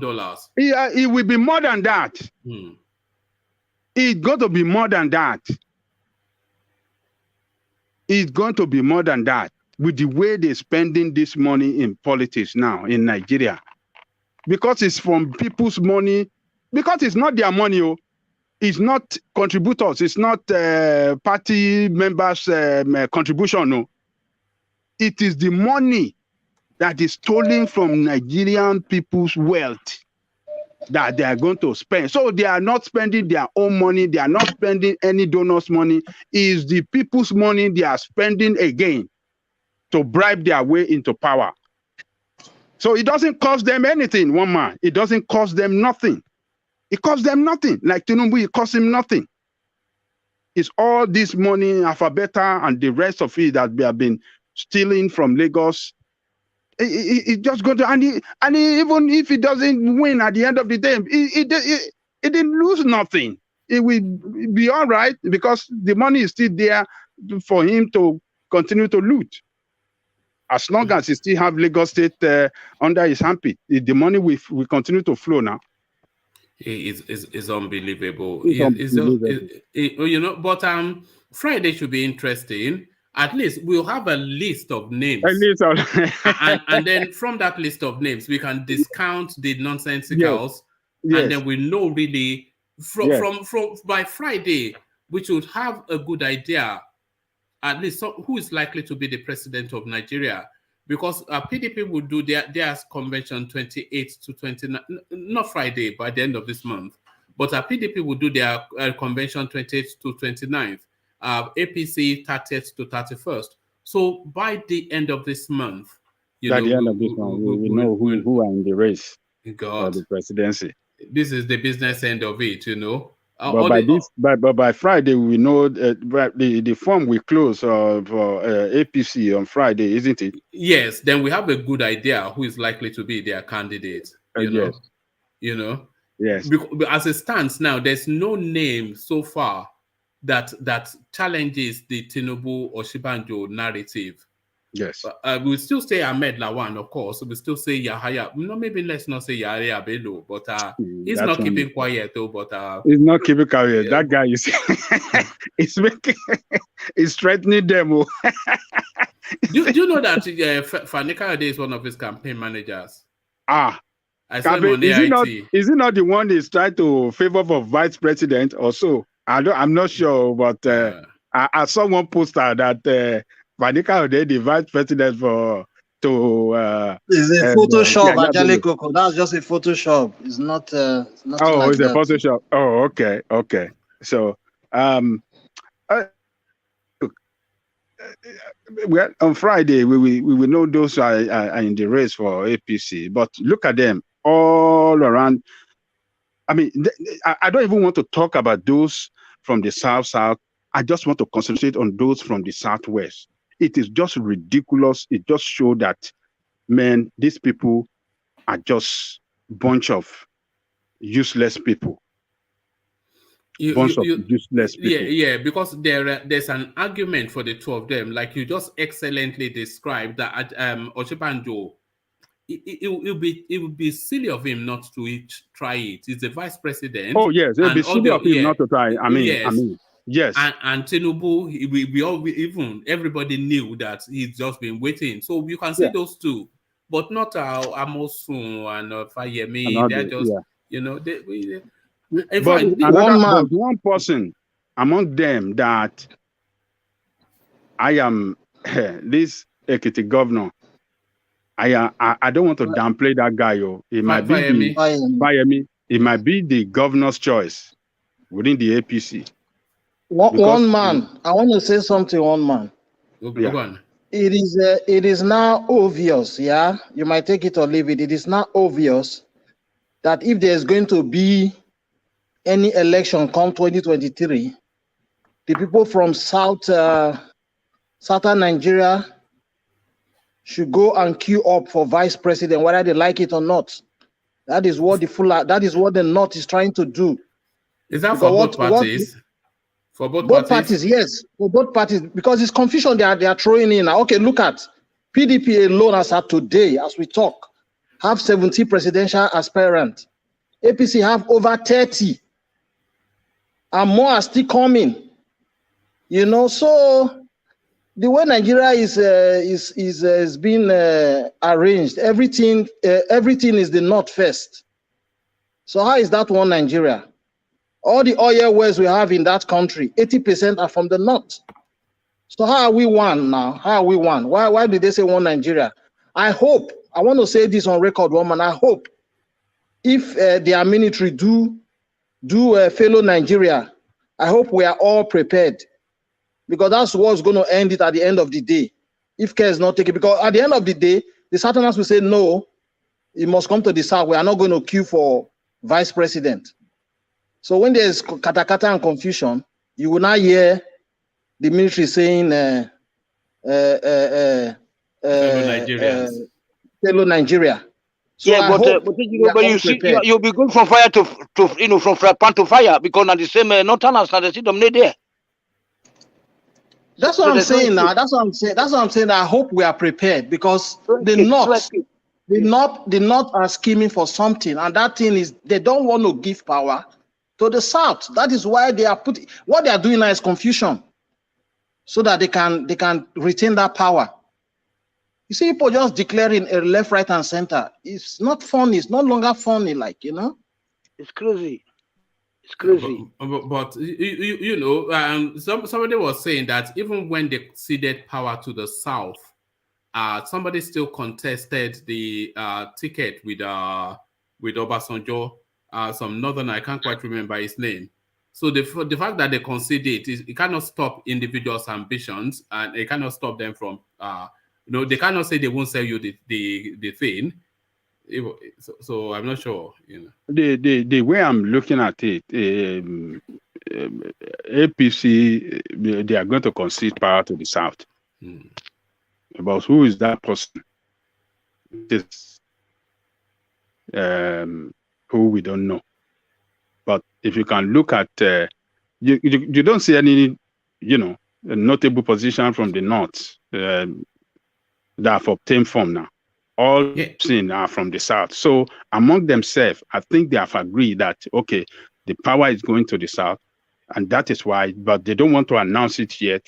They're still looking for whoever that want to, you know, they are expecting that money to flow in, 100 million.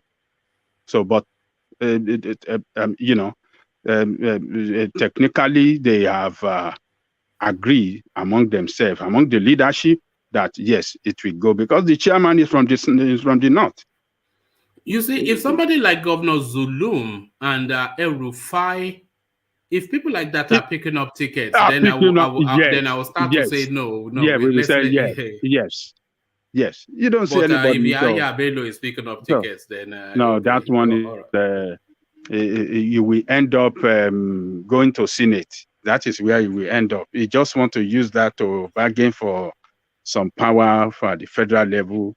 You know, you just want to, you know, build a ground build a base for his future presidential ambition or for his future political ambition. That is what he's just doing.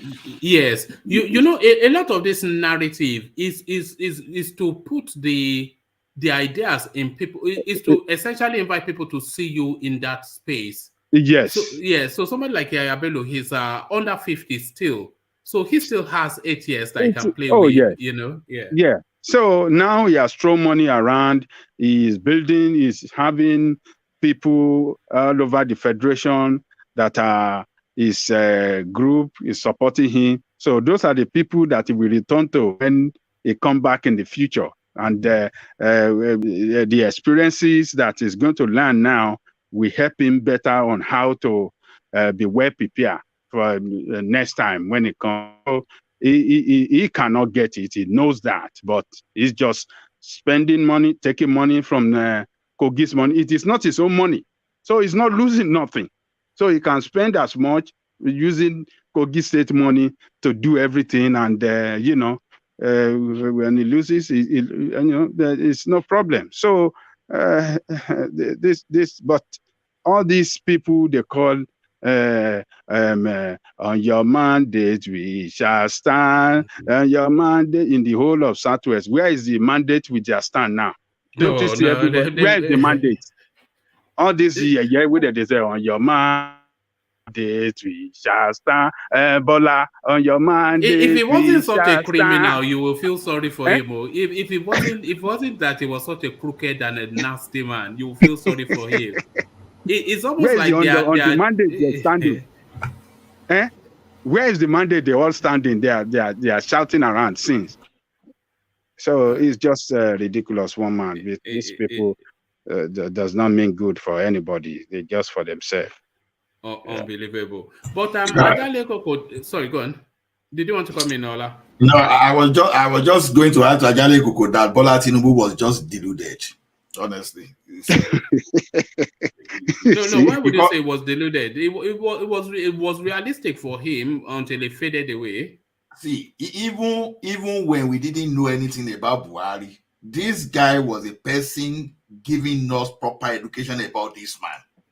How bad is this? How is a bigotry, all those kind of things. All of a sudden, just because they now give you the porridge now, just to take your own this thing, and he's now saying this thing now. So because everything he talked about the guy he supported is now coming back to him. That's one funny thing there. You know this thing, you told us, you warned us, at the end of the day, you now went ahead and fall into that particular pit yourself. And so that's why he said he is still dead. All right. But he's an astute politician anyway, but maybe his destiny is to forever be a kingmaker and not a king. But then maybe desperate because he's so desperate. That's why and he will lose all eventually the way it is going. Then for us to be saying all these people are turning against him. Him too, when you look at the way the guy behaved too, these people, he must have lost the trust of some people. Like I still thought today that Mamora was one of the best performing senator from Lagos State. What did that guy do that you just have to say, okay, step aside just for your family to be there, and you are grooming your children to be there? So anybody you don't like, as this thing, you just quickly call for the person to be removed. So when it's getting to a stage too, some people too, they will have to rethink that. Why? Even if I saw this guy at his own discretion, can just remove me and useless me. So so when you were saying Yemi Oshibajo is this thing, what's the probability that even if Yemi Yemi now supporting, for example, that it won't just trash him away? So these people, they've learned over time. At least 1999 to 2022 is a very long time for anybody that has something to learn. So if we learn the approach of this guy, they don't forget that they are members of his family politically, and those people that are members of your family, they know you very well. And they know what you can do. So, you're right. You're right, Ola. What's happening to him? Yeah, very correct. I agree that with you 100%. All right. Does a part of you feel sorry for him? Do you feel sorry for him somewhat? Feel sorry for a Nigerian politician? The way he's being cannibalized. No. I can't. One man. I had free education. Even despite the fact that my parents were civil servants, we were middle class. We were fine. You understand? Even based on our salary, everything, we were fine. In fact, a civil servant children those days, we were looking like a major Olowo. And in my school, we were meeting with all those major Olowo, all the children of Olowo. Like those days, easily we will school with Davido, we will even school with Bola Tinubu children and all. But today, these guys, the type of model they brought in Lagos, for example, is part of those people that separated, that brought this unnecessary class that you have to steal money, the public fund to create some kind of useless class, and everybody is being away. So why should I pity him? What this guy has stolen, if I use that in like Awolowo, maybe today people will even be cleaning themselves, will be stepping upon themselves to make sure that this guy gets to that place. But why should I care? Because of what? For example, people, for example, nobody is having free education now. You can't walk freely on the road. Electricity, all those, the type of investment and all those investment that the like of Awolowo people put in place, it's no longer there. Even when you put it there, for example, you are the one collecting the royalty. You understand? Okay, Lagos State, for example, the rule, like us, if I remember, they said, okay, they should not tell Lagos State this thing. You are telling all those things. And people are shouting. So when you look at what this guy is doing, it's anti-people. if I'm a Yoruba man, for example, when all these Fulani they are causing this thing, I want you as my leader to associate with me. All right. But I you think we've dissociate had yourself. that. Yeah. No. You dissociate yourself. Is this Anytime your something happens in North to anti-Yoruba? donate money, you will not donate to us. So why should I pity? Let the people from not be pity. You understand? He hasn't done anything. He hasn't done anything for his people. You understand? Look at the one in Russia, for example. Now, I happen to be a Chelsea fan, for example. Even my club owner, even when we are trying to freeze his asset, he's even saying that the proceeds of the sales that he's going to use it for Ukraine, for example, because he has origin, his grandparents are from Ukraine. That is how to be human. But here now they are destroying your people somewhere, but you go and donate money somewhere you are not even just to donate. Don't declare Yoruba, but donate for the people. Just donate, yeah. You understand? Just show it, but you are not showing it. So you are not donating somewhere. No. Why should I pity? Because someone that will not even recognize it. So why should I recognize him? So it's tit for tat. All right. Tit for tat. So and if you couldn't get if you couldn't get that ticket, that is his end of his political career. No, that's the end now. He will lose Lagos. People will go frontally against him in Lagos. Because that will definitely expose him that, this guy is a weak politician, is not as strong as we expected. And some people will jump on Lagos State to say, okay, let's go and battle that Lagos State with him. That is what will happen to him. All right. Ejiro, did you want to come in? No. Like Angelico said, I said that would be the end of slow-mo grinding, like you always say now. Yes. Bye, buddy. Odabo. It's been nice. Thanks for coming. Thanks for coming. That's what they call thanks for coming. So thank you. So Angelico, this idea of increasing the mobile phone tariff in Nigeria by 40%. My heart just bleeds for the Nigerian worker, the Nigerian person, the Nigerian everyday man. Just within the last 12 months, their budget has gone up by up to almost 1,000%. So the petrol has gone up. We've lost count of the percentage that petrol has gone up. The electricity has gone up. They can't even register their phone. They're squeezing them for NIN. Petrol, now mobile phone, 40%. How much more can the Nigerian person stomach? How much more can they carry? Madam Coco, 40% increase in mobile phone usage tariff. What are you making of that, Madam Coco? You see that telecommunication industry have no other choice but to increase their charges, because the cost of operation is in dollars. Because there is this particular tariff they pay to Nigerian government.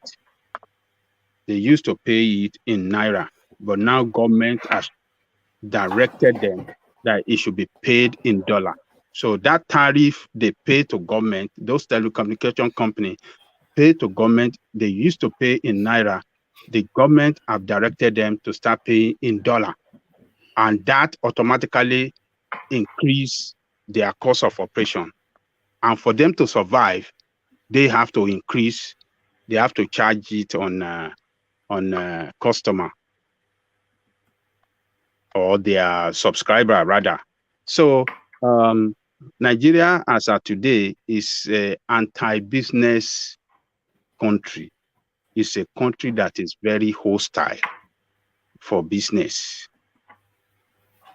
For any business to strive and for any business to survive in Nigeria today, it has to take the grace of God for that business to survive. Cost of running business is too high in that country. And the taxes, imagine, companies pay like 55% taxes to the government. How do you think that businesses that pay 55%, and on top of it, the cost of running the business is is killing now because of the cost of what do you call it, energy, cost of diesel. So most businesses have to run their businesses, particularly this telecommunication, this thing. They have installations or infrastructure that they have to run, make it to run and work with energy, power. And there's no energy any place but other than using diesel to run their generator to keep the infrastructure running.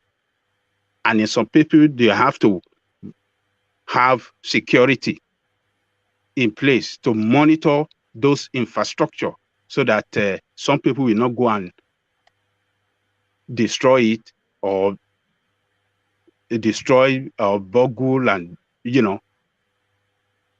So all this cost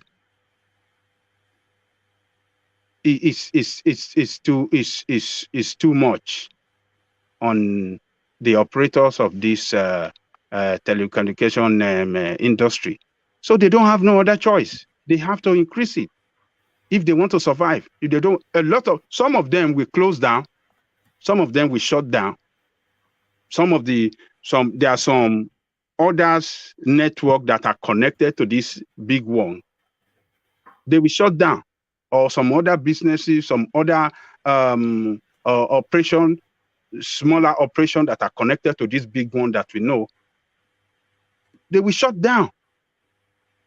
So what we are going to be experiencing in Nigeria now, we're going to be seeing, you know, we're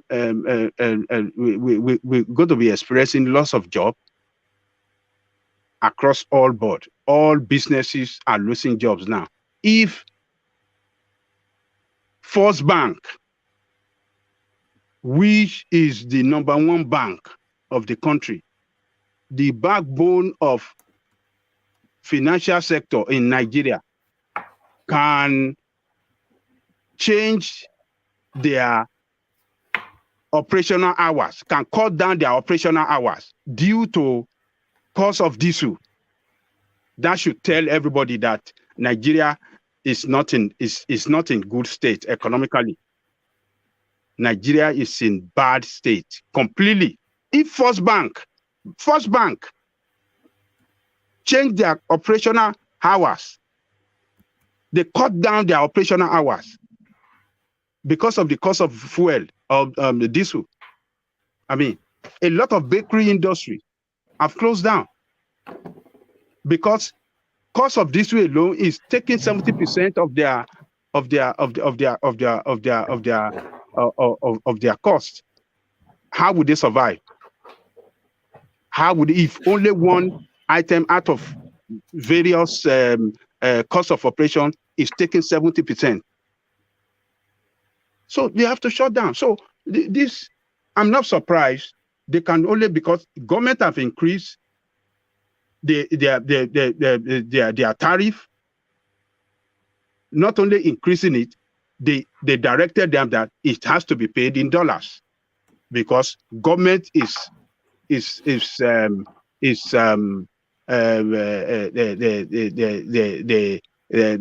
are not having sufficient dollar, and they are looking for a means of raising dollars so that they can have, you know, forex in their kitty to continue to run the economy. So they are looking for all means. At the port now, if you ship vehicle home, they have increased it, and they have increased that tariff by another 15%. So you'll be surprised that the vehicle you bought here at the cost of so amount, by the time it goes to Nigeria, the cost of tariff of clearing it might even be more than how much you bought the original cost. So what are we talking about? So we are in a serious bad economic situation in that country, and these people, they have failed completely, and they cannot rescue us out of this. They have created a lot of problems. They have failed. If the country is spending 90-something% of their revenue to service debt, and the rest goes on recurrent expenditure like salary, payment of worker salary, and nothing is left. All the money to finance what do you call it? To finance the budget, they are borrowing it. So it's just we are in a big mess right now. So those telecommunication company. But what about the argument for the Nigerian person? So I buy the argument that just the cost of doing business, it has to be passed on, because no business that wants to survive will continue to adjust to that cost of business. So it has to be passed on. But what about the poor Nigerian person? Yet again? Well, yes, when do they ever get succor? When are they going to escape all this? Nigerian person has lost out completely in their country. They don't have anything. Do you think we are just an inconvenience to these people? We are just nuisance. Are we just a bunch of nuisance? Are we in the way? Inconvenience. Is that not how they treat us? Just like inconvenience, you know? As if we are nobody. We are no human being to them. I mean, who are these people? We are perishable goods now. Exactly. That's the term. Are we perishable goods? Disposable nappy. Una be tough people on this platform, eh? Look, they don't care about us. They don't care. They don't feel nothing, because they don't pay for anything. Those people in government, they don't pay for anything. They don't pay for security. They don't pay for electricity. They don't pay for food. They don't pay for vehicle that ride them. And on top of it, they loot every day. So they don't feel the pains of the people. So they just know that, okay, money is not coming in. What can we do? How can we raise more money? This money is not enough, to run the budget. Okay, Minister of Finance, go and look for any ways. That's the way they will just go and look for any ways to raise money, and that's it. That time we just give some directive. Okay, this is what you are going to be paying. This is what you are. They just issue just like a directive, like a circular to every sector they feel, or they want to take money more from them, not minding the consequence of it on the economy and on the people of the country. They don't care. And this is what IMF have been warning. This is what World Bank has been warning Nigeria, that look, they have to stop the way they are running the economy, the way they are borrowing money from central bank. Do you know that this administration are borrowed from central bank, and the reserve in central bank, is depleting every day because they keep borrowing. And World Bank, IMF continue to warn them not to borrow, but IMF at the same time is telling them to increase tariff on liquor, on tobacco, on other sector, that they can increase tariff so that they can make enough revenue to continue to run the government and to continue to pay their debt. So it's just Nigerian people, they are the one that will pay for it. It's either they pay for it from their pocket, or they pay for it by losing their job, or they pay for it by not able to afford these services again. It's not going to be cheap anymore. So whoever that is carrying phone, instead of just to receive call or just to test, all this way of using data or going online, all this young chap that you see on social media, yes, this is the time that maybe the youth will get the message right now, when they cannot go when they won't be able to go online and doing most of this rubbish that they are doing. I just wonder about a lot of these things sometimes. The economy of it. If they succeed in pricing people out of being able to afford to use these things, then what is the economics of that? I don't understand, you know? Well, look, one man, what we are going to see, what is going to, because these sectors or the operators in that sector won't be able to run that sector successfully. They might be running at loss. And what is going to happen is that we are going to see most of them packing up. They're going to close down or move to another country, neighboring country, where they know that they can operate their business successfully with a peace of mind, with, you know, with where they can invest their money and they are sure of getting return. But Nigeria is unstable to run business right now, because can they predict what can happen in another 1 year? They cannot predict. They can come up with another tariff. They can increase the tariff. They're not going to stop because they have overborrowed their limit, and they have to make money by all means to continue to pay to service the debt. That is the problem they have now. So it's not going to stop. Or every sector of the economy are going to be, they're going to tax them to death. That is what we are going into, and it's going to be very tough for every sector in that economy. Even the civil servant. I'm just, you know, anytime I just think about civil servants in that country, I'm not seeing a better future for them. I'm seeing. Can you imagine how bitter people would be in that country?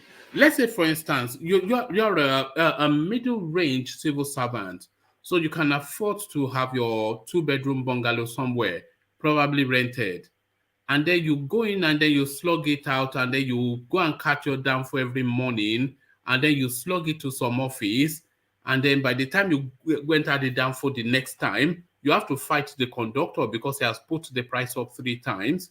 You know, you can't eat at Mama Put anymore. You are taking your own lunch. You know, your daughter needs a phone. You can't put. Can you imagine the life? Can you imagine the life? It's a horrible life. The men are completely emasculated, and you just be bitter every time. The inflation rate is another thing entirely. You know, cost of food, cost of energy, cost of everything is up, and it keeps going up. It's not going down, and the salary is not going up. It is just, look at the ASUs, they are on strike, and those one are saying they are not coming back now. So they are going to be on strike till next year, according to them now. Because the government reached agreement with them, government does not want to fulfill the agreement. You agree to pay certain amount, but come to implementation, they don't want to do it. That is why ASUS embark on another strike now. And this is indefinite strike. Indefinite strike. Because their children doesn't school in Nigeria. They don't feel it. None of their children school in Nigeria. They are not in our university there. So they don't feel it. So it doesn't mean nothing to them. So Nigerian people, just like you said, Ejiro, and one man, Ejiro said perishable product. One man said, what do you call them, one man? You say, I don't know, but I think Ejiro has got it exactly right. They are perishable products now. Disposable something. Disposable. I want disposable product. Garbage, flush. You know. It's just. Ajale Koko, I want to say something. You see, talking about the ASU problem, this government, this Baba Integrity Administration, they are unbelievable. You know, they are laughable. Do you know when Afghanistan was having problem, when the Americans were pulling out, when they refused to allow them to access their fund internationally? Do you know Muhammadu Buhari administration gave Afghanistan government $1 million. Do you know that? Oh, yes. No, we covered that here, yes. Yeah. Okay. So why giving those people that money when your own house is not in order? You cannot even pay salary of, fine, I know international, they do it to countries, do it to other countries. But we are not stable financially, we are not there. Our children are not going to school. That money is a Why borrowed giving money. them that money? Why can't you settle the ASU people? You're giving out 1 million. You know how much is $1 million in Naira? I don't understand these people, seriously. That is 600 million Naira now. That is half a billion now. Half a billion Naira. So that's a lot of money, but you know. It's a real situation, but my heart just bleeds for the Nigerian worker or the average Nigerian, as they call them. You know, your life is just a hellish experience. You were here when Dioji was saying that he stopped going on Facebook because as soon as he opens Facebook, how many of us have started ignoring certain numbers on our phones? We don't even we leave. You get the WhatsApp message and you leave it blue. You leave it on because you know if you check your WhatsApp, it will take blue. So you leave it on red. So that they think, because you know that as soon as it takes blue, you're in trouble. We don't do it now. You know, how many can you help actually? How many persons can you really help? You can only try your best, you know, at the end of the day. You can't try more than your best. You know why I don't like that WhatsApp is that the moment you are there, everybody around the world knows that you are on your knee. Yes, and they start calling you.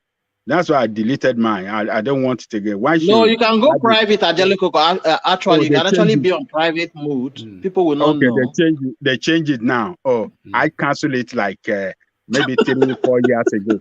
I said, why should I be on it? Why should I be? Why won't I have my privacy? Why should people know that I am on this network all the time? And they will start ringing and they will start texting me that I know you're online now. I called you. Can you? I said, what is this? I just delete it. I just cancel it. You know what I do is when it comes, I just read the first few words that you can read without actually clicking on it to say that you've gone inside. So I already know where that person is going. So I just leave it like that, you know, because the moment it shows blue that you have read it, you're a genius. You're a genius, one man. You're a genius. You know? And it's not because you are mean-spirited now, but like you said, how many, and that person, he thinks or she thinks that what they are saying to you is the most immediate. But then 10 other people have told you something similar. They are not lying, no. They are not, nobody's really, a lot of them are not lying. No, they are not lying. You know, but you know, they are going through a real bad situation. You know, they'll tell you, you remember Gbadebo, you remember Sade, you know that one that you used to play football with when it was that one that you liked. Well, then now he or she is this, that, and the other. They say, you say yes, how is she or she now? Is he doing well? He's a good boy. He used to be a good girl. They say, my brother, you know. The moment you say, my brother, just get your wallet out. When they've invoked memories of you and that child, when you used to kick a ball to him and he'll kick it back, you say, remember you used to say he was very clever. He's still very clever, but then you know he's in 300 level now. But the thing is, you're in trouble. There's nowhere you are going. You're in trouble. You know, you're in trouble. Yes, you remember Auntie is she's in hospital. You know, remember Uncle. I just wish our people can get it right. I just wish our people can know that this politician doesn't love them. I wish our people can turn their back against them and just vote against these people. But they shouldn't vote for them at all. That is the only way they can take themselves out of this hardship. They don't represent nobody. They don't care. They're just for themselves. And it's just unfortunate, you know. That country is in a big crisis. So serious crisis on all front. Crisis. And what do you have after crisis? Disaster. I'm just praying that we don't hit. It'll be interesting to see what happens to Nigeria in the next 5 to 6 years. You know. Because once you see that disaster, you can't get it back. That's it. It's gone. You see, look. Ajanigo, can I shock you? Yes, come in. If we give this power to the right person, I was chatting with someone. Do you know Nigeria can change positively within a year and significantly? Do you agree? Explain. Yes. Good. You see, the problem with Nigeria is because of the rogues we are, the overloading of the central government. They should just take their hands off. For example, we'll be talking of electricity. Electricity in Nigeria is not what federal central government should be burdening himself. You can allow the policy like you did for telecommunication now, for example. Let all the major power players, energy players in the world come to Nigeria, bring their money, let them invest. Don't force them that, oh, you must send the power to Jeba, you must send this thing. Allow them for within the location they are. Let them generate the electricity. They will become like the normal the normal this thing, MTN and Co, and they will automatically kill PHCN and whatever jargon we have today. The same way, you can liberate other economy like the oil and gas sector that these people want to sit upon so that they will be getting free money. The government should reduce himself to policy maker and regulator. You do not dip your hand into this thing. So if someone comes there now, if someone comes there now and you release all those policies, within a year, even while the revolution is going on, Nigeria can improve significantly. So what am I saying in the essence is this? You don't need to go to China and be borrowing. I want to do this. I want to do this. No, let the investors bring their money in. They will be bringing their dollar, they bring their pound sterling, they will invest on their own. But just because some people want to thief, they want to centralize everything, that's the problem. That's why when we shout restructuring, listen, but the way we are now, that is what Nigeria will fall back to, because in a situation whereby you are spending your over 90% of your revenue to service, maybe either you use it on servicing the debt, and you now borrow for the current expenditure. All these lenders, if we get to a stage, they will no longer lend Nigeria money. So what you have is that you turn to foreign investors. How do you attract foreign investors? First of all, go to all these bushes, clear all these criminals that you want to resettle in Nigeria in the name of Buga. Clear them out of that thing and allow foreign investors to invest. See, something happened during the MTN period. You know, when they were talking of power challenges, you know, they were installing solar panel that it was brutal then that even all those armed robbers, they will go there and steal all those solar panels. But this guy on their own, they found solution. What did they do?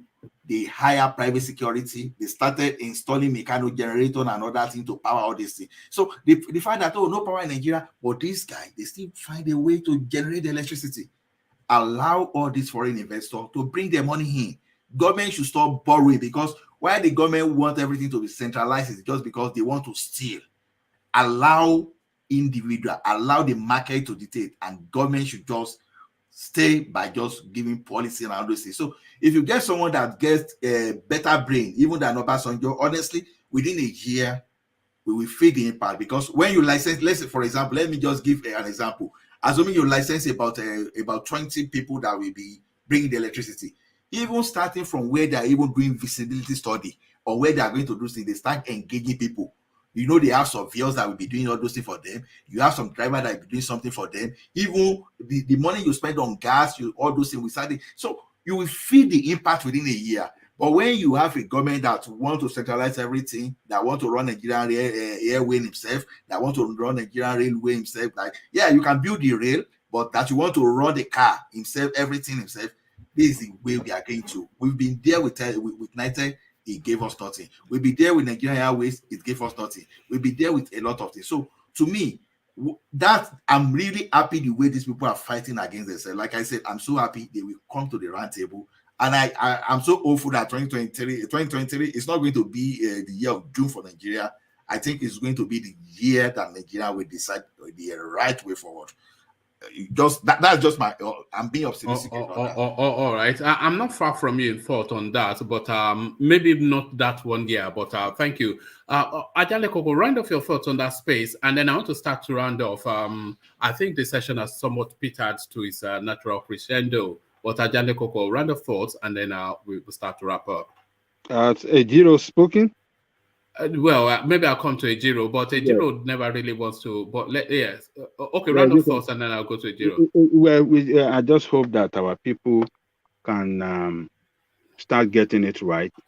People should not play politics of sentiment, all this nonsense that we see some Yoruba people want to say, oh, it is time for Yoruba. Oh, Igbo, we say it is time for Igbo.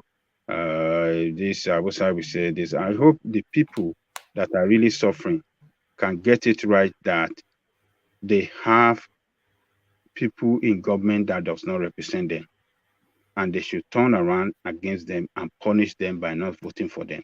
That is the only way they can solve their problem. But when they continue to line up behind these people, I mean, this problem will consume them and will consume the country. It's just unfortunate that what Ola said, yes, if we have a government that can devolve power, if they can devolve power to the state and local, particularly local government, a country where local government does not function, nothing will function in that country. That is the problem we have in Nigeria. Local government does not function. We have a militaristic, infiltrated democracy. That is why you see power concentrated in one hand, in one office. All the powers that run the country in one office, and you expect to run right. Could they run right? It will never run right. There is no way except they break everything into pieces, except they change the constitution on which is the basis on which that country is run, is a fraud. Everything is fraud, and we think that it cannot work. It can never work. So that's my take, one man. So until we get that right, we can't get. If we have another president, Ola, listen, if we have another president that comes to run things well, if we still have the same constitution, another criminal will come in the future and come and destroy everything again, the way this present administration did, destroy everything, and we'll be back to square one again. So, and we'll be going front and back and front, when other part of the world, other countries around the world are moving forward. We are perambulating, we will be rotating in one place. No, everything has to be dismantled. We have to have a new constitution. We have to restructure that country, and the political system has to change. This political system we are running is a fraud. It cannot work for us. It's a big government. The government is too large. For what? The government, the number of people running the government, they are too large.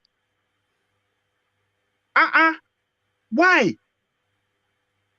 The system is not good for us. Nothing is good for the people. It's almost as though the people are there, the country is there to service the government rather than the government's there to service the people. Yes, you get it right, one man. That is it. That is it. That is the right. That is the right situation. That is the real situation you mentioned right there. We are there to service them and not them to serve us.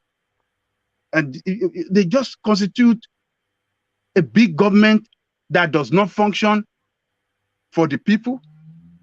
I mean, look at the parliamentary system of government. The prime minister have to contest as a parliamentarian, and within their circle, that is where they will elect him as the prime minister. And within that circle as the parliamentarian, that is where they will choose the minister for works, minister of anything. Look at the way they save cost. But our own, they have minister and the minister of state, and they have. And then PAMSEC after that. And they have PAMSEC, and they have all ministers in all federation, all state of the federation have one minister and minister of state. And then they have PAMSEC, and then they have advisor, and when you log Jantiri, they have, oh my God.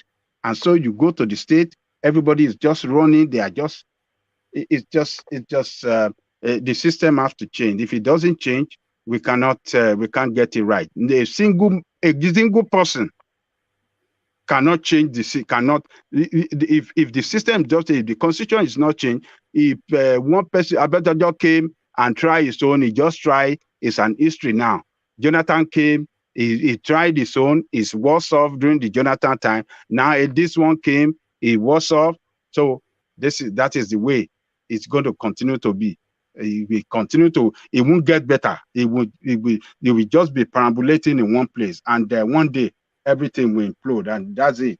Everybody will be gone. Thank you, one more. All right, brilliant. Well said, Ajale Koko. So from Ajale Koko, let's go on to Ejiro, see if he is still with us. Ejiro. I'm still here, one man. Brilliant. So let me take you then to that Peter Obi space. People suggesting that, he might not even get the vice presidential slot. This is the push by the PDP governor. So what would you say to that? You are Peter Obi fan. One man, you see, Peter Obi has come out to try his best, and we all know he's trying his best, because looking at the Southeast, he seems to be the strongest among all the people, all the presidential hopeful at this time, But truth be said, the way the country is going, we cannot continue like this, One Nigeria for me is fraud, is fake.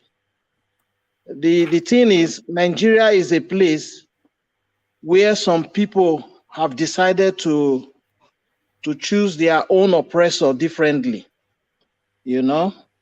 So the country is in a bad shape at this moment. Every Tom, Dick, and Harry is running for presidency. It is laughable, But who can blame these folks? After Buhari, every man can aspire to be president. In a broad daylight, a man whose SSC certificate is a matter of controversy, was defended in the highest court of the land by legal luminaries of international repute. After the shenanigans, Buhari ascended the throne in a country of over 200 million people. Buhari was the best we could offer the world in 2015. The same and unimaginable aberration was repeated in 2019. Shameful, it's very shameful. And little wonders that Yaya Bello, Wike, etc. are also vying for the president. Yaya Bello of all people, like we said, we know he's not going to get it. He's not going to get it, but his name is already there that he wants to run. So some of these characters should be in lunatic asylum receiving intensive psychiatric attention. But they all want to be president. We're in a country of wonders, one man. Okay, like yesterday now, Fayemi, what's his name? Fayemi of Ekiti joined the race. OSHIOMOLE, Apabio, Ayade of Cross River. So the list is endless. So more declarations are coming. Perhaps we might not even get that 2023 election if care is not even taken. It might not happen. Like I said before, the North are playing a game here, a very big game. Very, very big game. In other words, Tinubu chances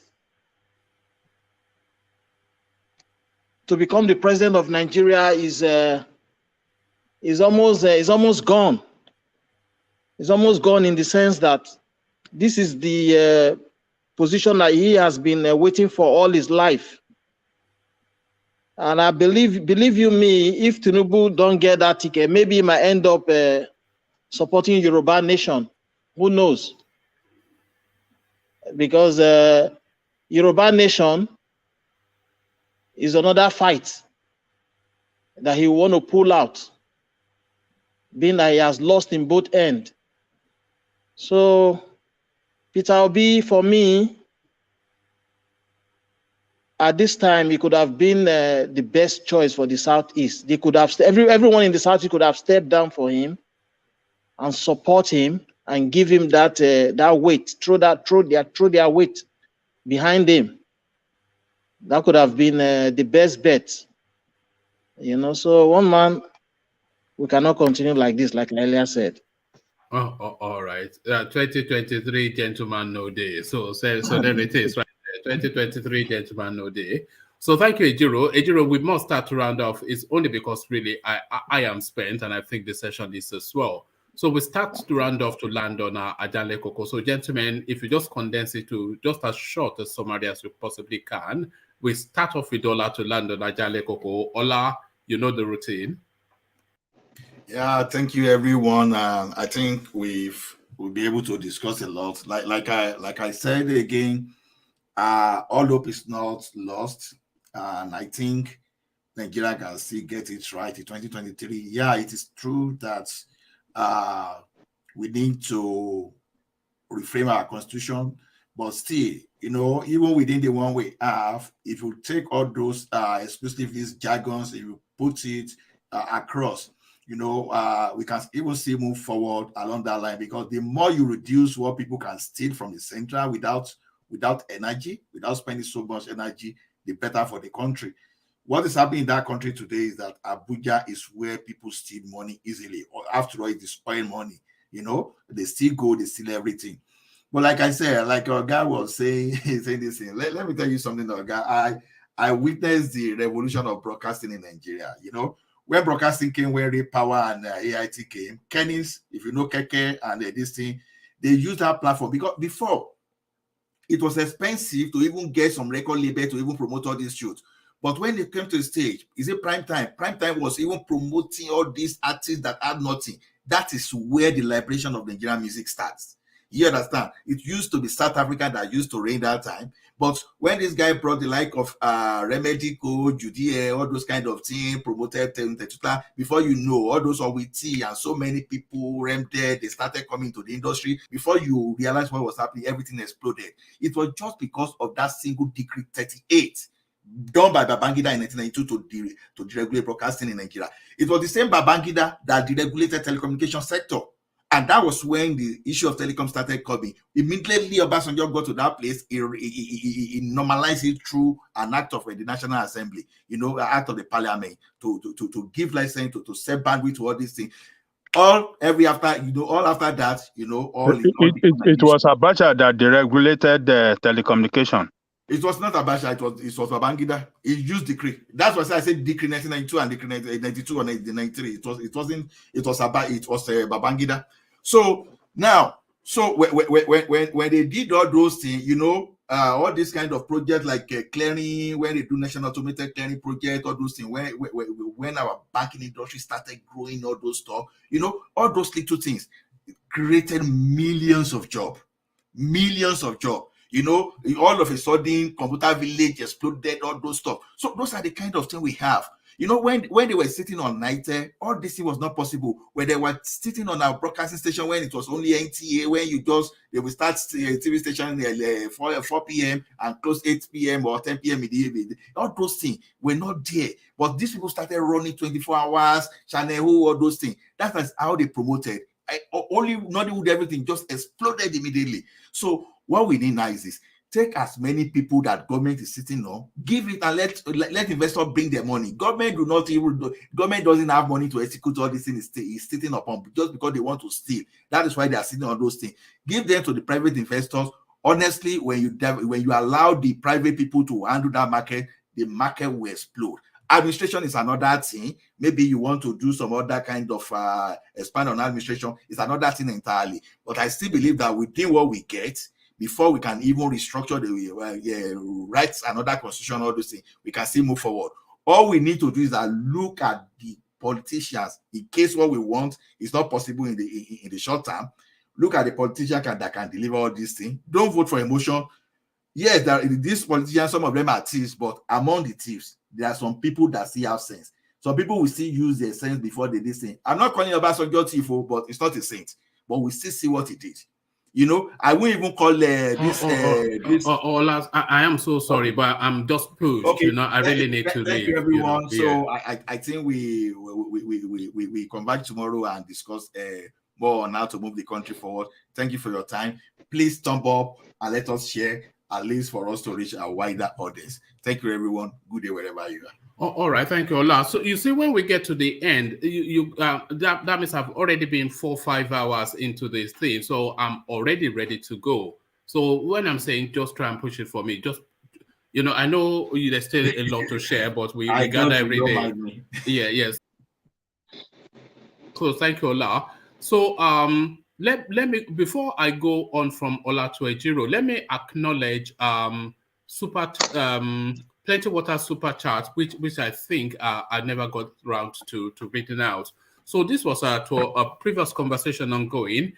This was Plenty Water. It says the bullion van could be empty for all we know, but you can't deny that the strategy worked to signal his power to the rest of Tinubu's pyramid structure, so as they can work harder on assignment giving. So that was to a previous conversation speaking about Tinubu's bullion van, and Alexander in the space where we were celebrating World Peace's newborn, and it was just reminding us that World Peace's wife is Japanese, which is to tell us then the mix of that child. So the session, today's session, dedicated to World Peace's son. So congratulations once again, World Peace, as we hear Ejiro's remarks. Yeah, one man, my closing remarks. The time to redefine our relationship and coexistence is now. No region has monopoly of rulership over the other regions. If you cannot trust the Southeast with power to rule Nigeria, then there is no need. There's no reason. There's no reason to refuse them from exit Nigeria, you know? So, in my opinion, Peter Obi is good to go. Let's follow who Sabi road, you know? Give it to Peter Obi. But the problem I have with the Southeast is their leaders are evil. They have evil leaders. They all need to do, all they need to do is to come together, but they will never. They rather receive Ghana must go and look the other way. You know, so God help us. Please, folks, like, thumb up, and share this informative broadcast today. And God bless. All right, thank you, Ejiro. So from Ejiro, the final word as ever to Ajanle Koko. Ajanle Koko, ladies and gentlemen. Thank you, woman. I just want to thank everybody that came on the platform today for your contribution. It was quite meaningful. Thank our listeners around the world that been with us from the beginning to this to the end of the session. Thank you all. Please, if you have not click on the like button, please do that now, or you thumbs up, whichever one you like, just thumbs up, or you like the button. Share as well, and if you have not subscribed, please do that. Please know that when you thumbs up or you like, you know, you help the YouTube algorithm of this platform to continue waxing strong. And I really appreciate you all. Since last week, I think our listeners around the world have been doing a great job with this thumbs up. It has really increased the the viewership has increased tremendously, and please continue to do that. Keep that up. At all time that you are joining, just like or share and like, share, and subscribe if you are not doing that. And other than that, I would like to urge our people back home, and particularly those of us in diaspora that have our people back home. This is the time for us to keep talking to our people and telling them that they shouldn't fall in line with this politician. They should turn around against them to take them out of power. They have created too much problem for that country and for them back home, and as well as us in diaspora. I mean, what is it? Why should it be that anytime that we are getting call from home, most of the time you don't want to answer the call because of the fear that, oh, they might be requesting for money? That is a big problem. That is a big problem to us here, because everybody want to call you, everybody want to ask for money, help. Why must it be like that? I mean, in a country that is so rich in human resources, rich in natural resources and everything, but we are all facing problem. It's not only you at home. Us here are facing problem. When we have, how could we manage our family well here when we have to pay for every help coming from Nigeria? It is difficult. We are facing a serious problem here as well, because the inflation here is high to the roof as well. Our cost of grocery has doubled. Our cost of gas, buying gas, refilling our gas, I mean, it has doubled. Everything has doubled as well. And at the same time, we want to help our people back home. It is problem galore everywhere. So please tell your people not to vote for this politician. When the home is good, we will have peace of mind. We can travel home. We can invest home. But right now, everybody is even fear. The fear is there to take money to Nigeria and invest in Nigeria because of unstable situation. Please let us try our best. Let's keep talking to our people, not to vote for them. And I believe when our people don't vote for them, then the problem of that country will start to solve from there. So other than that, I want to thank those of you behind the scene that are chatting. You are the strength of the platform. Keep doing what you know to do best. I really appreciate you all. I want to thank our great brother, Alaseda Gomez, the chairman of the the chairman of board of trustee. One man went to Mo Akashi, that is back home right now. We keep praying for you, and you will come back safe. I thank you wherever you are listening. I thank Jaja, I thank Flash Mankind, I thank Oladiti, I thank Arts Google, I thank Ortiz, I thank every one of you in the chatting room. I give a big thanks to you. You are the strength of the person. Keep doing what you know to do best. And those of you I did not mention name, please, I can't remember, that's why, but I thank you all. I thank one man as well, the driver of the platform, for the good job he's doing. I mean, bringing us together every evening. We are family here. One of us just have a baby today. We thank God for that. God be protect him and his family and the newborn baby. God will keep all our children for us, and we keep them safe, and we shall all be alive to see our children growing up and doing great things while we are still alive. So I thank God for his life and his family in Japan. And one man, I thank you, the Eagle. We'll see you tomorrow. One man, the Eagle. See you again tomorrow. Thank you.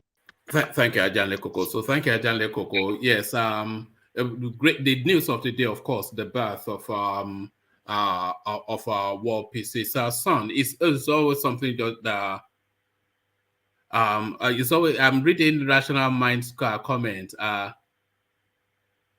Yes. So yes, it's always a delight when you hear the news of a birth, and then when you hear that both the mother and the children are doing well, then it just gladdens the heart. Especially when somebody that is close to you, that makes you even happier. So congratulations to World Peace. So that has been the session. If you are not already subscribed, then as Ajale Koko directed, subscribe, because as Ajale Koko just indicated, we are seeing the growth in the platform as a result of that thumbs up and subscribe that we are pushing for. So we're seeing it in the numbers. So it's not just an empty call when we're saying subscribe and like the streams.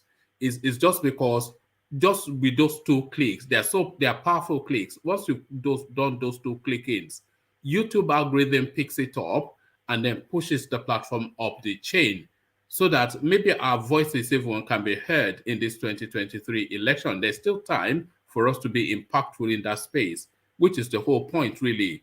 We're not just here to bellyache about Nigerian politics. We all know how depressing it is, but can our voice have an impact on Nigerian politics? The only way it can is if that voice is loud enough. And what loudens that voice is the like button and the subscription button. So that's why we continuously call for it.